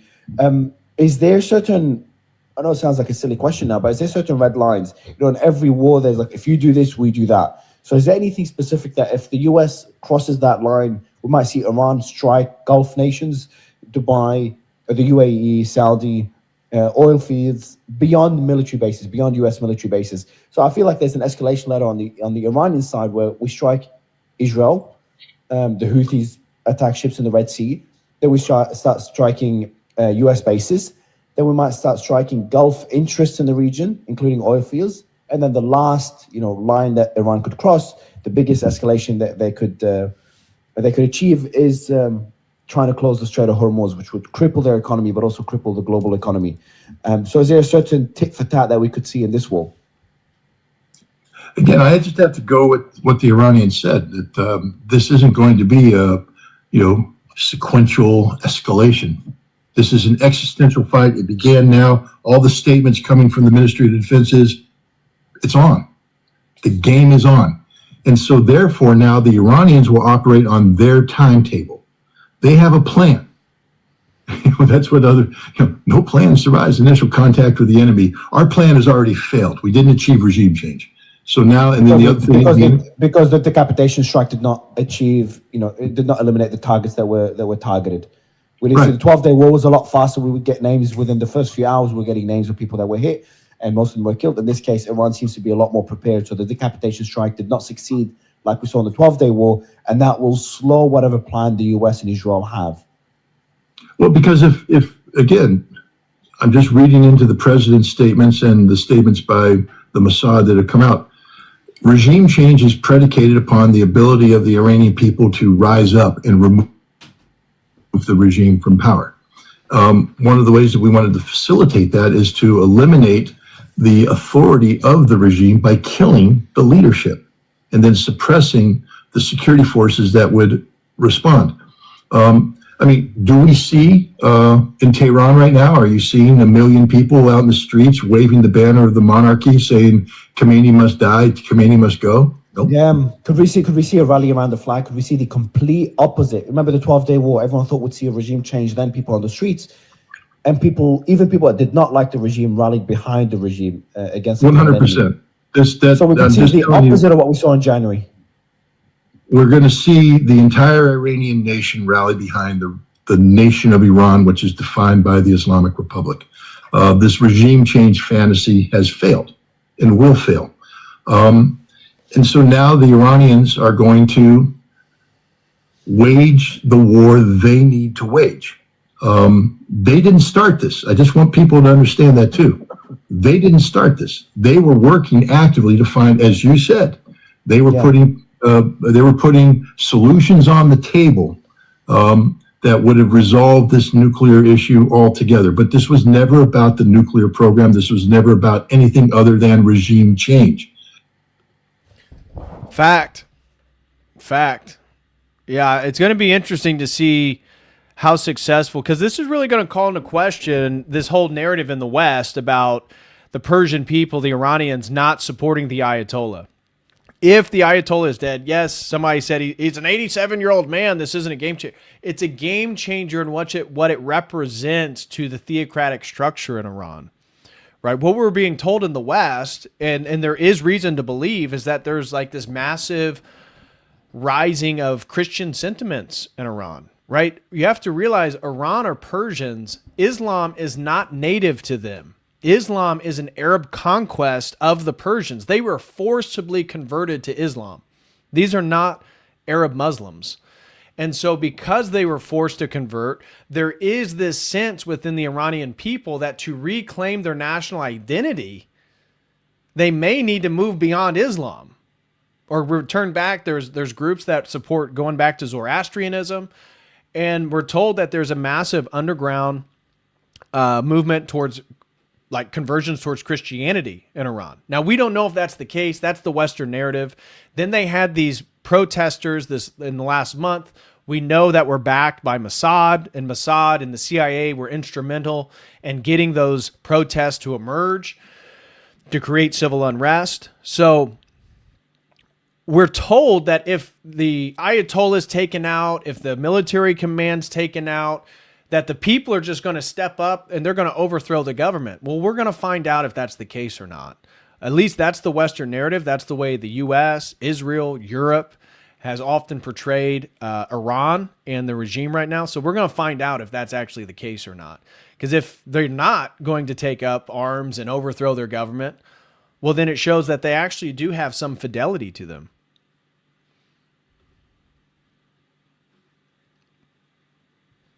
Let's see. Jake the Guitar God throws in a generous $20, says, Lord have mercy. Lord have mercy indeed. Gregory throws in a generous $50. Thank you so much, Gregory. He says, 2 grifts, 1 goal. I'd like to work on a project with you at What's Brewing Cafe. Business advertisement towards goals. All right, I'd be open. Email me at churchoftheeternallogos@gmail.com. It's just the YouTube channel, churchoftheeternallogos@gmail.com. Gregory, I'd love to chat with you, see what you're talking about, what you have in mind. KLW throws in another 20. Thank you so much, brother. He says, Turkey has been declared the next target by Israel. Yeah, that was 2 weeks ago. We mentioned, I think it was in the last drama alert, that there was a really interesting article where Netanyahu claimed that Turkey, and I believe some of the military brass of Israel, identified Turkey as the new Iran, which sounded like to me, once Netanyahu got the go-ahead, the green light from Trump that we're going to go forward with this war in Iran, which was probably 2, 3, maybe 4 or 5 months ago. Who knows how long ago? But it seemed like once it was clear and we saw all the logistics moving towards the Middle East, once it was clear the U.S. and Israel are going to war with Iran, we see this rhetoric from Netanyahu talking about Turkey. Now, why is this important for us Orthodox Christians? Because the stepping down of Erdogan, according to Metropolitan Neophytos, is a massive domino that we have to keep our eyes out for. Because when it comes to, as the earlier super chatter commented about closing the Bosphorus Strait, how do we get to that point? The idea is that Russia and their military is trying to probably get to the Levant, get to the Middle East, and Turkey is going to shut the Bosphorus Strait. That's the strait from the Black Sea into the Aegean. Now, let me say this. How do they get to a position in which Turkey does that? Well, we believe that Erdogan's going to step down and the Kemalists, the secular pro-Western party within Turkey, is going to become the dominant force and lead Turkey. That's why then Turkey is going to side with Israel and the West and America and NATO with all these different conflicts going on. That's why then on behalf of those powers, they're going to close the Bosphorus Strait to essentially corral the Russian Navy. And that is going to then lead to that next domino. So for the straits of the Bosphorus to be closed, we need to see the falling of Erdogan, whether he steps down, whether he's assassinated, whether he's sick. And I covered just recently, we saw that Erdogan was deemed to be sick. Some people were speculating about him stepping down. So we don't know something is going to emerge where Erdogan is no longer the leader of Turkey. That is now allowing Turkey to be set as part of an ally of the aggressing forces here, the United States and Israel. So yeah, that is big news. And Mr. Fist gifts 5 Kotal Crew memberships. Thank you so much, Mr. Fist. God bless you, bro. Nathaniel throws in 5, says the current head of the Pahlavi family is a massive simp for Israel. Yeah, that's the Shah. So that is the royal family that was leading during the 1960s, before the Ayatollah and the revolution took place and reasserted the theocracy. It was the family of the Shah. I think maybe I actually referred to him as the Khan earlier, but it was the Shah of Iran. And so Nathaniel says, it's no surprise Israel and America have been pushing him so much. Yeah, the rumor is that I heard is that the Shah, his son, who lives in the United States, he was on the PBD podcast because Patrick Bet David is part Armenian, part Iranian, and part Assyrian. I guess maybe he's Assyrian Armenian and he lived in Iran. I think that's the case. So anyways, he's no fan of the theocracy in Iran, Patrick Bet David. So he had the Shah, the junior, the one to follow in his dad's footsteps on. And they were talking kind of about these different things. Well, the rumor that I heard is that Trump said the Shah cannot be put on the throne or put in place of authority in Iran because he doesn't have the support.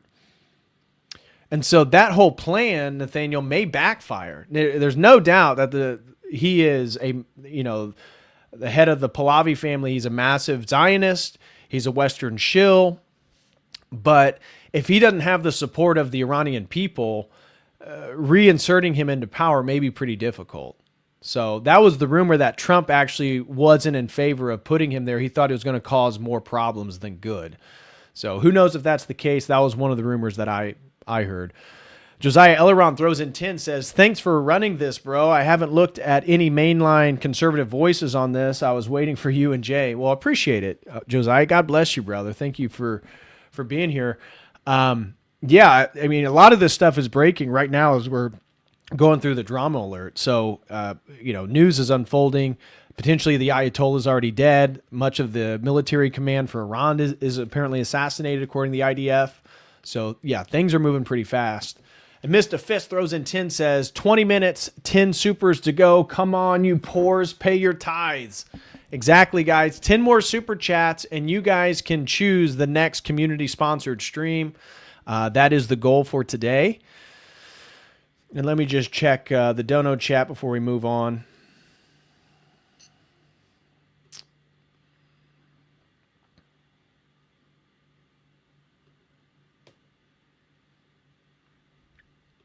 All right.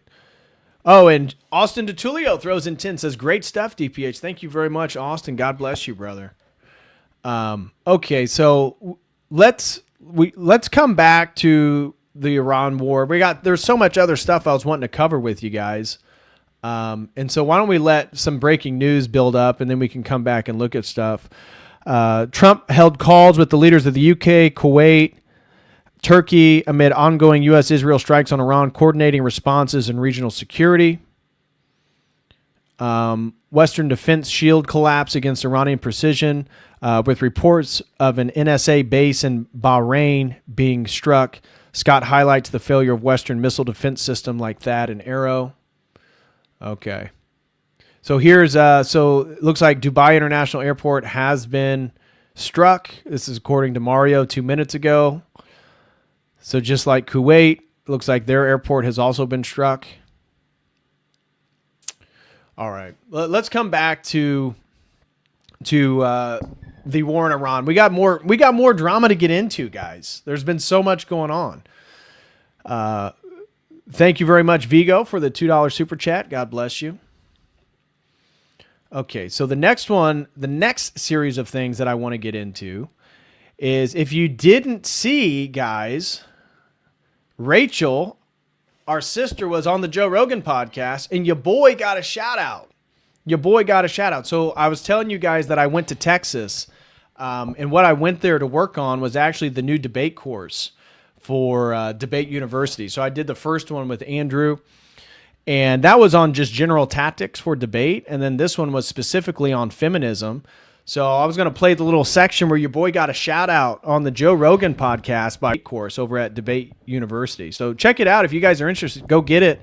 It's me, Steven Crowder, Andrew, Rob Knorr, and Rachel. So it's us five, all providing arguments and discussions about how to debate feminism.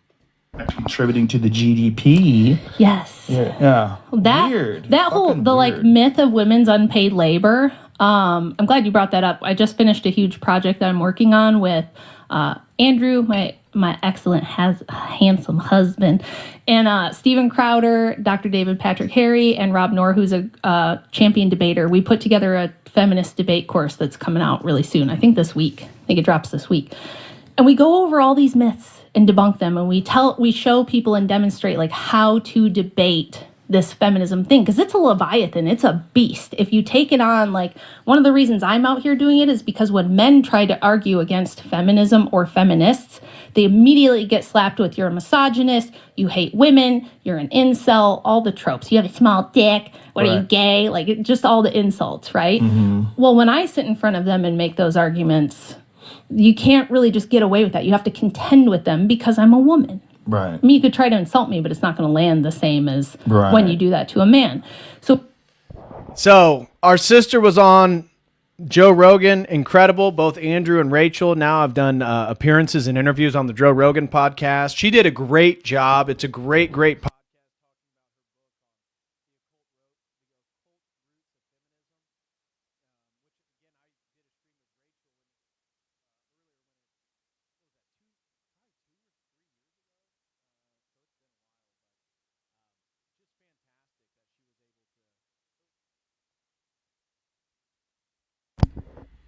Okay, check. Can you guys hear me now? The mic got muted. So major shout out to our sister Rachel, her and Andrew being able to get interviews done over on the Joe Rogan podcast. It's just fantastic. So shout out to them. Really appreciate their friendship. And just really excited for them. So we're not going to go too much in that. We're not going to watch, but do check out the interview. It's a fantastic overview on her book on the occult roots of feminism. So if you haven't watched it, fantastic 2.5 hour convo. She gets into a bunch of the myths and stuff. So next thing, this was actually a hilarious video that I wanted to share with you guys. This is if the mainstream media actually told you the truth, and this is a total AI video by Jake GTV. It's actually pretty funny. So I was going to play this for you guys just a little bit. We may not watch the whole thing. It's kind of a long video, but it is pretty funny. Soda. Oh, wow. Probably has nothing to do with Israel. Our greatest ally? Of course not. Who doesn't like pizza? Exactly. John, break it down for us. Chloe and Michael, good morning. Let's just ask the FBI. How do you like your pizza and grape soda? Christian white ones only. As young as it gets. What the f***? Did he just say as young as it gets? Yep. Remember what Israel posted on Twitter? Right. Age is just a number. Exactly. So Talmudic. Let's see what's going on in Pedawood. Christian just said this is YouTube censored. So, all right. It's actually really pretty funny. It's really pretty funny. I don't want to get the channel or the video taken down if YouTube's they've been sticklers about some stuff recently. So, I'll share the link with you guys though. Do go watch the video. It's actually pretty damn funny.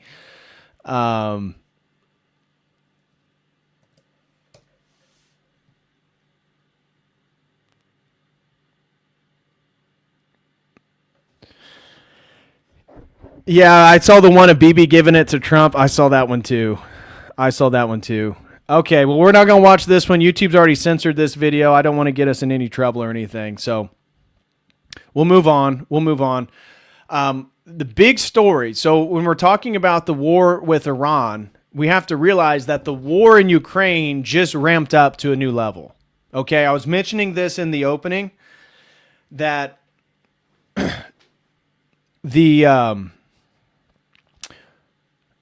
the British used what they're called their flamenco missiles to fire like 1,400 miles into Russia. Now, this says nearly a 900-mile strike, but this has to do with one of the factories that produces many of the military equipment for Russia. So this was a major strike. Russia did not even believe this was possible for Ukraine to even get this far into into Russia. So I just wanted to bring it up because Vladimir Zelensky claims that they were able to do this. They were not. This was done by the British. And in response, Russia used phosphorus weapons. So Russia's primary solid fuel ICBM facility struck and the media still wants us to believe this is Ukraine doing this themselves. The Volknisk machine building plant in the city of Volknisk is the Udmurt Republic of Russia, was targeted tonight. Again, it makes all these different missiles, submarine-launched missiles, intermediate-range missiles, all this different stuff.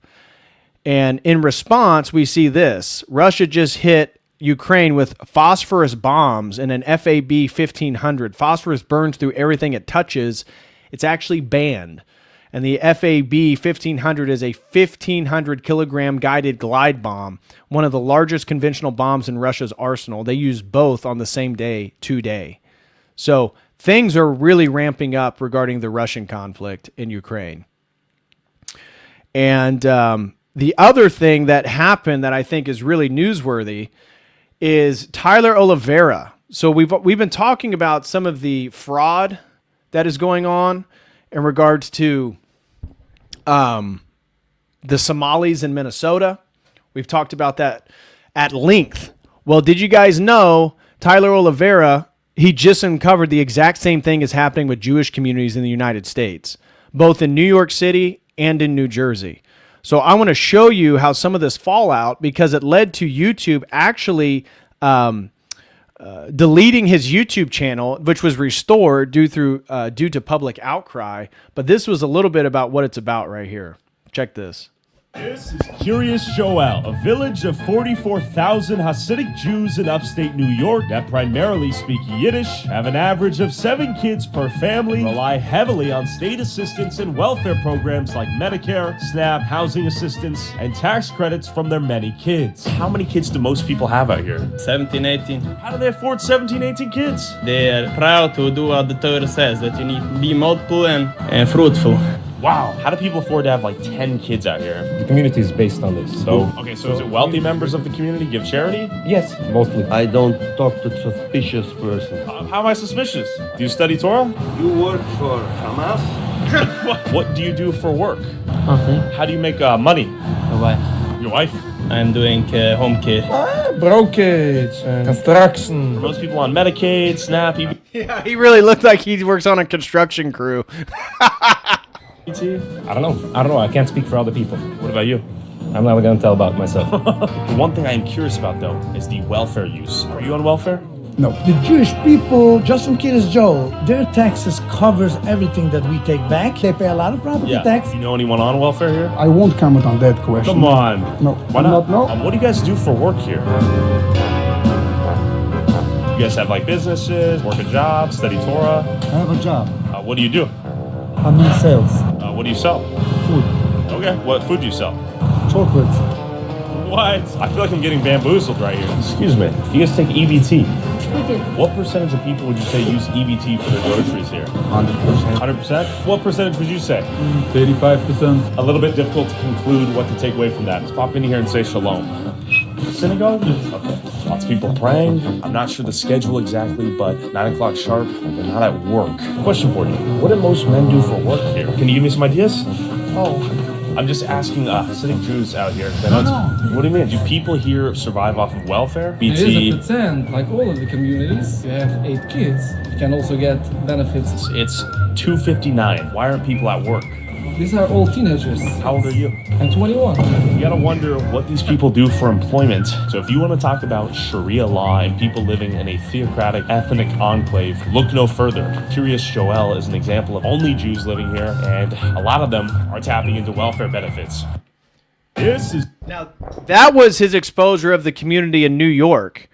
Now, his newest video was an exposure of the community in New Jersey, and let me show you that video right here, and then I'll show you some of these other interviews. So this was the most recent one. This is what caused all the backlash against him. Check this out. Excuse me, sir. What are you doing? Should I call the cops on you? Okay, that's it. I'll be back. Oh. Excuse me, sir. What are you doing? Should I call the cops on you? Okay, I'll be back. Father. Nobody wants you here. Please move out. That's me getting the cops sicked on me in Lakewood, New Jersey, one of the largest Orthodox Jewish communities in America. 1 month ago, I made a video in a Jewish village in upstate New York that was called an anti-Semite for questioning anomalously high welfare usage among Jews with massive families. Look around. You will not see a non-Jewish resident here. We got the Yiddish bus. This is really all Jewish stores. The pizza place, it's going to be kosher pizza. Tell me about Lakewood. Good place to live? Amazing place to live. There's so much Jewish life here. It's so easy to be Jewish. Happy Shabbos, man. You too. Enjoy. All right, have fun. Tyler! I love you, Tyler! Tyler is the GOAT! So please, people are moving. God bless you. You should go because You should you're stopping traffic. Let's go. Move on. He's stopping traffic, not me. Yeah, right. No. You should move on. Nobody wants you here. Please move out. He was saying, Tyler, he loves me. Any person from any race has a right to have children. Why do I have to pay for it? That's all I'm asking. Why do I have to pay for it? Answer that. Elon Musk has 12 kids. Why can't I have 12 kids? He pays for it. Your story point over here is that people can't have children if they can't afford them. You should not have more kids than you can afford. You're arguing that I should pay for your kids. I'm not arguing that I should have kids. You are. I'm arguing that the government said. No, that's our money. I pay taxes. Like you discovered that anti-Semitism is lucrative, no? Why do you think anything that you don't like to see is anti-Semitism? Trying to twist it to make it look like we're doing fraud. It's going to make you a lot of money, and it's going to jump a lot of hatred towards the community that's seeing a rise in anti-Semitism that hasn't been seen in years. You know I'm not an anti-Semite. I don't know that. Come on. You use that as a weapon. Excuse me, what are these pictures for? Excuse me, sir. What are you doing? Can I call the cops on you? Okay, that's it. I'll be back. Okay. You two gentlemen, they asked not to come back. When you come back, it'll be a trespassing charge. You're Fair enough. Yeah, this guy doesn't even know what the First Amendment is. Don't be a joker, bro. Come on, they're gonna follow us. There's a special response unit. They're gonna just trail us around. Our camera guys are getting the cops pulled up on them. Let's see what's going on. Did I get the cops called on me again? Yes. What's the problem? Everybody's skittish now. Listen, we've met each other a few times now. Yeah. We're not trying to cause any trouble. So anyways, am I under arrest? You're under arrest. All right.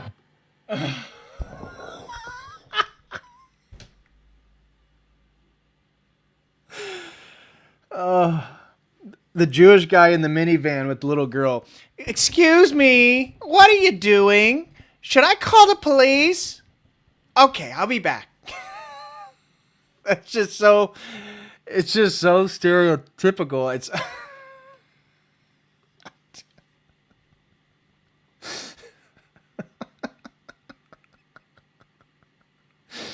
all right, so here is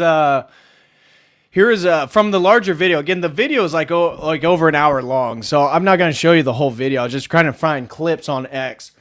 Excuse me.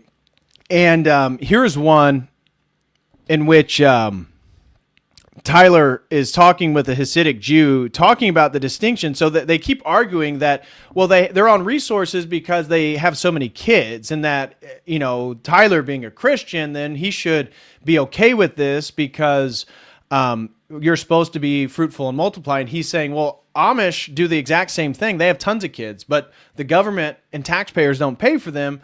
But for your Jewish communities, it seems like everyone is being paid by the government for all the children they're having. So check this out. What are you arguing? That I have an obligation as a taxpayer to fund you and how many kids you want to have. If you want to have 30 kids, that's just how it is. I'm arguing that if the law is set up to have certain criteria for people, and it's according to children, then people who qualify for it, legally qualify for it, 100%. with no fraud at all, are entitled to get it. And you'll give me the credit of acknowledging I never said that was fraudulent. Yes, that's right. I think it's exploitative by nature, though. Yeah, why don't you throw all your money at them and help sustain their lifestyle? Why do I have to take a cut of my paycheck to go towards Curious Joel's insulated Hasidic Jewish community that has nothing to do with me? I'll never get anything out of. There's zero upside for them to exist for me. Anyways, we have the government makes criteria for getting financial aid. And if someone qualifies for that criteria, I'm not sure why when the Jew does it, you're calling it exploitive or taking advantage, but you don't say that to all the other people and populaces that don't have it. Well, I've never seen anything of this scale to where the families are this large and it's sort of baked into their strategy of childhood. So are you against having children, having a lot of children? I'm pro-children. That's great. I think you should be able to afford it. And I want to make an important distinction between the Amish, let's say, and the Hasidic Jews and Curious Joel. You tell me what's the difference. Oh, there are tons of differences. Tons of differences. Most importantly, as it relates to finance, though, the Amish pay for themselves. They're self-sustaining. They're not reliant on welfare programs funded by the taxpayer. Unfortunately, for many of these Jewish communities, the taxpayer is entirely funding them. Here's another clip from his video in which he gets stalked by the Jewish police in the city in New Jersey. They have their own private police force, and the local police allow them to essentially operate autonomously, which should be against the law, you would think. But check this out. I spotted these dudes tracking us. Turns out I had summoned the Shomrim Police, the Jewish community's internal police force that receives both federal funding and township funding. Hey, how you guys doing? You guys want to say what's up? What's up? What's up? And we got multiple calls. Same reason why PD got calls. Okay. So that's it. We're just gonna follow you around. We're gonna let everybody know that they don't have to talk to you. With the Shomrim police on our back, it felt like we were being policed by a secondary form of law enforcement that seemed to exclusively defend the interest of the Jewish community. I spotted these. And so what is the ultimate takeaway from all this stuff? It has to do with the fact that it's being exposed that Jewish communities do not view themselves as white, right? There's a sign of chameleon effect where many Jews will identify as white. We saw this with Jon Stewart, right? On behalf of white people, I say this. But then when it talks about reparations or tendencies of those communities that they want to be critical of, that, oh, well, I'm Jewish, I'm not white. You know, I just changed my name from my Polish ancestral Jewish name to something that sounds a little bit more, you know, Anglo-friendly. Why? What's the point of that? Well, it's to blend in like a chameleon, but they themselves clearly do not view themselves as part of the nation and have these same ethnic enclaves that we see in Minnesota by the Somalis or other groups.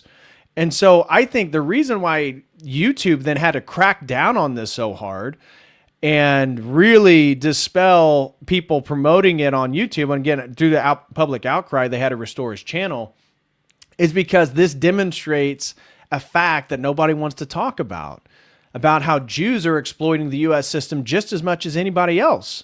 But for some reason, we're not allowed to criticize those. So here's Fuentes talking about the whole Tyler Oliveira situation regarding the Jewish communities. This guy, Tyler Oliveira, and he goes to Lakewood, New Jersey. And what he uncovers is that there is an ethnic enclave of ultra-Orthodox Jews. And they're doing really a lot of the same things that the Somalians are doing in Minneapolis.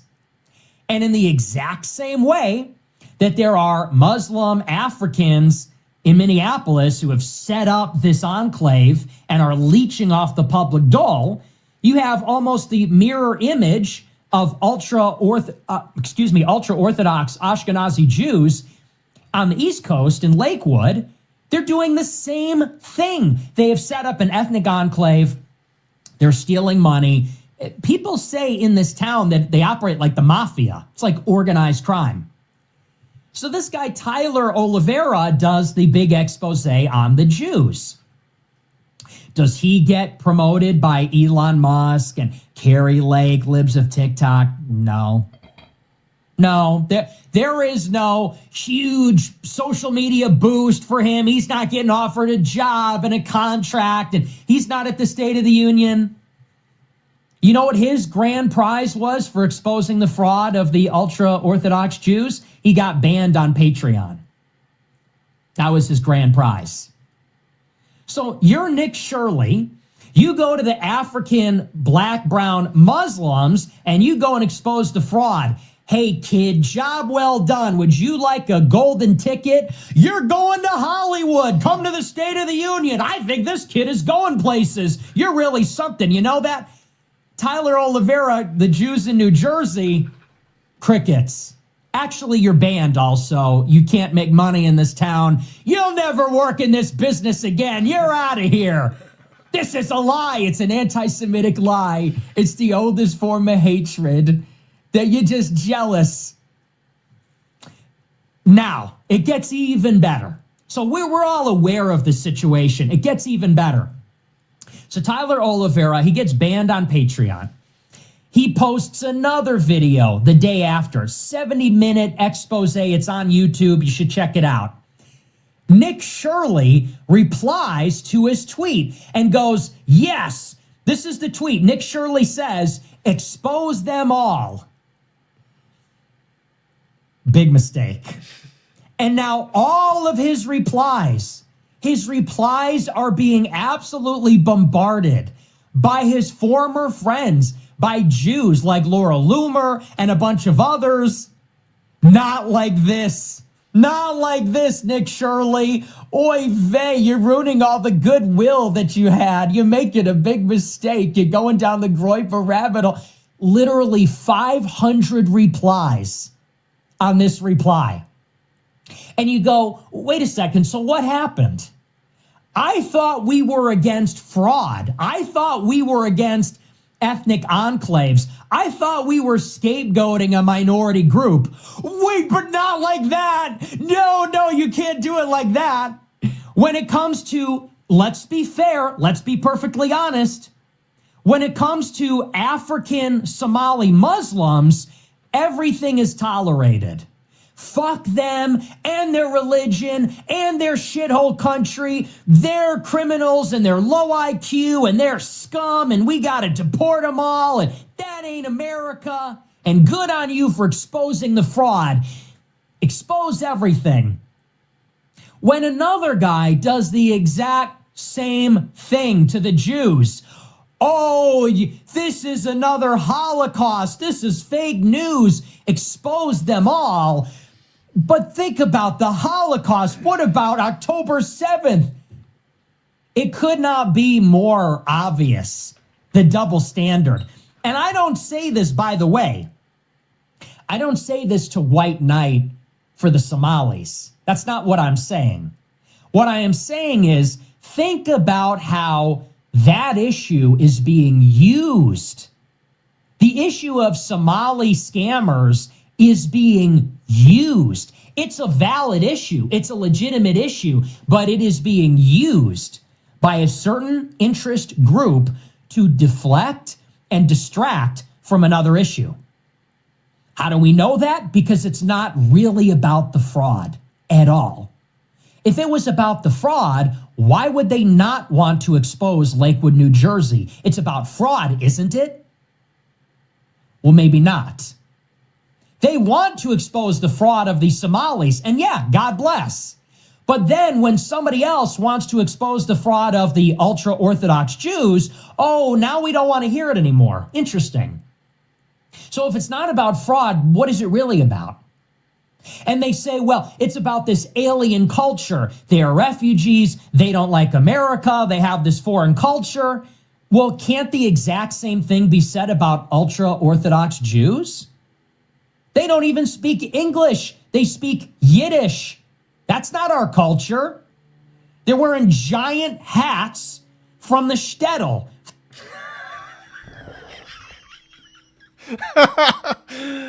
Oh, gosh.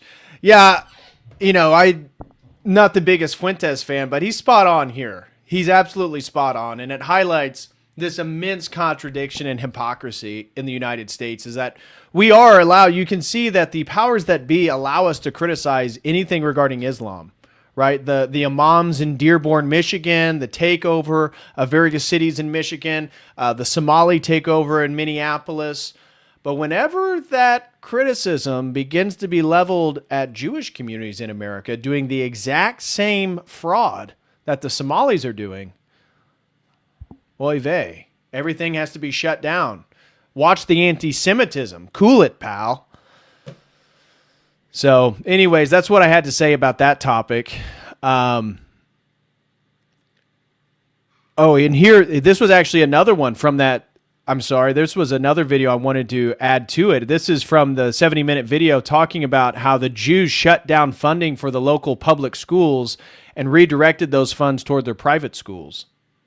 Vancouver was majority private school owners, mainly Jewish white men, and most of our school was not Jewish. And they had control over our public school system over like the past 10 years, purposely voting no on our school budget vote so that way we would fail, and we lost about 3-2 schools. Basically, through block voting, Orthodox Jews won enough seats to control the East Ramapo School Board and went on to eliminate hundreds of public school positions like teachers and social workers, while approving millions of taxpayer dollars to be spent on their children's religious private schools, ultimately gutting the public school system for the estimated 9,000 black black and brown public school students while diverting that money to their private religious schools. They give us food that's rotten and it's cold and it hurts our stomach. I ask you, do not take our music program away. I love playing an instrument. My brother would be crushed. And the budget cuts were so devastating that in one instance, an elementary school shut down and the majority Jewish school board then voted to sell it to a Jewish yeshiva for pennies on the dollar. Basically, the poorest, most vulnerable kids in these communities had their schools gutted and looted, all by a majority Jewish school board whose kids didn't even attend public school. What's that? Nathan Rothschild? No, it couldn't be. It couldn't be.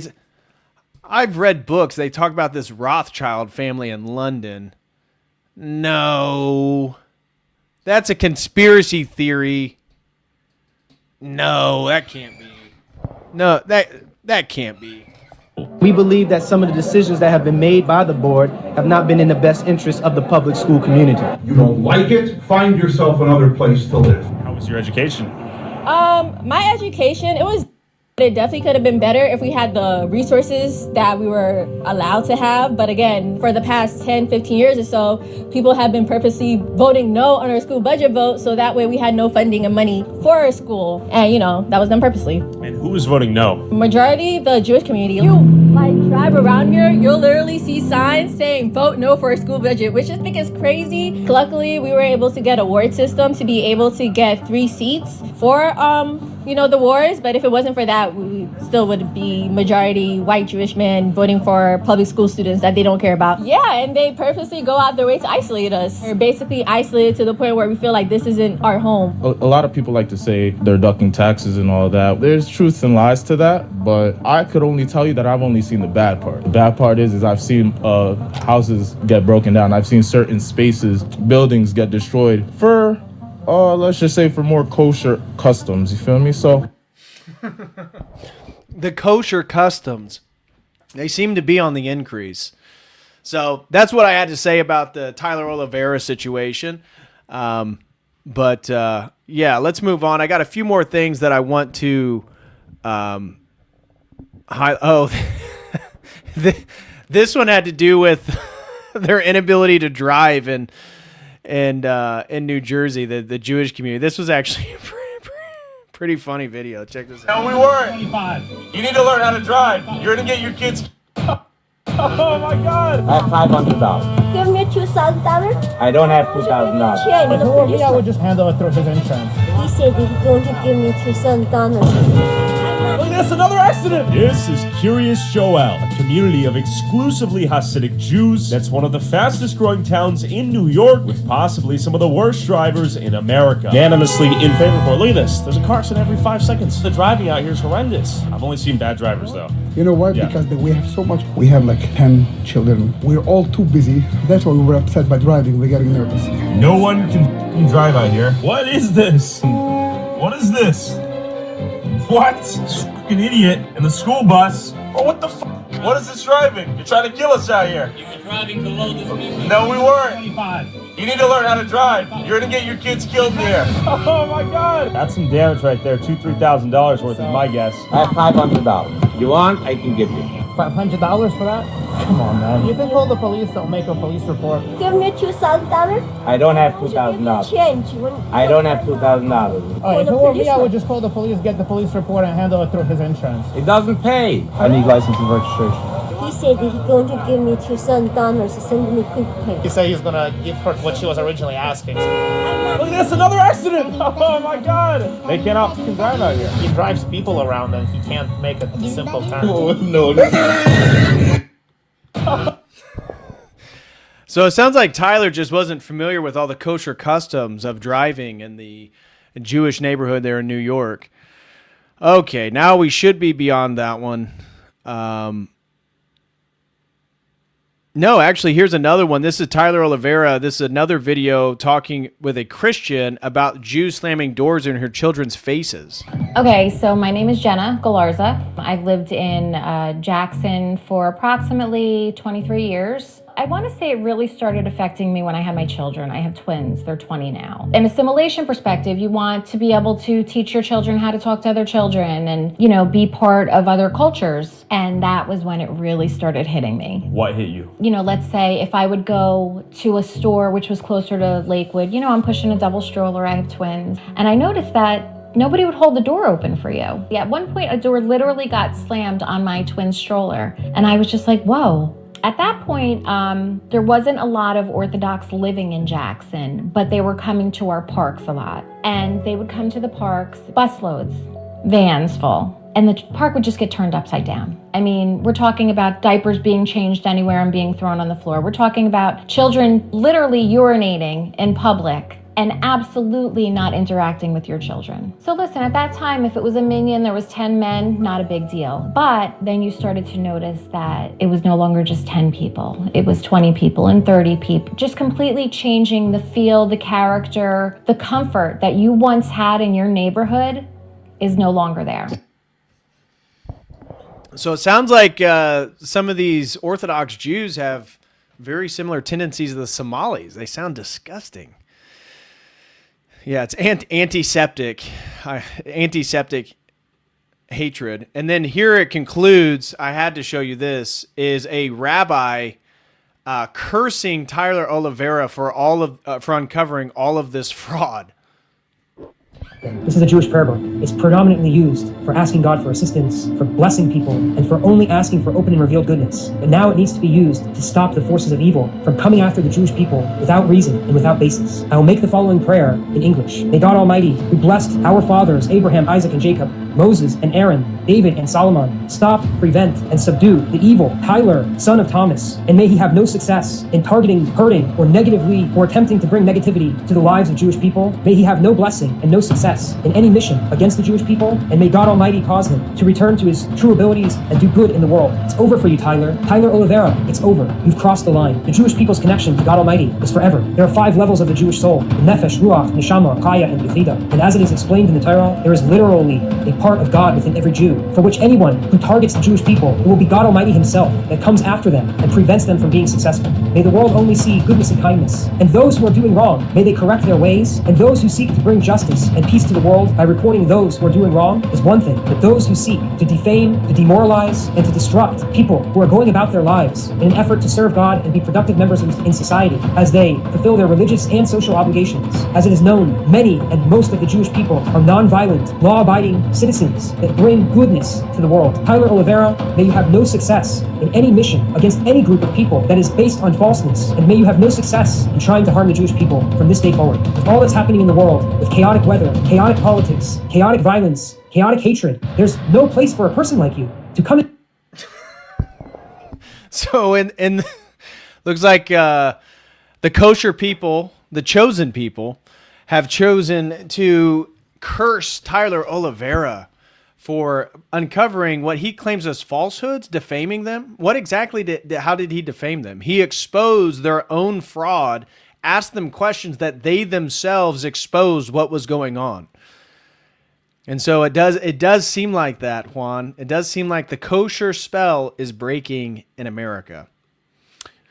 Major thank you to Matt Scroggins over on Streamlabs. Throws in $5, says, for the goal, YouTube isn't letting me shoot super chat.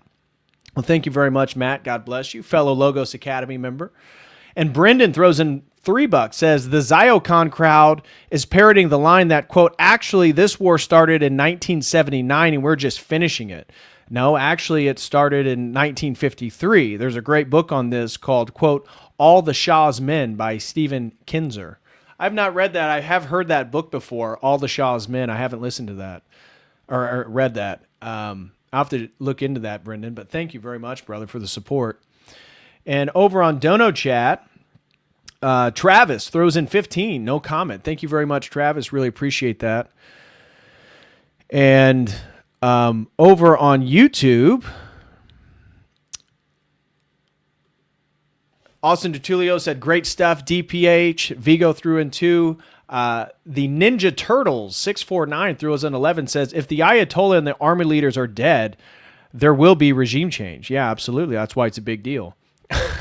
Unmute, dude. My mic got cut off. I don't know how that happened.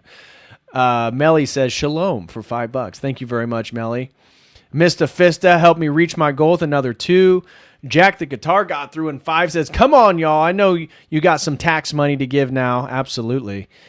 And well, Emmanuel threw in 50 Mexican pesos, so it's got to reach that goal before it's banned. Yeah, that's true. We're talking about the forbidden topic, the Jews. And Melly throws in 2. And then Mr. Fista hit the goal with a $10 super chat. So it looks like I'm obligated by Lil John to say, yeah, what? Okay. After we have reached the goal. So thank you so much, Mr. Fista, and everyone who donated. I'll come back and ask you guys about the community-sponsored stream, see what topic you guys want. You can start letting me know in the comment section. So give me some topics so I can put a poll together because we're not even done yet with the drama alert. So give me some topics you guys want for the community-sponsored stream, and I'll put it down in a poll. Melly says, shut it down. Textual throws in 100 shekels and says, not sure what currency that is, about $10 US. Keep the grift going. Bought your book, by the way. Looking forward to reading. Well, thank you so much, Textual, for buying the book and supporting the stream. God bless you, brother. Melly throws in 5, says, I wonder how long it will take to bribe a Jew police. Oh, Melly. Melly, come on. Cool it. Cool it, Melly. Mr. Fist throws in 2, says, that's almost comically evil. It is. You just enter into a town, take over the school board, leave all the other people's children out to dry. It's almost stereotypical. Melly throws in 5, says, if I don't steal it, someone else will. Gosh, Melly. And Mr. Fist throws in 5, says, is kosher custom to build a tunnel network under the building? Yes, it is. It's actually to connect it to the sewer is a kosher custom. All right. Next thing is I wanted to show you was some of the humiliation of Gavin Newsom. Gavin Newsom basically implied that all black people are retarded, have scored low on the SAT, and can't really read. And so it comes from... let me play you the video in which it actually emerges from. Oh, I don't even have it. Oh, well, we'll come back to it. How about this, though? Did you guys see that Interpol? This was about a year ago. There's a gentleman named Yoel Alter, a 35-year-old Israeli who was a member of the Lev Tahor, the largest child sex trafficking network in the world. He was an Orthodox Jew who ran a cult in which they basically were, it was a pedophile cult. It says more than 160 children have been rescued from this Jewish pedophile gang.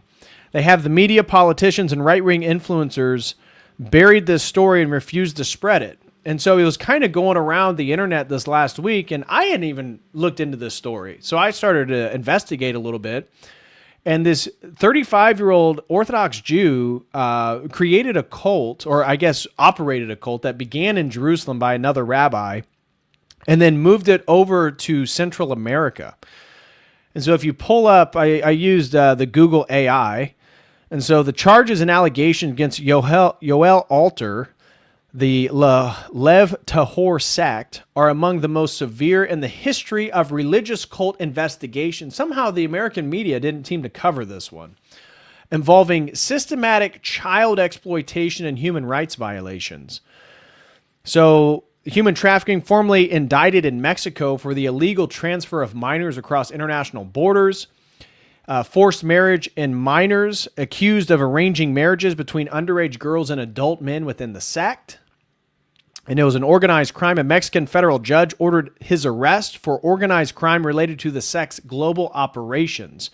Here are some of the allegations against the cult. Testimonies from survivors and evidence from multiple raids rescuing over 160 children have revealed a pattern of extreme abuse, sexual child abuse and exploitations. Allegations include rape, forced pregnancies of minors, and pedophilia. Severe physical abuse. Survivors report corporal punishment, use of psychiatric drugs for control, and deliberate starvation of children ordered by leaders to pressure authorities. Kidnapping. Leaders were convicted in the U.S. in 2024 for the midnight kidnapping of a 14-year-old girl and her 12-year-old brother to return the girl to child marriage. And mass suicide directives. Evidence surfaced of leaders instructing mothers to kill their children with poison and then themselves if authorities attempted to remove them. So I went and found some articles talking about this, and this was one article from a Women's Voice Network website. Interpol arrests Yoel Alter, alleged leader of one of the world's largest child sex trafficking rings ever. Now, this is an AI image. This is what the guy actually looked like. So the AI image isn't very good. But in a stunning development with global implications, Interpol has reportedly arrested Israeli national Yoel Alter, identified as the alleged ringleader of the largest child trafficking network in the world. While details are still unfolding, footage circulating on social media shows Alter being escorted by law enforcement officers, sparking outrage, curiosity, and calls for accountability. Who is he? He is believed to be the head of a transnational human trafficking ring that exploited children across multiple countries. The exact scale of the operation, the network has not yet been fully disclosed, but early reports suggest dozens of victims, including minors, vulnerable communities, connections to global trafficking syndicates, operation of dark web platforms for child exploitation contents, and financial and logistical links to international criminal networks. Global reach. Human trafficking is a $150 billion industry. His arrest went viral, but the problem is no mainstream media coverage of his arrest at all. So the lack of extensive media coverage of Yoel Alter's arrest has raised red flags for anti-trafficking organizations, independent journalists, victim advocacy groups, everyday social media users, and some speculate the case is still under investigation. Yeah, I'm sure that's why. Authorities may be withholding details for operational security. Media may be underreporting such stories due to political or editorial pressure.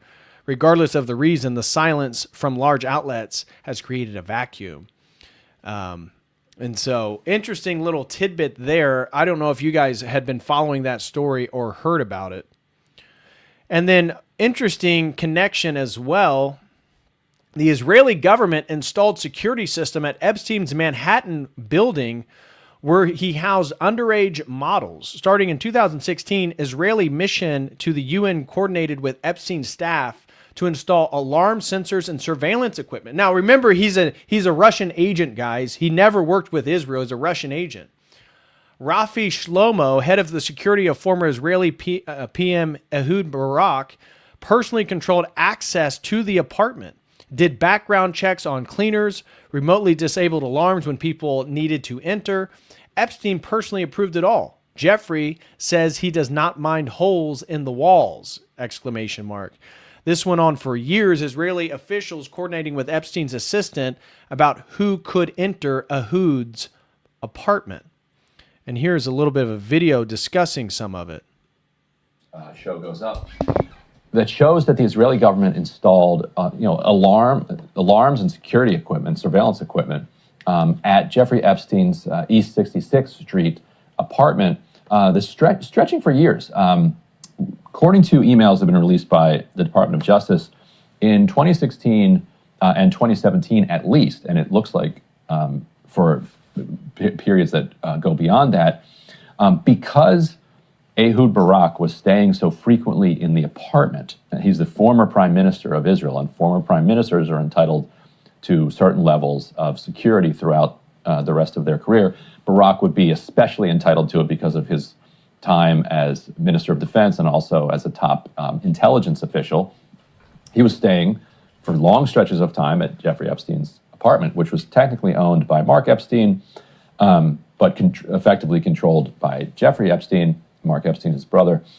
That the Israeli consulate, the UN permanent mission for Israel in New York, became responsible for security at this Epstein apartment. They installed different surveillance and security devices in that apartment.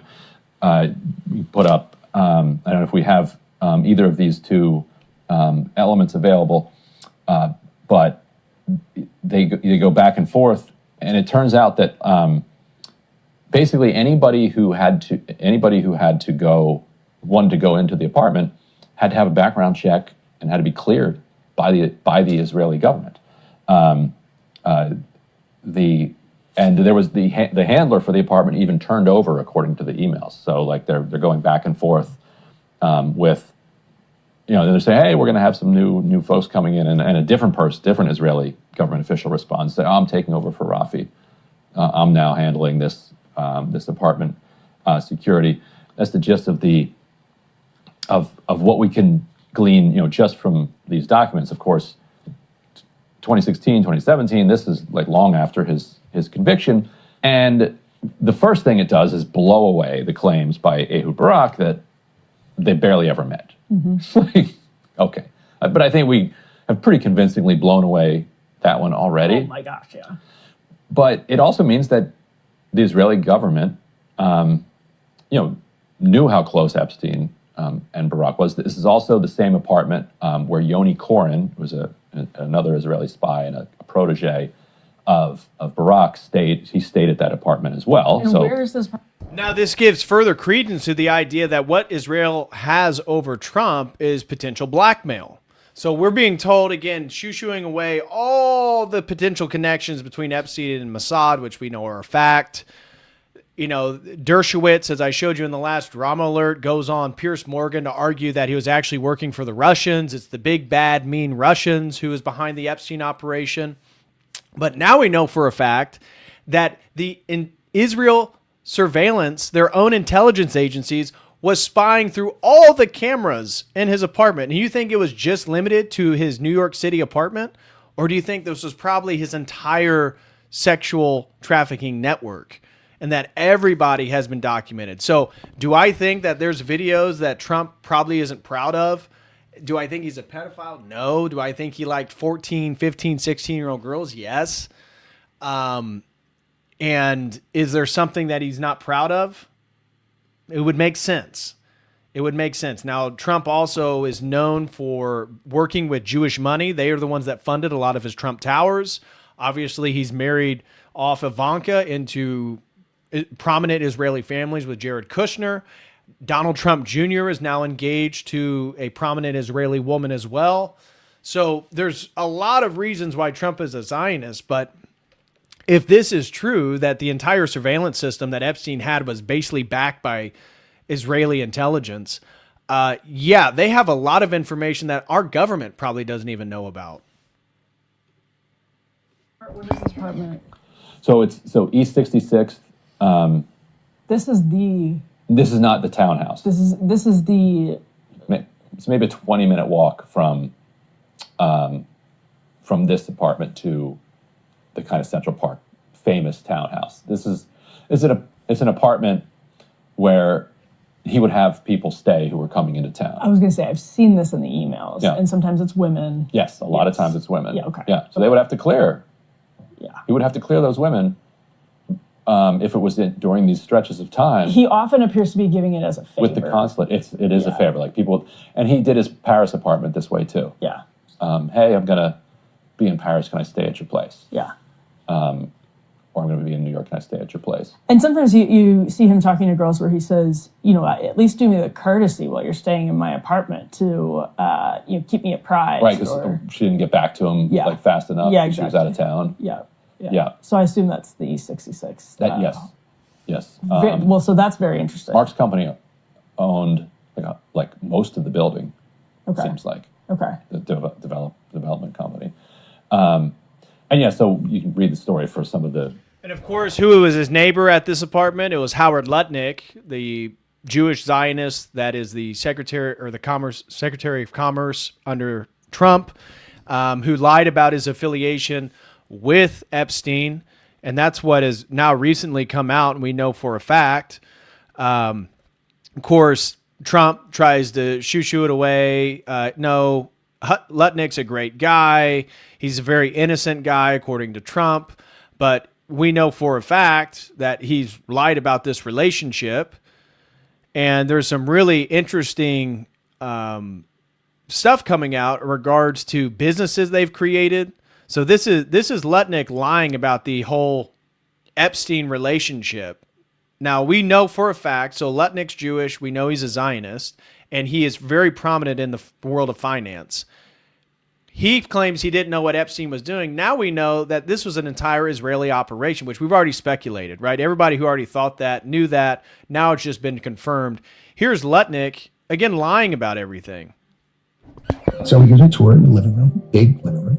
And then across from it is double doors. I assume it's the dining room. Yeah. And he opens the doors, and there's a massage table in the middle of the room. And candles all around and stuff. So I ask very insightful, cutting questions. I say to him, massage table in the middle of your house? How often do you have a massage? And he says, every day. And then he gets weirdly close to me. And he says, and the right kind of massage. Now my wife is standing here.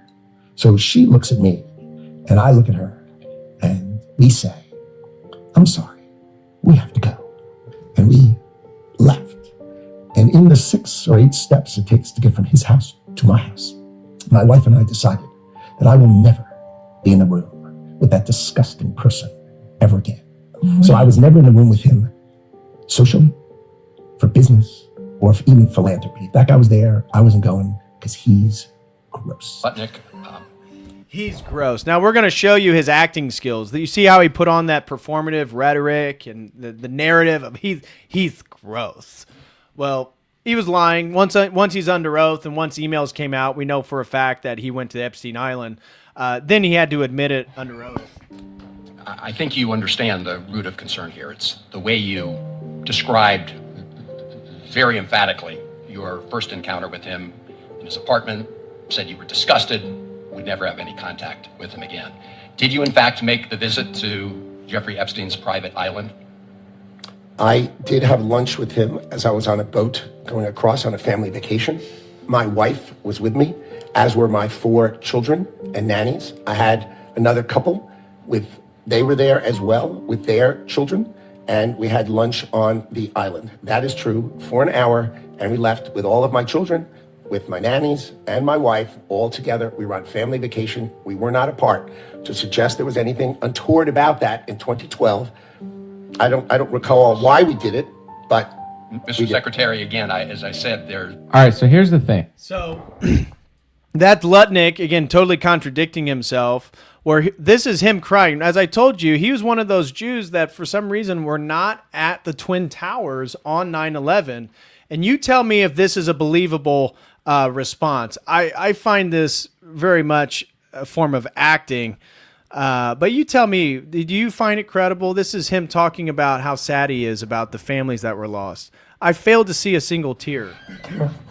My 700 families. 700 families. I have 700 families. I can't say it. I can't say it without crying. I can't. And so Howard Lutnick, interestingly enough, what's just been recently found out is that he was actually in business with Jeffrey Epstein. Here we have a document which shows their signatures on a joint business. This is a technology company called Adfin.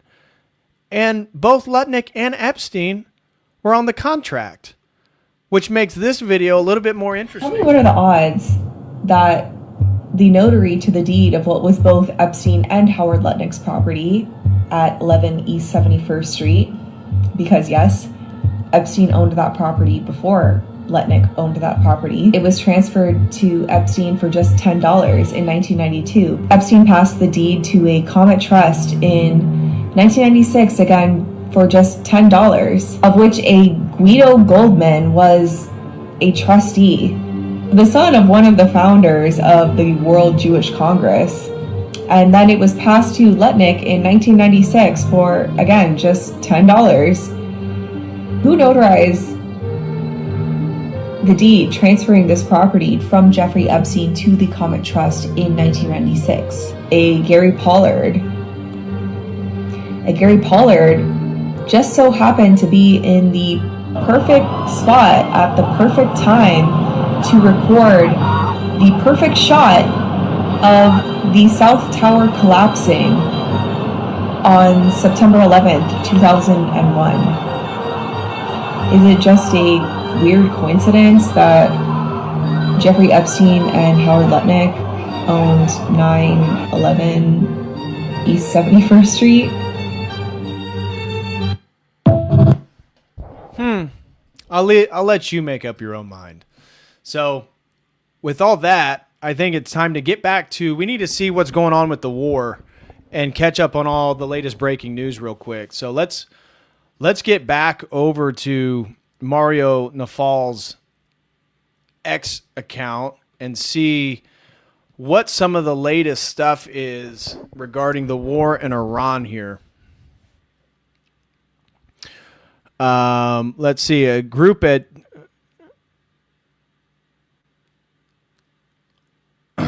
crowds out in Abadan, Iran. They're chanting, holding signs, and celebrating the death of Khomeini. Whoa. So this was 12 minutes ago. The IRGC is reportedly trying to install a new supreme leader illegally. Iran's constitution requires the assembly of experts to select a successor, a deliberative body, a theological process, legitimacy through clerical consensus. The IRGC wants it done in hours. Their guy, their choice, no process. This is exactly what the CIA warned about. The next few hours inside Tehran will determine whether Iran gets a military junta or a revolution. Interesting. So it does appear, guys, it does seem that Ayatollah Khomeini is officially dead. That's what it looks like.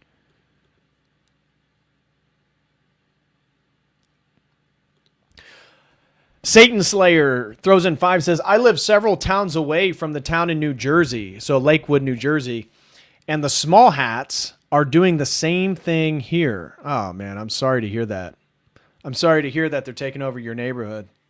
Thank you very much for the support. God bless you and your family. 47 years ago, a revolution built on the promise of Islamic justice took power in Tehran. Today, its supreme leader died in rubble while his own people danced in the streets. The people celebrating tonight, the same people that the regime shot in the streets in 2019 and 2022, last December, they've been ready for this moment for years. History will argue about whether this was legal, whether it was wise, whether what comes next is better or worse. But nobody will argue about what happened. The most powerful theocratic regime on earth was decapitated in a single Saturday morning. Wow. Reza Pahlavi just spoke. What did he have to say? The man who waited 47 years, he called Khomeini the bloodthirsty Zahak of our time, invoking the ancient Persian myth of the tyrant with serpents growing from his shoulder, who fed on the brains of Iran's youth. He declared the Islamic Republic over. He called on the military to stand down and join the people. He promised a massive and decisive presence in the streets is coming. This is the opposition government in waiting, speaking directly to the Iranian people on the night the regime lost its head. 47 years in exile. So maybe they're going to try to go forth with the new Shah of Iran, Reza Pahlavi. Wow. Wow.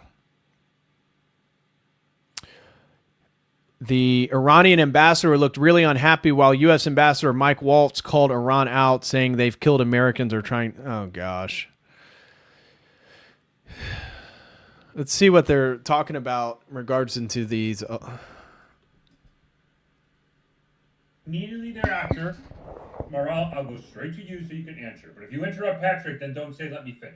So go ahead, Patrick. Thank you, Rabbi. I love you. I love you all, source. You're Fucking awesome. For that, thank you.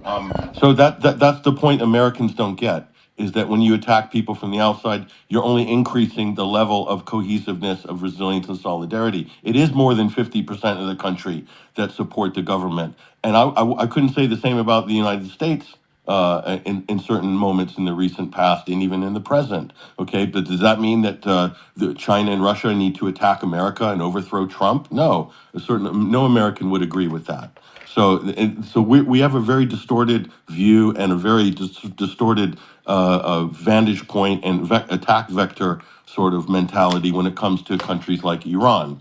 And let's not forget how this started. We won't be having this conversation if the U.S. and Israel didn't use the facade of negotiations to mount a sneak attack again. This has happened so many times, and they've done it again. Fake negotiations in order to buy time to start a war. We wouldn't be having this conversation today on this space. I just want to put that out there, but I'll yield the floor. Which is a fact, right? And many people were speculating about this, and with Russia. So Kushner and who was another official from the Trump administration? I think it was Steve Whitlock and Jared Kushner went to Moscow to negotiate with Russia, and they were turned away within 2 hours because Russia felt they weren't serious.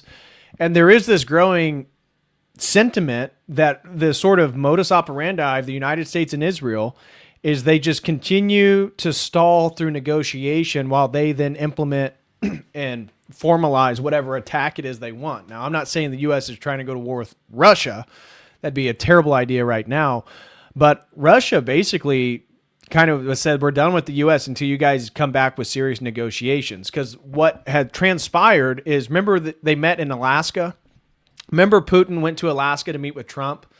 And what happened is apparently Russia made a deal that they would actually concede territory that they've already occupied in the war for the Donbass region. That was now going to be officially recognized internationally as Russia, Crimea, the Donbass, but some of the other territories they would allow Ukraine to have.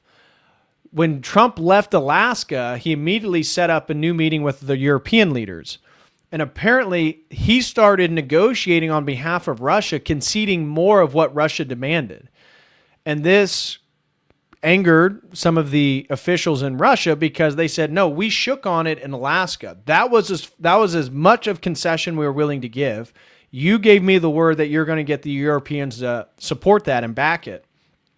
From what I've been hearing, Trump then tried to, in an attempt to get the Europeans on board, give even more concessions on the side of Russia to get the Europeans to agree. And then when Russia heard what the negotiation, they said, no, that's not what we shook on.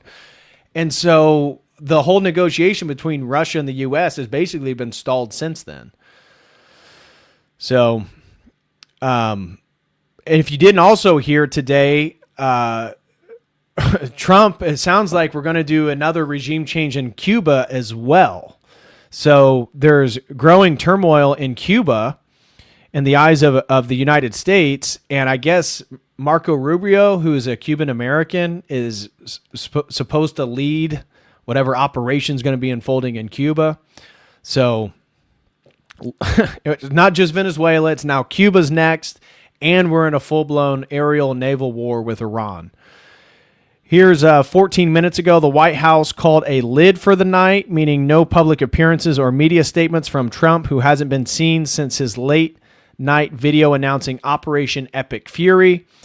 He's at Mar-a-Lago and reportedly attending a private fundraiser for his PAC this evening. So business as usual for Trump.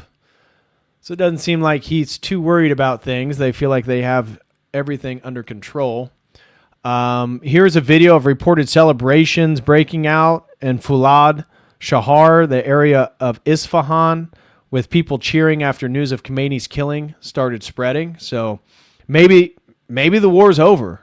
Again, if the people rise up against the government with much of the military brass and Khomeini out, it seems like the war's pretty much over.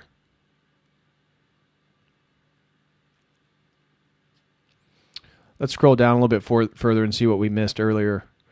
Dubai's iconic Burj Al Arab was just struck by an Iranian drone, likely a Shahad drone. Iran is escalating its attack on Dubai, which now include the Fairmont Palm, the Dubai International Airport, and the ultra-luxurious Burj Al Arab Hotel. Wow. Wow.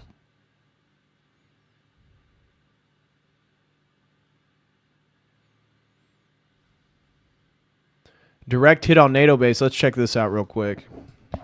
That the supreme leader may be dead and they still haven't joined the war. Now that would be, everyone's watching Hezbollah. I'm not talking about the Kataib Hezbollah in Iraq. I'm talking about the Lebanese Hezbollah, Iran's most powerful, most capable proxy and the biggest threat that Israel has on its borders. They could join. Now I would have said, I've always said they're unlikely to join. They made a statement that they condemned the attacks, but they did not say they will join. Maybe if the supreme leader, if he is dead, maybe this is the time for them to join, where this escalates beyond where it is today. Now, if Hezbollah does not join today, I think it's the beginning of the end of Hezbollah being a military wing.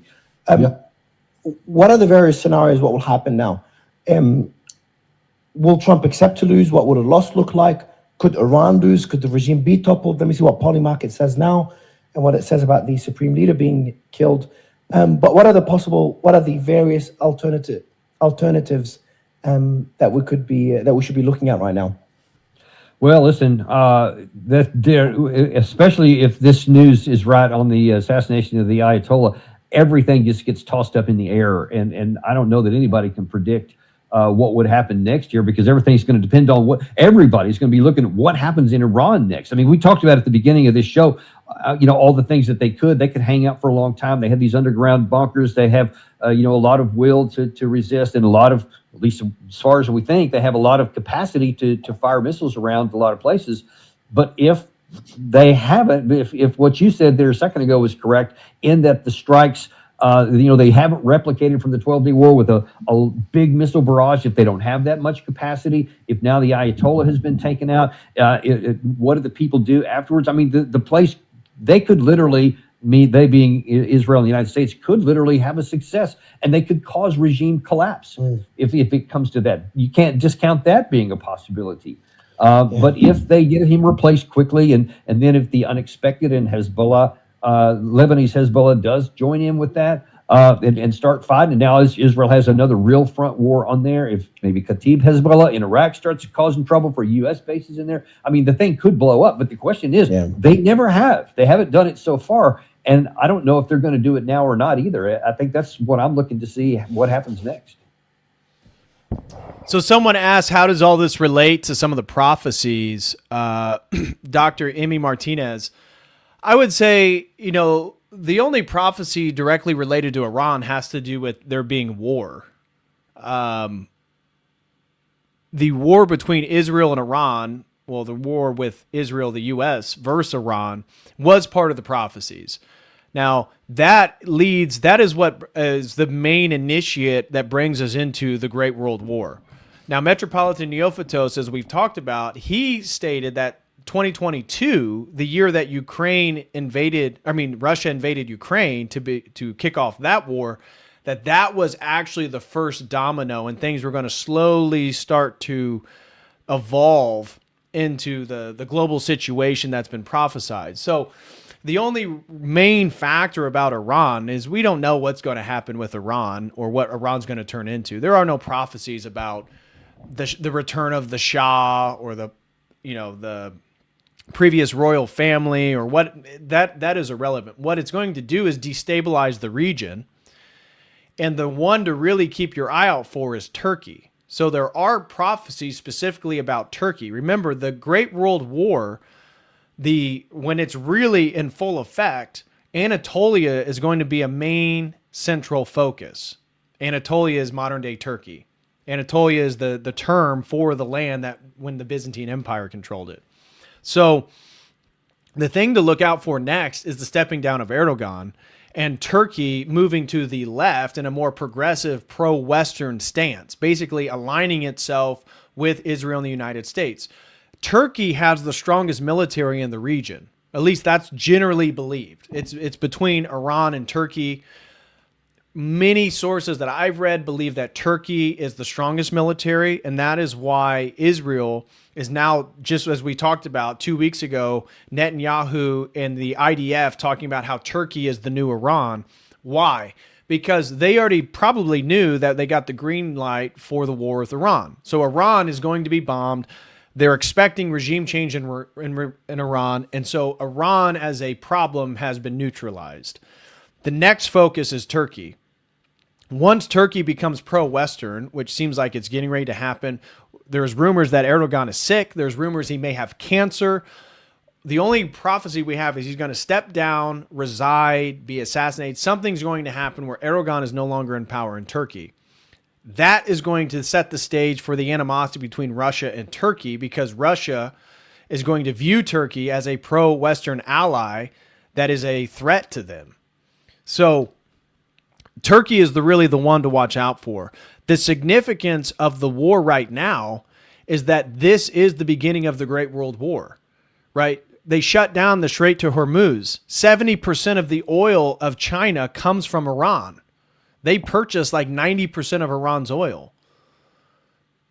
So the Chinese economy, the Russian economy, the Indian economy, the whole global economy is going to be affected by this. This is why different countries are going to start to pick sides in this conflict. And the majority of the world is probably going to be against Europe, NATO, the US, and Israel. They're pretty much going to be by themselves, is the way it looks like it's going to divvy up. So that's why I try to do bring in the section on Russia and the Ukraine conflict, because that is ramping up. That is becoming more volatile than it was previously. All of this together demonstrates that we are in a global war right now.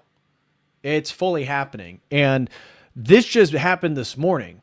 So give the global economy a couple more days to respond, especially if the Straits of Hormuz are continued to shut down. We don't know, though. Iran may be totally decapitated. Maybe this thing is over in 3 days. I don't know. We're going to see. But these are the things that from the Orthodox perspective regarding the wisdom of the elders, this is what to watch out for. Is what I'm concerned with now is like my whole focus, because the wars happen. The whole thing about Israel bombing the nuclear, it's all over. That prophecy's been fulfilled. Where we're at now is a focus on Turkey and watching developments of Turkey as it relates to Israel and the United States, and then Russia in specific.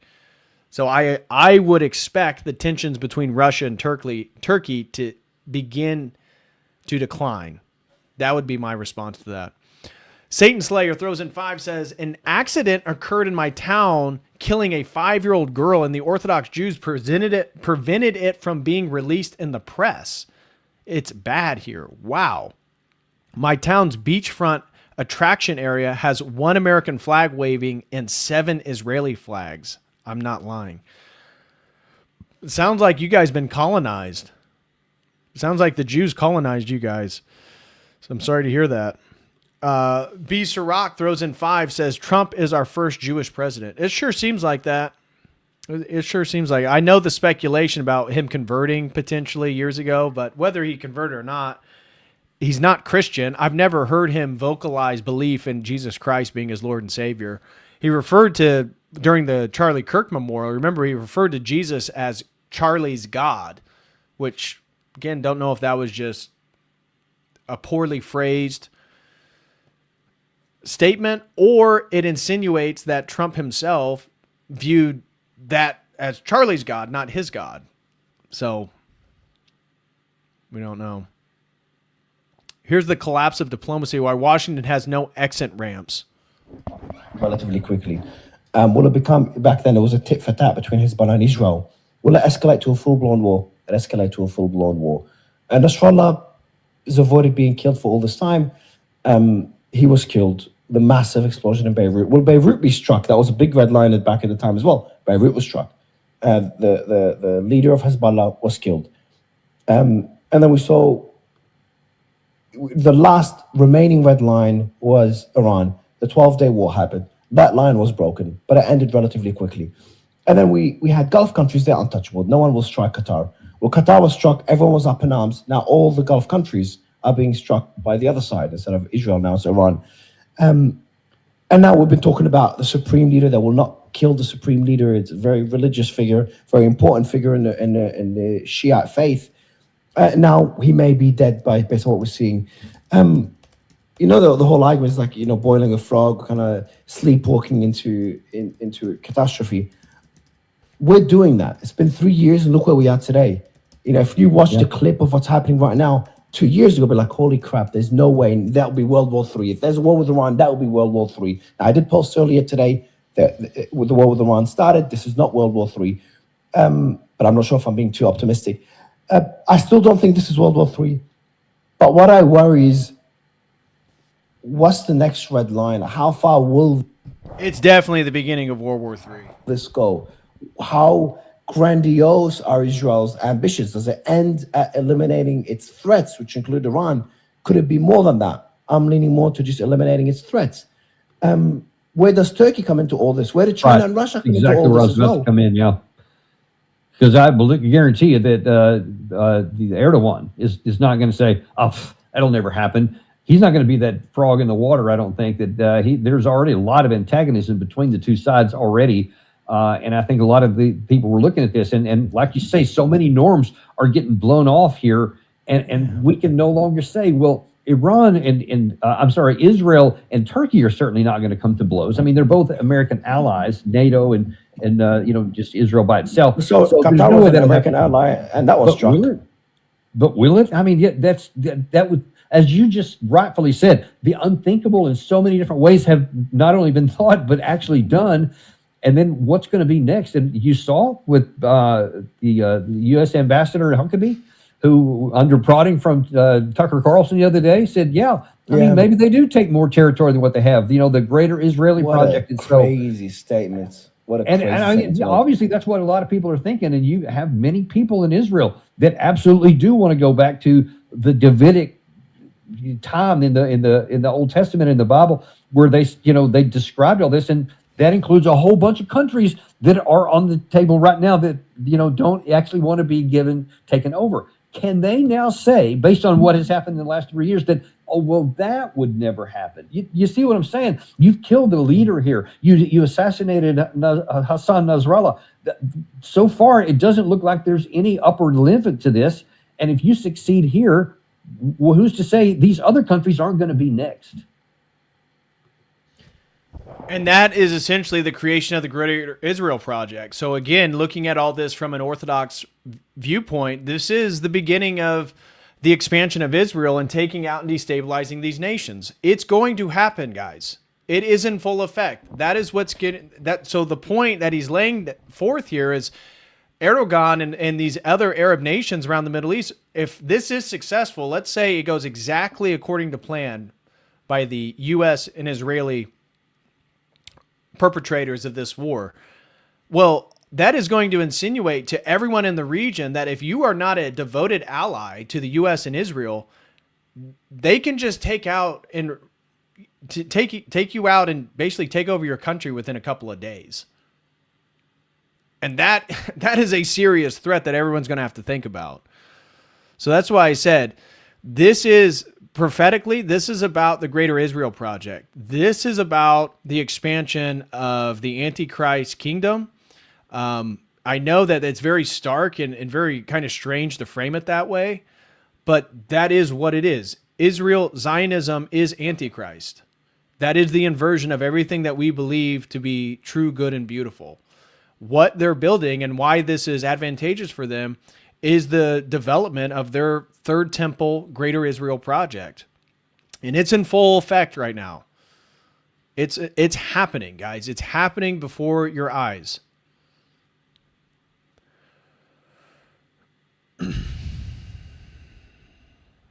So here's another video claiming that Khomeini's death is being celebrated in North London.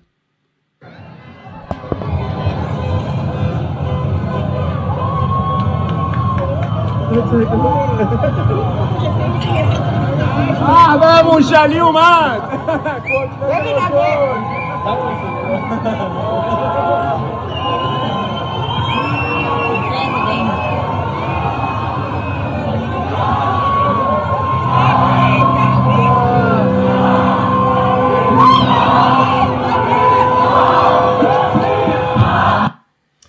right, we don't need to hear all that, but it's happening, guys. He was almost bankrupt while the Jewish courts held 30 felonies over his head. Are you talking about Netanyahu? I'm already on the no-fly list. 1 foot out the door. This is why countries still take our currency. Absolutely. It's the threat of force. The military, the U.S. military is the last thing holding the U.S. dollar up right now. I didn't realize London was Iran. I thought it was Pakistan.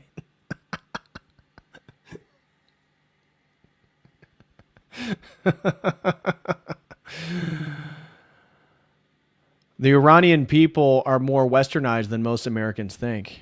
That's what I've heard. I do not know personally a lot of Persians, but the couple I did know, they lived in the United States for a while. They were pretty Western. So let's go up here and refresh, see if any breaking news has occurred, and we'll go back over any super chat. If you guys have any questions or comments, feel free to send those in. We'll go back over them. Footage shows residents gathering fragments of an intercepted Iranian missile that landed near a residential neighborhood in Qatar. Here is Iranians pour into the street celebrating the death of Khamenei. Wow.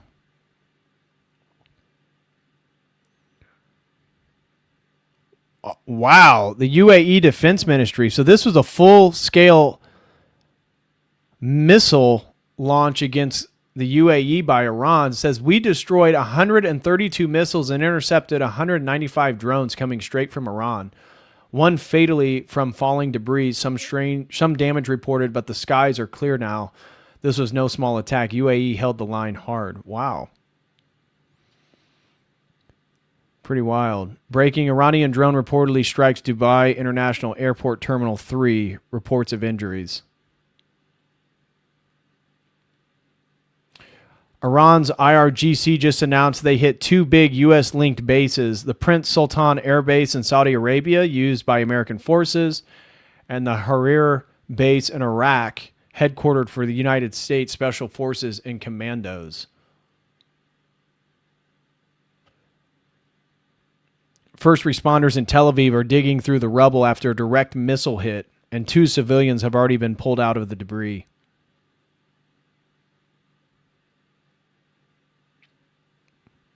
Wild. Wild. Well, guys, I think, we've been going for 4 hours. I'm going to have to get off here. And I'm going to have to make a separate video because I wanted to go over Tim Pool and Jay Dyer. So I may have to record a video tomorrow and post that as a single off video because that was a fantastic back and forth. So I think, again, I wasn't expecting that this morning war with Iran was going to kick off. We are now officially in it. And this is going to lead to a global war. Mark my words.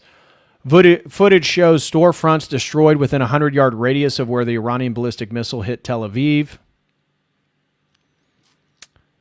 So, yeah, guys, say your prayers. What to do with all this stuff going on? What do you do? What's the response? Do your prayers, guys. We are in Lent right now. Keep the fast. Do your prayers. Read scripture. Go to as many church services as you can. Do everything that is in your control. All of what we're covering is kind of outside of our control. We can't affect any of this stuff. But don't let this lead to any sort of despair. If anything, be optimistic, right? Hopefully something better can emerge at the other end of it. But yeah, stay optimistic. God bless you all. Blessed Lent to everyone out there. And I'll probably have to do an update on this Monday or Tuesday because I'm sure a lot of news is going to transpire from today moving forward. So God bless you all. Oh, we got to figure out what the sponsored stream is. Hold on. Don't go anywhere. Don't go. Guys, sponsored stream, community sponsored stream. Give me some topics. We need to vote on it. Everyone who's here, we got to vote on a community sponsored stream. Give me some topics. Give me some topics, guys.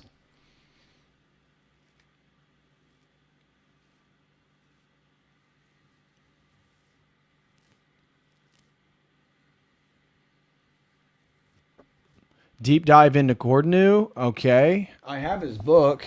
That is a possibility. That is a possibility. Your Life in China. I could do that. I could do that.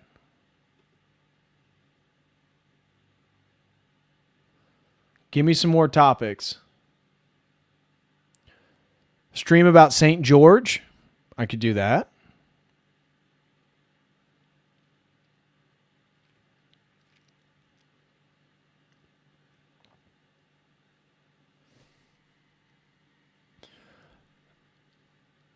Let's see. Pre-schism France. St. Christopher. Okay. Non-soy Orthodox response to look. That'd be a fun critique. Yeah, deconstructing the whole looks maxing thing and clavicular.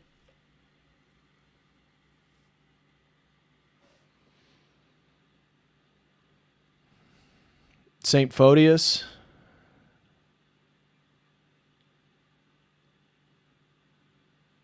Yeah, maybe I already did one on St. George. I'd have to double check. Thomas Pynchon novels. Okay. Let me grab the Legionary book. Where do I have that? For my Legionaries. So this is one that it looks like a lot of people are asking about. Give me some topics. So let me put the poll together here. Let me add the poll.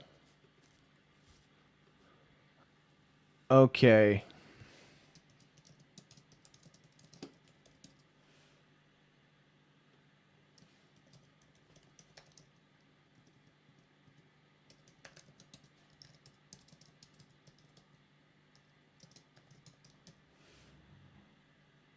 Okay, community stream sponsor topic. So we have ooh, yeah, a view of the Crusades from an Orthodox perspective. That is a good one. I like that one a lot. Let me put that one first. Crusades from Ortho perspective.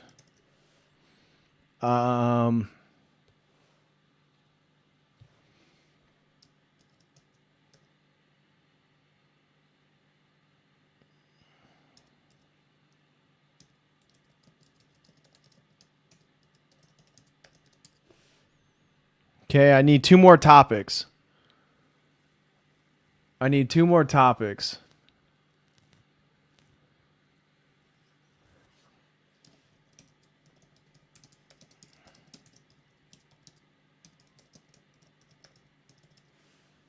Okay, so I got Crusades from an Orthodox perspective, Cordonu and the Legionaries, clavicular and a looks maxing critique.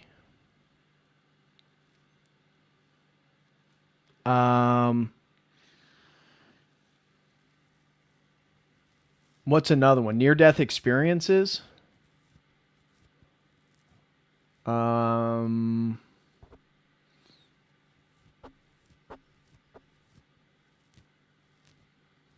okay. Or we could do Vlad the Impaler. We have not done a stream on Vlad the Impaler. So how do you give me a feedback? Do you guys like these four options? Crusades from an Orthodox perspective, Cordonu, clavicular looks maxing critique, or Vlad the Impaler?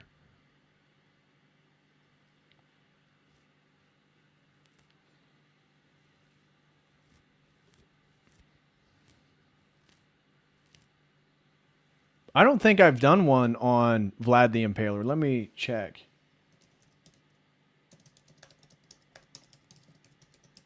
I think I've mentioned him in a few different streams. I don't know if I have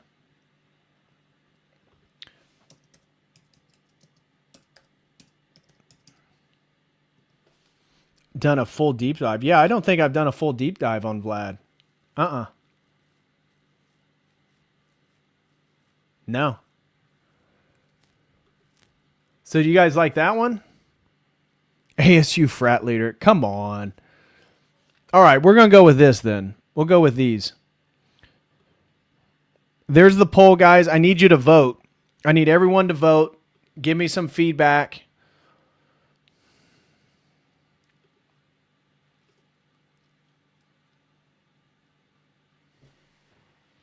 Oh, it looks like Crusades from an Orthodox perspective are going to win for sure. It's dominating. Yeah, that's not even close. It's not even close. Whoever said Crusades from an Orthodox perspective, shout out to you. That was a great topic suggestion. Okay, let me write it down.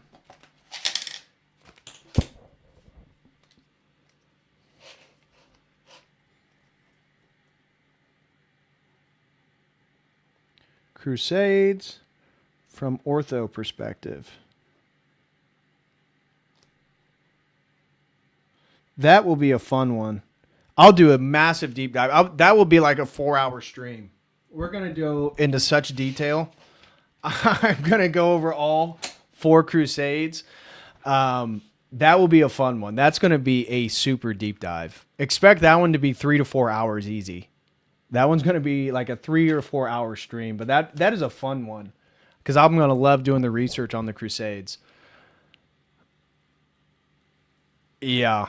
Serbian says basically the Crusaders pillaged Constantinople twice. True. Okay. No, that's a great topic. Whoever put that forward, that's a great topic. I'm going to put that down. Again, I got some other sponsored streams I got to do, but I'm going to take my time on that one. That one's going to be like a 4-hour stream.